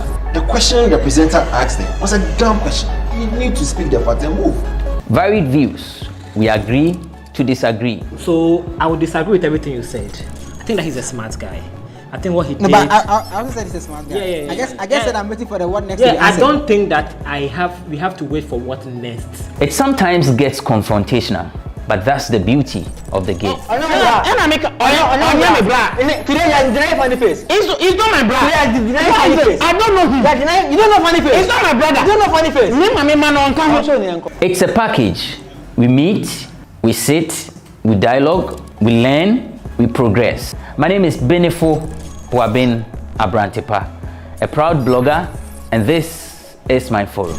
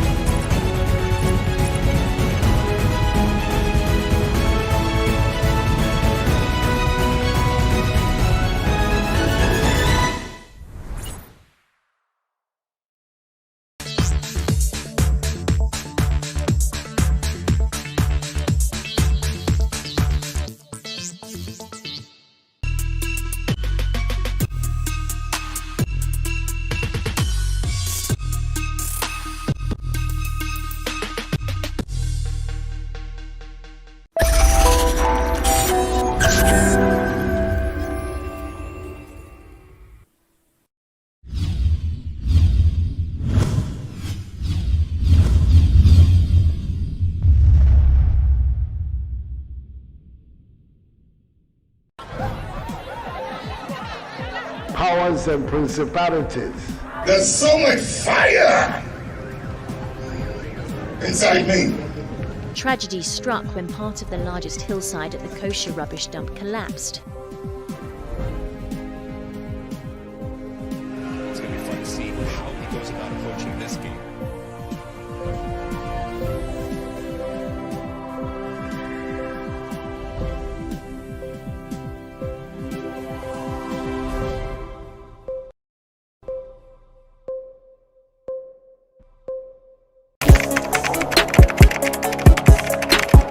We table issues relating to the arts and entertainment for a riveting discussion, of course, without fear nor favor. The question the presenter asked them was a dumb question. You need to speak the fact and move. Varied views. We agree to disagree. So I would disagree with everything you said. I think that he's a smart guy. I think what he did. No, but I also said he's a smart guy. Yeah. I guess that I'm waiting for the what next. Yeah, I don't think that we have to wait for what next. It sometimes gets confrontational, But that's the beauty of the game. Today you deny funny face. It's not my brother. Today you deny funny face. I don't know him. You don't know funny face. It's not my brother. You don't know funny face. It's a package. We meet, we sit, we dialogue, we learn, we progress. My name is Benefo Huabin Abrantepa, a proud blogger, and this is my forum.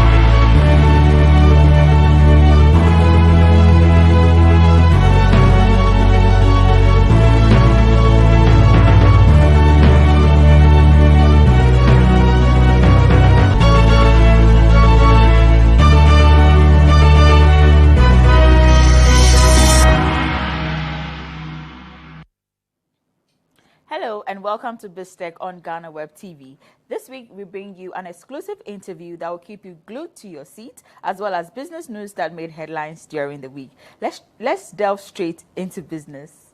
Elisha Boy did not make much of the plastic waste littering the streets of Accra, but that was not until he started making fashionable clothing out of it. Him and his brother, Bill, started a label business to promote sustainable fashion, and their goal is to ensure that their colorful fashion clothes are a common sight in Ghana. My colleague Desmond Frepon has the reports.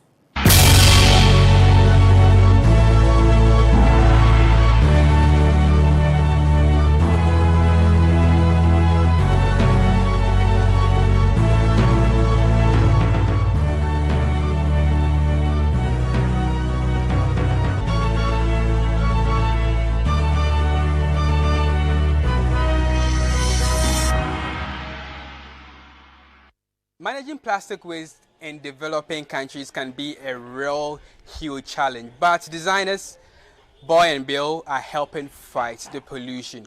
What the ordinary Ghanaian will see as plastic waste, these designers see them to be a raw material that could help them create their next fashion item. Today, BizTech visited them to explore their journey.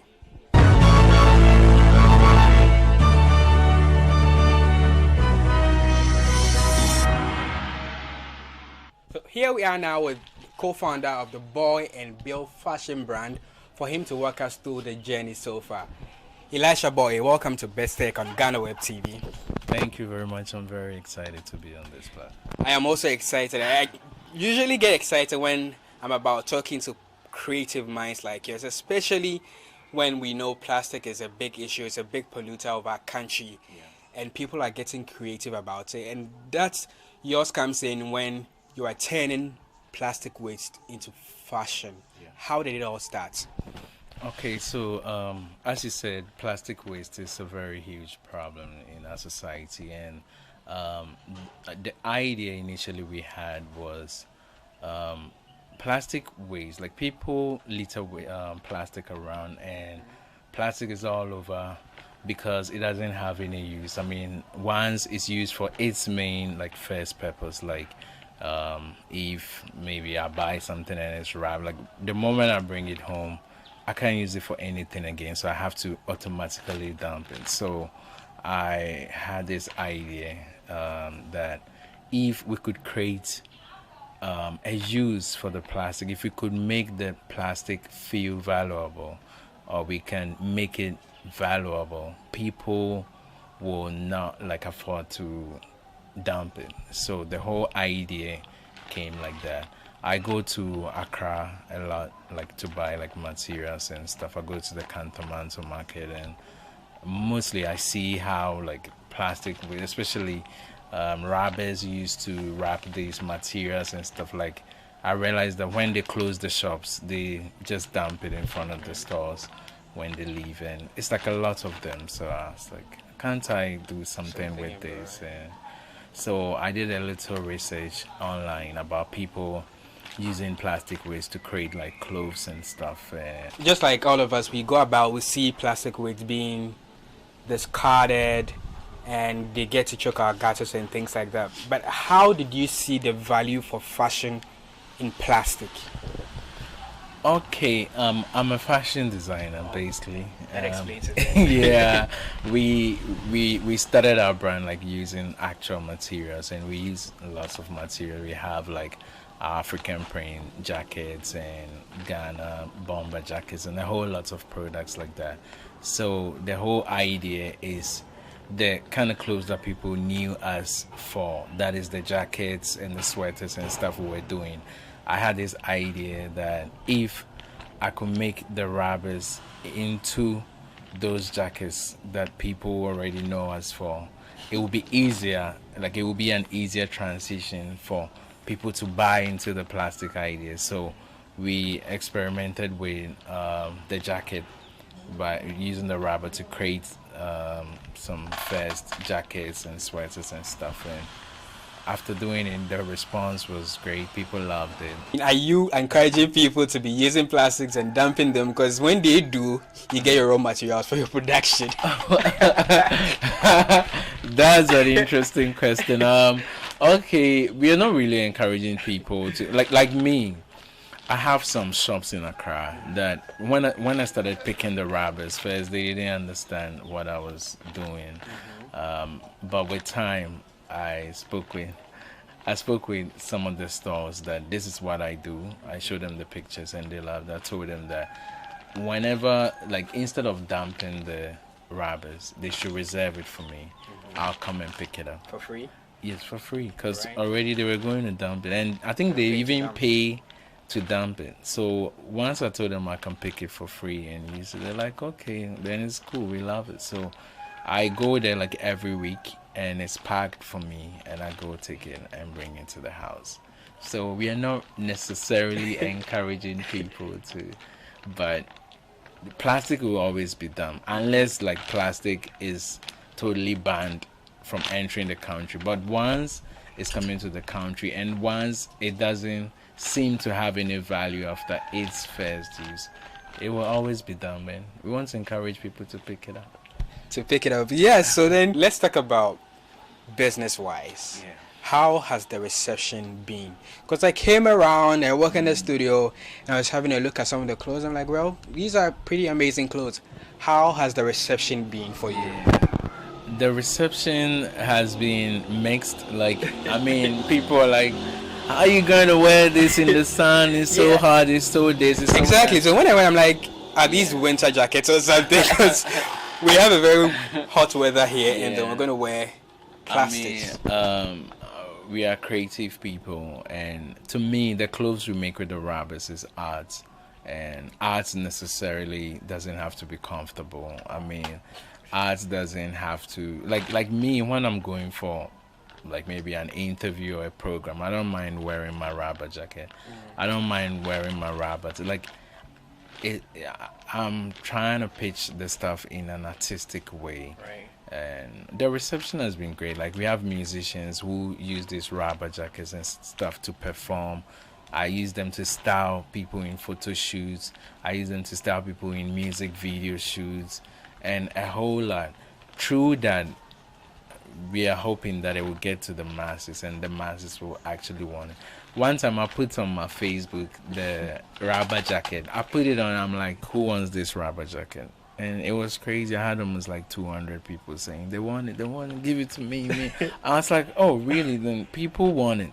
But it's just that because it's new, and and one thing about Ghanaians is they are a bit slow to grab new trends and new ideas and stuff. Like this one wants to see that this one is wearing it, or this group of people have accepted it before they also accept it. So for now it's like arts, and there are mixed reactions with it. Some people love it, some people think you can wear it under this weather. It's all good. We keep exploring, and we are trying to also, people feel like they can't wear the rubber jackets alone because it's too hot. So we're trying to mix the rubbers with regular materials. We're trying to mix it with jeans and a whole lot, so that it will be easier for the people to wear it and feel comfortable. Right. It's an art, it might be a hobby, but then it's also a business for you. Yeah. So let's say if someone wants to buy any of the products, what's your price range? You could be specific. Probably could tell me a jacket goes for this. I saw a certain cover somewhere and all that. So you could actually tell us how much they sell for. Okay. So our products range from for now, since we did it, I've not really priced it as to how I want to sell it, but our regular prices range from 50 cedis upwards, depending on the kind of designs you want. And mostly the ones I sell, I customize it for the people, because the pictures of my products are all over, and some people want to be seen in a different one. So it can be the same rubber jacket, but I customize specifically for some other people. And when they are customizing, they have to pay a lot, because working with the rubbers too is not an easy process. Yeah, but you're picking them for free. Yeah, I'm picking them for free, but adding them is work. You need to actually, it takes a long time to put the pieces together to create some clothes. It's not an easy process. So yeah, we are putting some value in it, and people should buy it. Okay, so let's talk about your production. Yeah. On a regular, how many are you able to produce within probably a day or week? I really don't know your schedule, but how is your production? We produce a lot, especially with the rubbers. When I have some ideas that we can add this to it, we can add that to it, we do it. And our production, like the jacket, we can do about maybe 5 to 7 in a day. Yes. The trouser, it takes just 30 minutes to make the trouser, and these crop tops and stuff, those ones take maybe just 20 minutes or so to make it. But the additional designs I have to add to it takes lots of time, because sometimes we have to do a lot of gluing, adding other materials to it to kind of beautify the whole thing, and that kind of takes time. So that is basically the process. Okay. And do you do all these just by yourself? I do it with my brother. Okay. Yes. But mostly I do most of them to myself. I actually love this DIY stuff where you're trying to experiment with ideas and playing around ideas, putting a mirror here, putting this here, gluing here, this. I love that, and mostly I want to do it myself. Yeah. All right. From our conversation, I can tell that production can be very certain, like within a twinkle of an eye, you are done. But how do you also get to market your products? Yeah, so we use the internet a lot to market our stuff. We've been very visible online. On our Instagram at Elisha Boy, ELLISHABOIE, and on Facebook, Elisha Boy, ELLISHABOIE, and almost like all the platforms. We have also done a whole lot of stuff, so you can Google Elisha Boy, and I'm sure most of our works will pop up. Great. Very interesting the conversation is getting, but we have to go for a quick break, and when we are back, we are going to talk to the man in charge of production, and Elisha tells me it is Bill, his co-founder, who is in charge of production.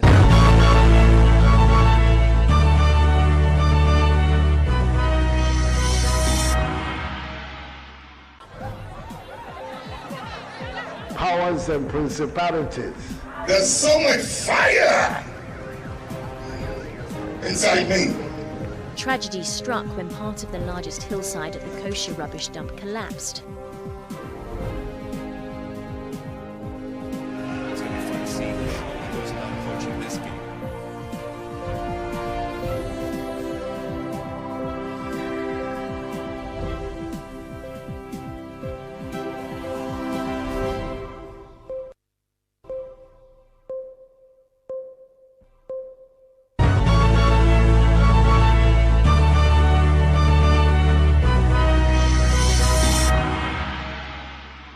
Welcome back from that short break, and like I said before, right when we get into the production room, we are going to engage Bill, who happens to be the man in charge of production. Welcome, Bill. Thank you very much. We are very curious. We always appreciate the practical aspects of things. How do you get the product started? Well, my brother goes to Accra and get the rubbish, and when he brings it, it depends on what we're doing. So most times we want the big rubbish, then we begin to cut it. Like this one, I'm making a jacket right now. Right. So you cut it, then you mix it with the lining, the suit lining, and the colors and stuff too. And sometimes we mix it with, this is rice. Okay. Yeah. Rice sack. Yeah, rice sack. So we mix it with it to blend. It's like a design. We design right. Because of it's plain, so we try to design it. Then we mix it with all this stuff to create a jacket, sweater, t-shirt, and raincoats, trousers, right. Nightgowns. Nightgowns. Yeah, if you want to wake up early. I like it. It's better than an alarm, because I'm like, I'm going to sleep in. You'll be doing chicka, so it's like you'll be disturbing, so you can wake up early and pray. So, well, interesting. How do you get to, what inspires your designs? Well, I think you look at the normal stuffs that people wear, and there are certain designs that are not normal. Like, most people wear shirt, but they are normal, like t-shirts. T-shirts are things that you don't see people sew normally. So you have to go the extra, where you do stuff that people actually will see and go like, I didn't know you can actually do it like locally. So we go for the t-shirts, the jackets and stuff. And basically too, I like to wear those stuffs. Right. So I create what I want, I will wear, because I don't mostly wear shirts. So, or kaftans and stuff. So if I create those stuff and I don't wear it, people might say you don't like your own products. Yeah. So I actually create what I want to wear. Let's talk about challenges with production. Are you able to name some of the challenges that you go through working with rubber? I think the part where is sometimes you get like the soft ones instead of the hard ones. So it will tear whilst you're doing it. Okay, great. But I'm just talking about, let's say, me, the ordinary person on the streets, and I put my money to this. I expect a certain level of durability, and if you're not guaranteeing because me, of the lining in it, so it's durable. All right. Yeah, that's why I'm like, the people. It's because of the Russian. That's why we got the issue. But because of the lining we put in, so it covers up for the because the lining is mostly big. So when you put your hands in it, it's like you don't actually, it doesn't affect the rubber. So it's like we have already fixed that with the lining in it. So because of the lining, it doesn't affect the rubber. Right. Yeah. So it's mostly like that. We put the lining to cover up for the rubber. Right. Yeah. So when you wear it carefully. It's like you don't get any problem at all. So it's like it's been fixed. At this very moment, I'll be glad if you could walk us to where finished products are displayed, so viewers and other people who are watching us right now could have a look at some of your items. Okay, so I'm done. I'm done. Yes, done.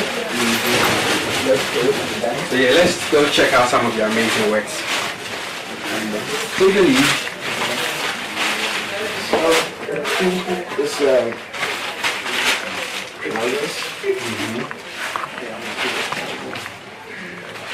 it's in the main. Okay, so then it looks like rubber. Everything is rubber. Yeah. And this is a rice sack. Right. Yeah. So this one, what is this? This is a crop top. Crop top. Oh, yeah. Nice. And we mix it with net. Right. This one is hard already. Yeah. So crop top, Sophia Gold. Free promo. And another crop top with emoji. Emoji. I don't know whether this one is angry face, but angry face. So initially when I saw that, I thought it was Kaba. Oh, you know it's still Kaba. Yeah, I think the hand, we made the hand puff, right? Puff. Yeah. So this one is a arch. Rubbish, you can hang it in your room. Yeah. Or in front of your door in case a thief is coming. Yeah, scarecrow. Okay, it works too. Then there's the mask. Alright. Yeah, with broken glasses. And broken glass. And you can mix it also with jeans. Yeah, so the jeans hand and with the broken mirrors too. And broken mirrors. The same thing. Yeah. So another crop top with a big hand with emoji and crop tops, jackets. This one is the jackets and the trouser. And this is the t-shirt. All right. Yeah. All right. So we have a surprise for you. Oh really? Yeah. A Ghana rubber jacket. Oh my goodness. So we have a Ghana flag made out of. Great. I can't wait to try it on. So, Storm, you're ready. And let me hold your mic. Yeah. So you put it on. Hey, I hope. So you now tell me, how is it? How do I look? I really, I think it's okay. It's good. This would be very good. I think I have something to wear for Charlotte this year. Yeah. Yeah, we hope the COVID grants us. All right. It's been a pleasure coming your way with another edition of Bistec. This time around, we spoke to Bill and Elisha, who are turning plastic waste to fashion items. Well, you and I may see them to be just rubber, but COVID, eh? So you and I may just see it to be just plastic waste, but then they see a fashion. They see a fashion business in that. My name is Desmond Frimpong, and thank you so much for watching.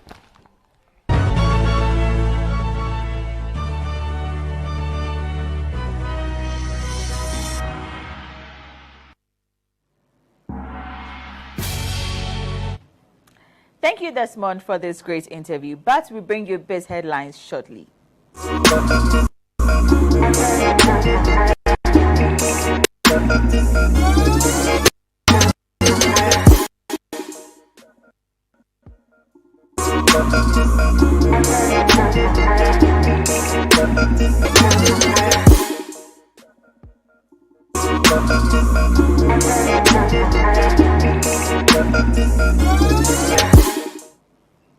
The Central Bank's Monetary Policy Committee has lowered the policy rate by 100 basis points at 13.5% from the previous 14.5%. Announcing the decision at its 100th MPC press conference, Governor of the Bank of Ghana, Dr. Ernest Addison, on May 31, said this was based on risk to the country's inflation outlook remaining muted in the near term.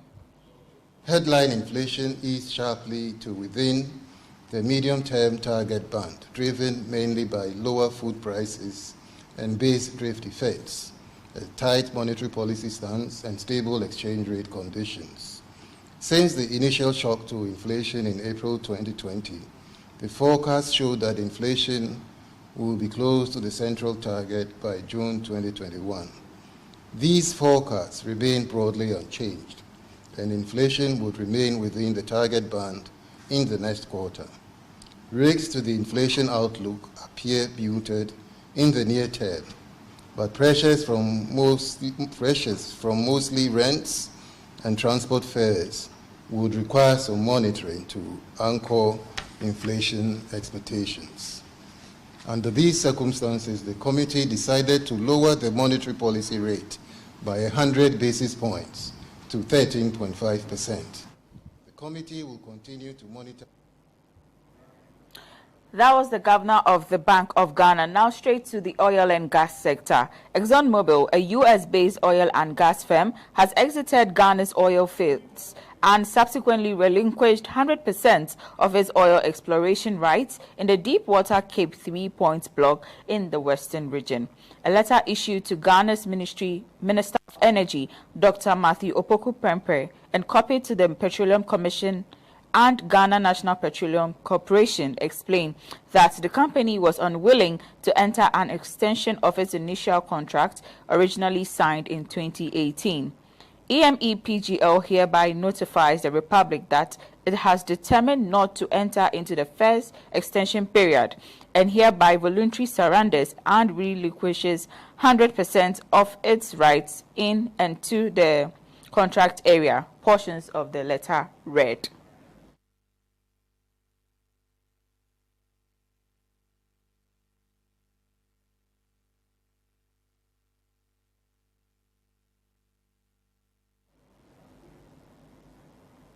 Again, the Bank of Ghana Governor, Dr. Ernest Addison, has cautioned Ghanaians to desist from trading on the stock market with cryptocurrencies. He stated that this high-risk investment is not regulated by either the Central Bank or the Securities and Exchange Commission. Aware of what has been going on. And we have said that this is not regulated activity in the Bank of Ghana, so we warn the public about engaging in the cryptocurrency trade. You have seen the sharp changes in valuations of some of these coins, the Bitcoin, large swings in the value of a currency. Now, the basic function of currencies is for them to be used effectively as a medium of exchange or even as a unit of account. So when you have a currency whose value is so unstable, really, you really cannot use it effectively to meet any of the standard functions of money.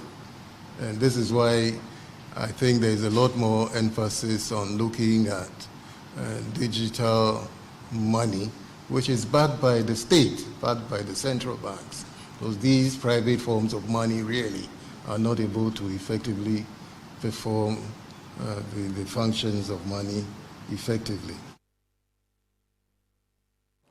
The total value of mobile money transactions in Ghana increased by more than 150% between April 2020 and April 2021, according to the Bank of Ghana's May 2021 Summary of Economic and Financial Data.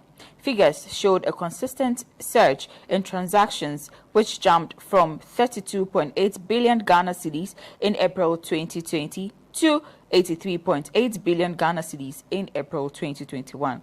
Despite this, the value of transactions from March to April 2021 only witnessed a minimal increase of about 2%, with also a few periods of reduction over the past 12%.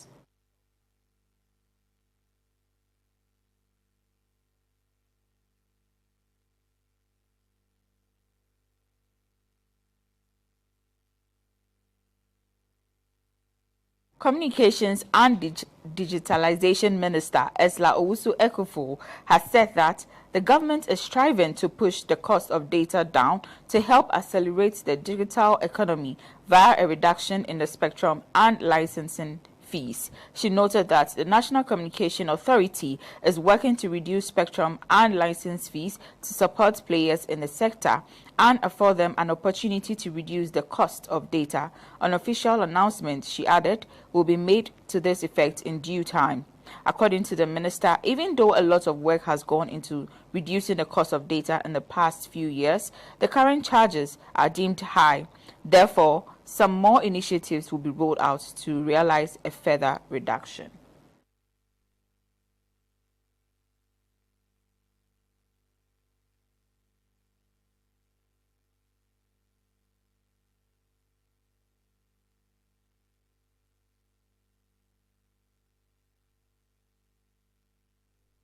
On the issue of transport increment, transport commuters are likely to witness a 13% upward adjustment in fares from Saturday, June 5th to 2021. According to a statement issued by the road transport operators, the increment is in line with the administrative arrangement on public transport fares and the road transport. Operators have received the prices of various components to go into the running of commercial transport services. After long and difficult negotiations with stakeholders, a 13% upward adjustment in public transport fares across all categories of services has been agreed upon. The statement read in parts.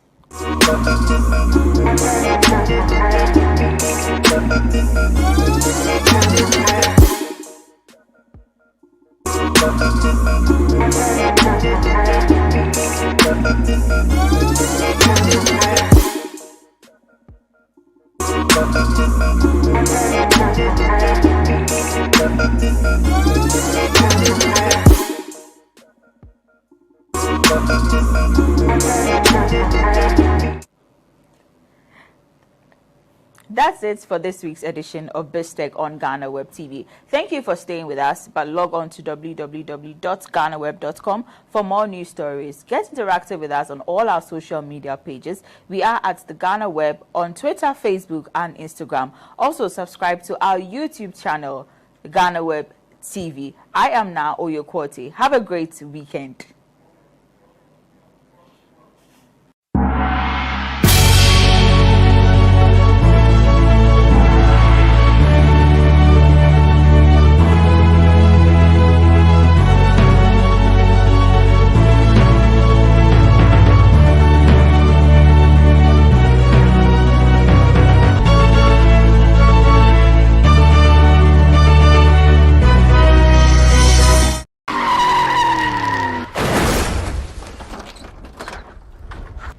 Hello, my name is Priscilla Na Akle Planch.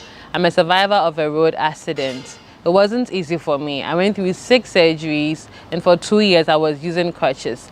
It wasn't an easy experience, and I don't want you to go through the same. So please, follow all the road safety regulations that you have to. Don't drive tired, don't drink and drive. And to my fellow friends who ride motorcycles, please, the road signals are for you as well. Please pay attention to them. Stay safe, do the right thing, and save a life.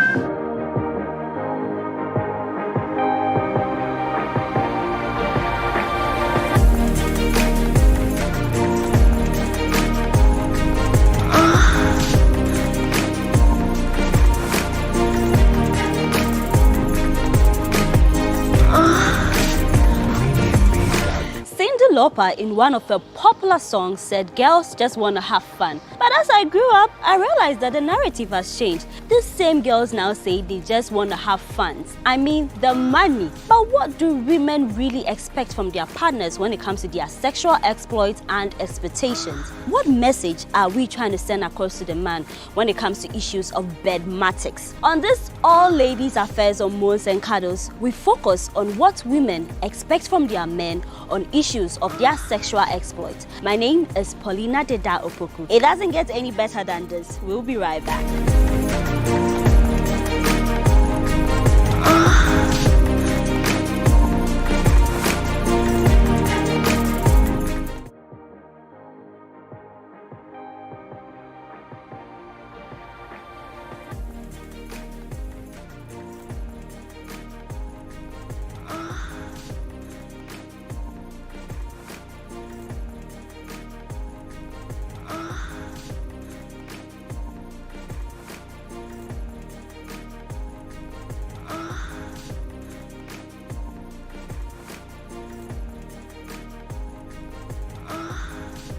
Thank you.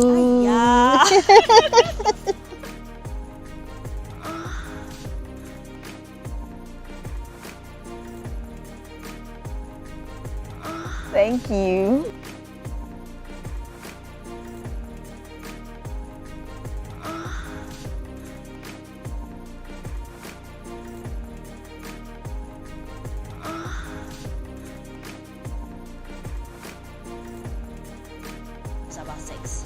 You know, if you talk of how open women are, I will actually say it's because of our cultural background. You know, culturally, women are supposed to be submissive, and that is really having a toll on us, you know.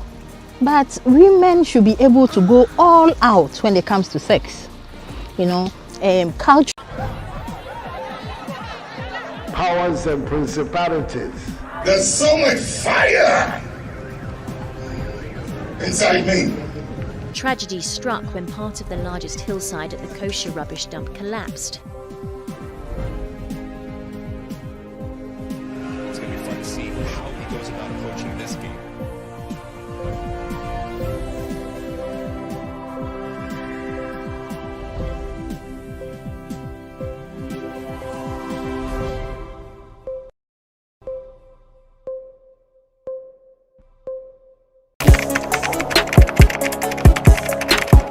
We table issues relating to the arts and entertainment for a riveting discussion, of course, without fear nor favor. The question the presenter asked them was a dumb question. You need to speak the fact and move. Varied views. We agree to disagree. So I would disagree with everything you said. I think that he's a smart guy. I think what he did. No, but I also said he's a smart guy. Yeah. I guess that I'm waiting for the what next. Yeah, I don't think that we have to wait for what next. It sometimes gets confrontational, but that's the beauty of the game. Today you're denying funny face. It's not my brother. Today you're denying funny face. I don't know him. You don't know funny face. It's not my brother. You don't know funny face. It's a package.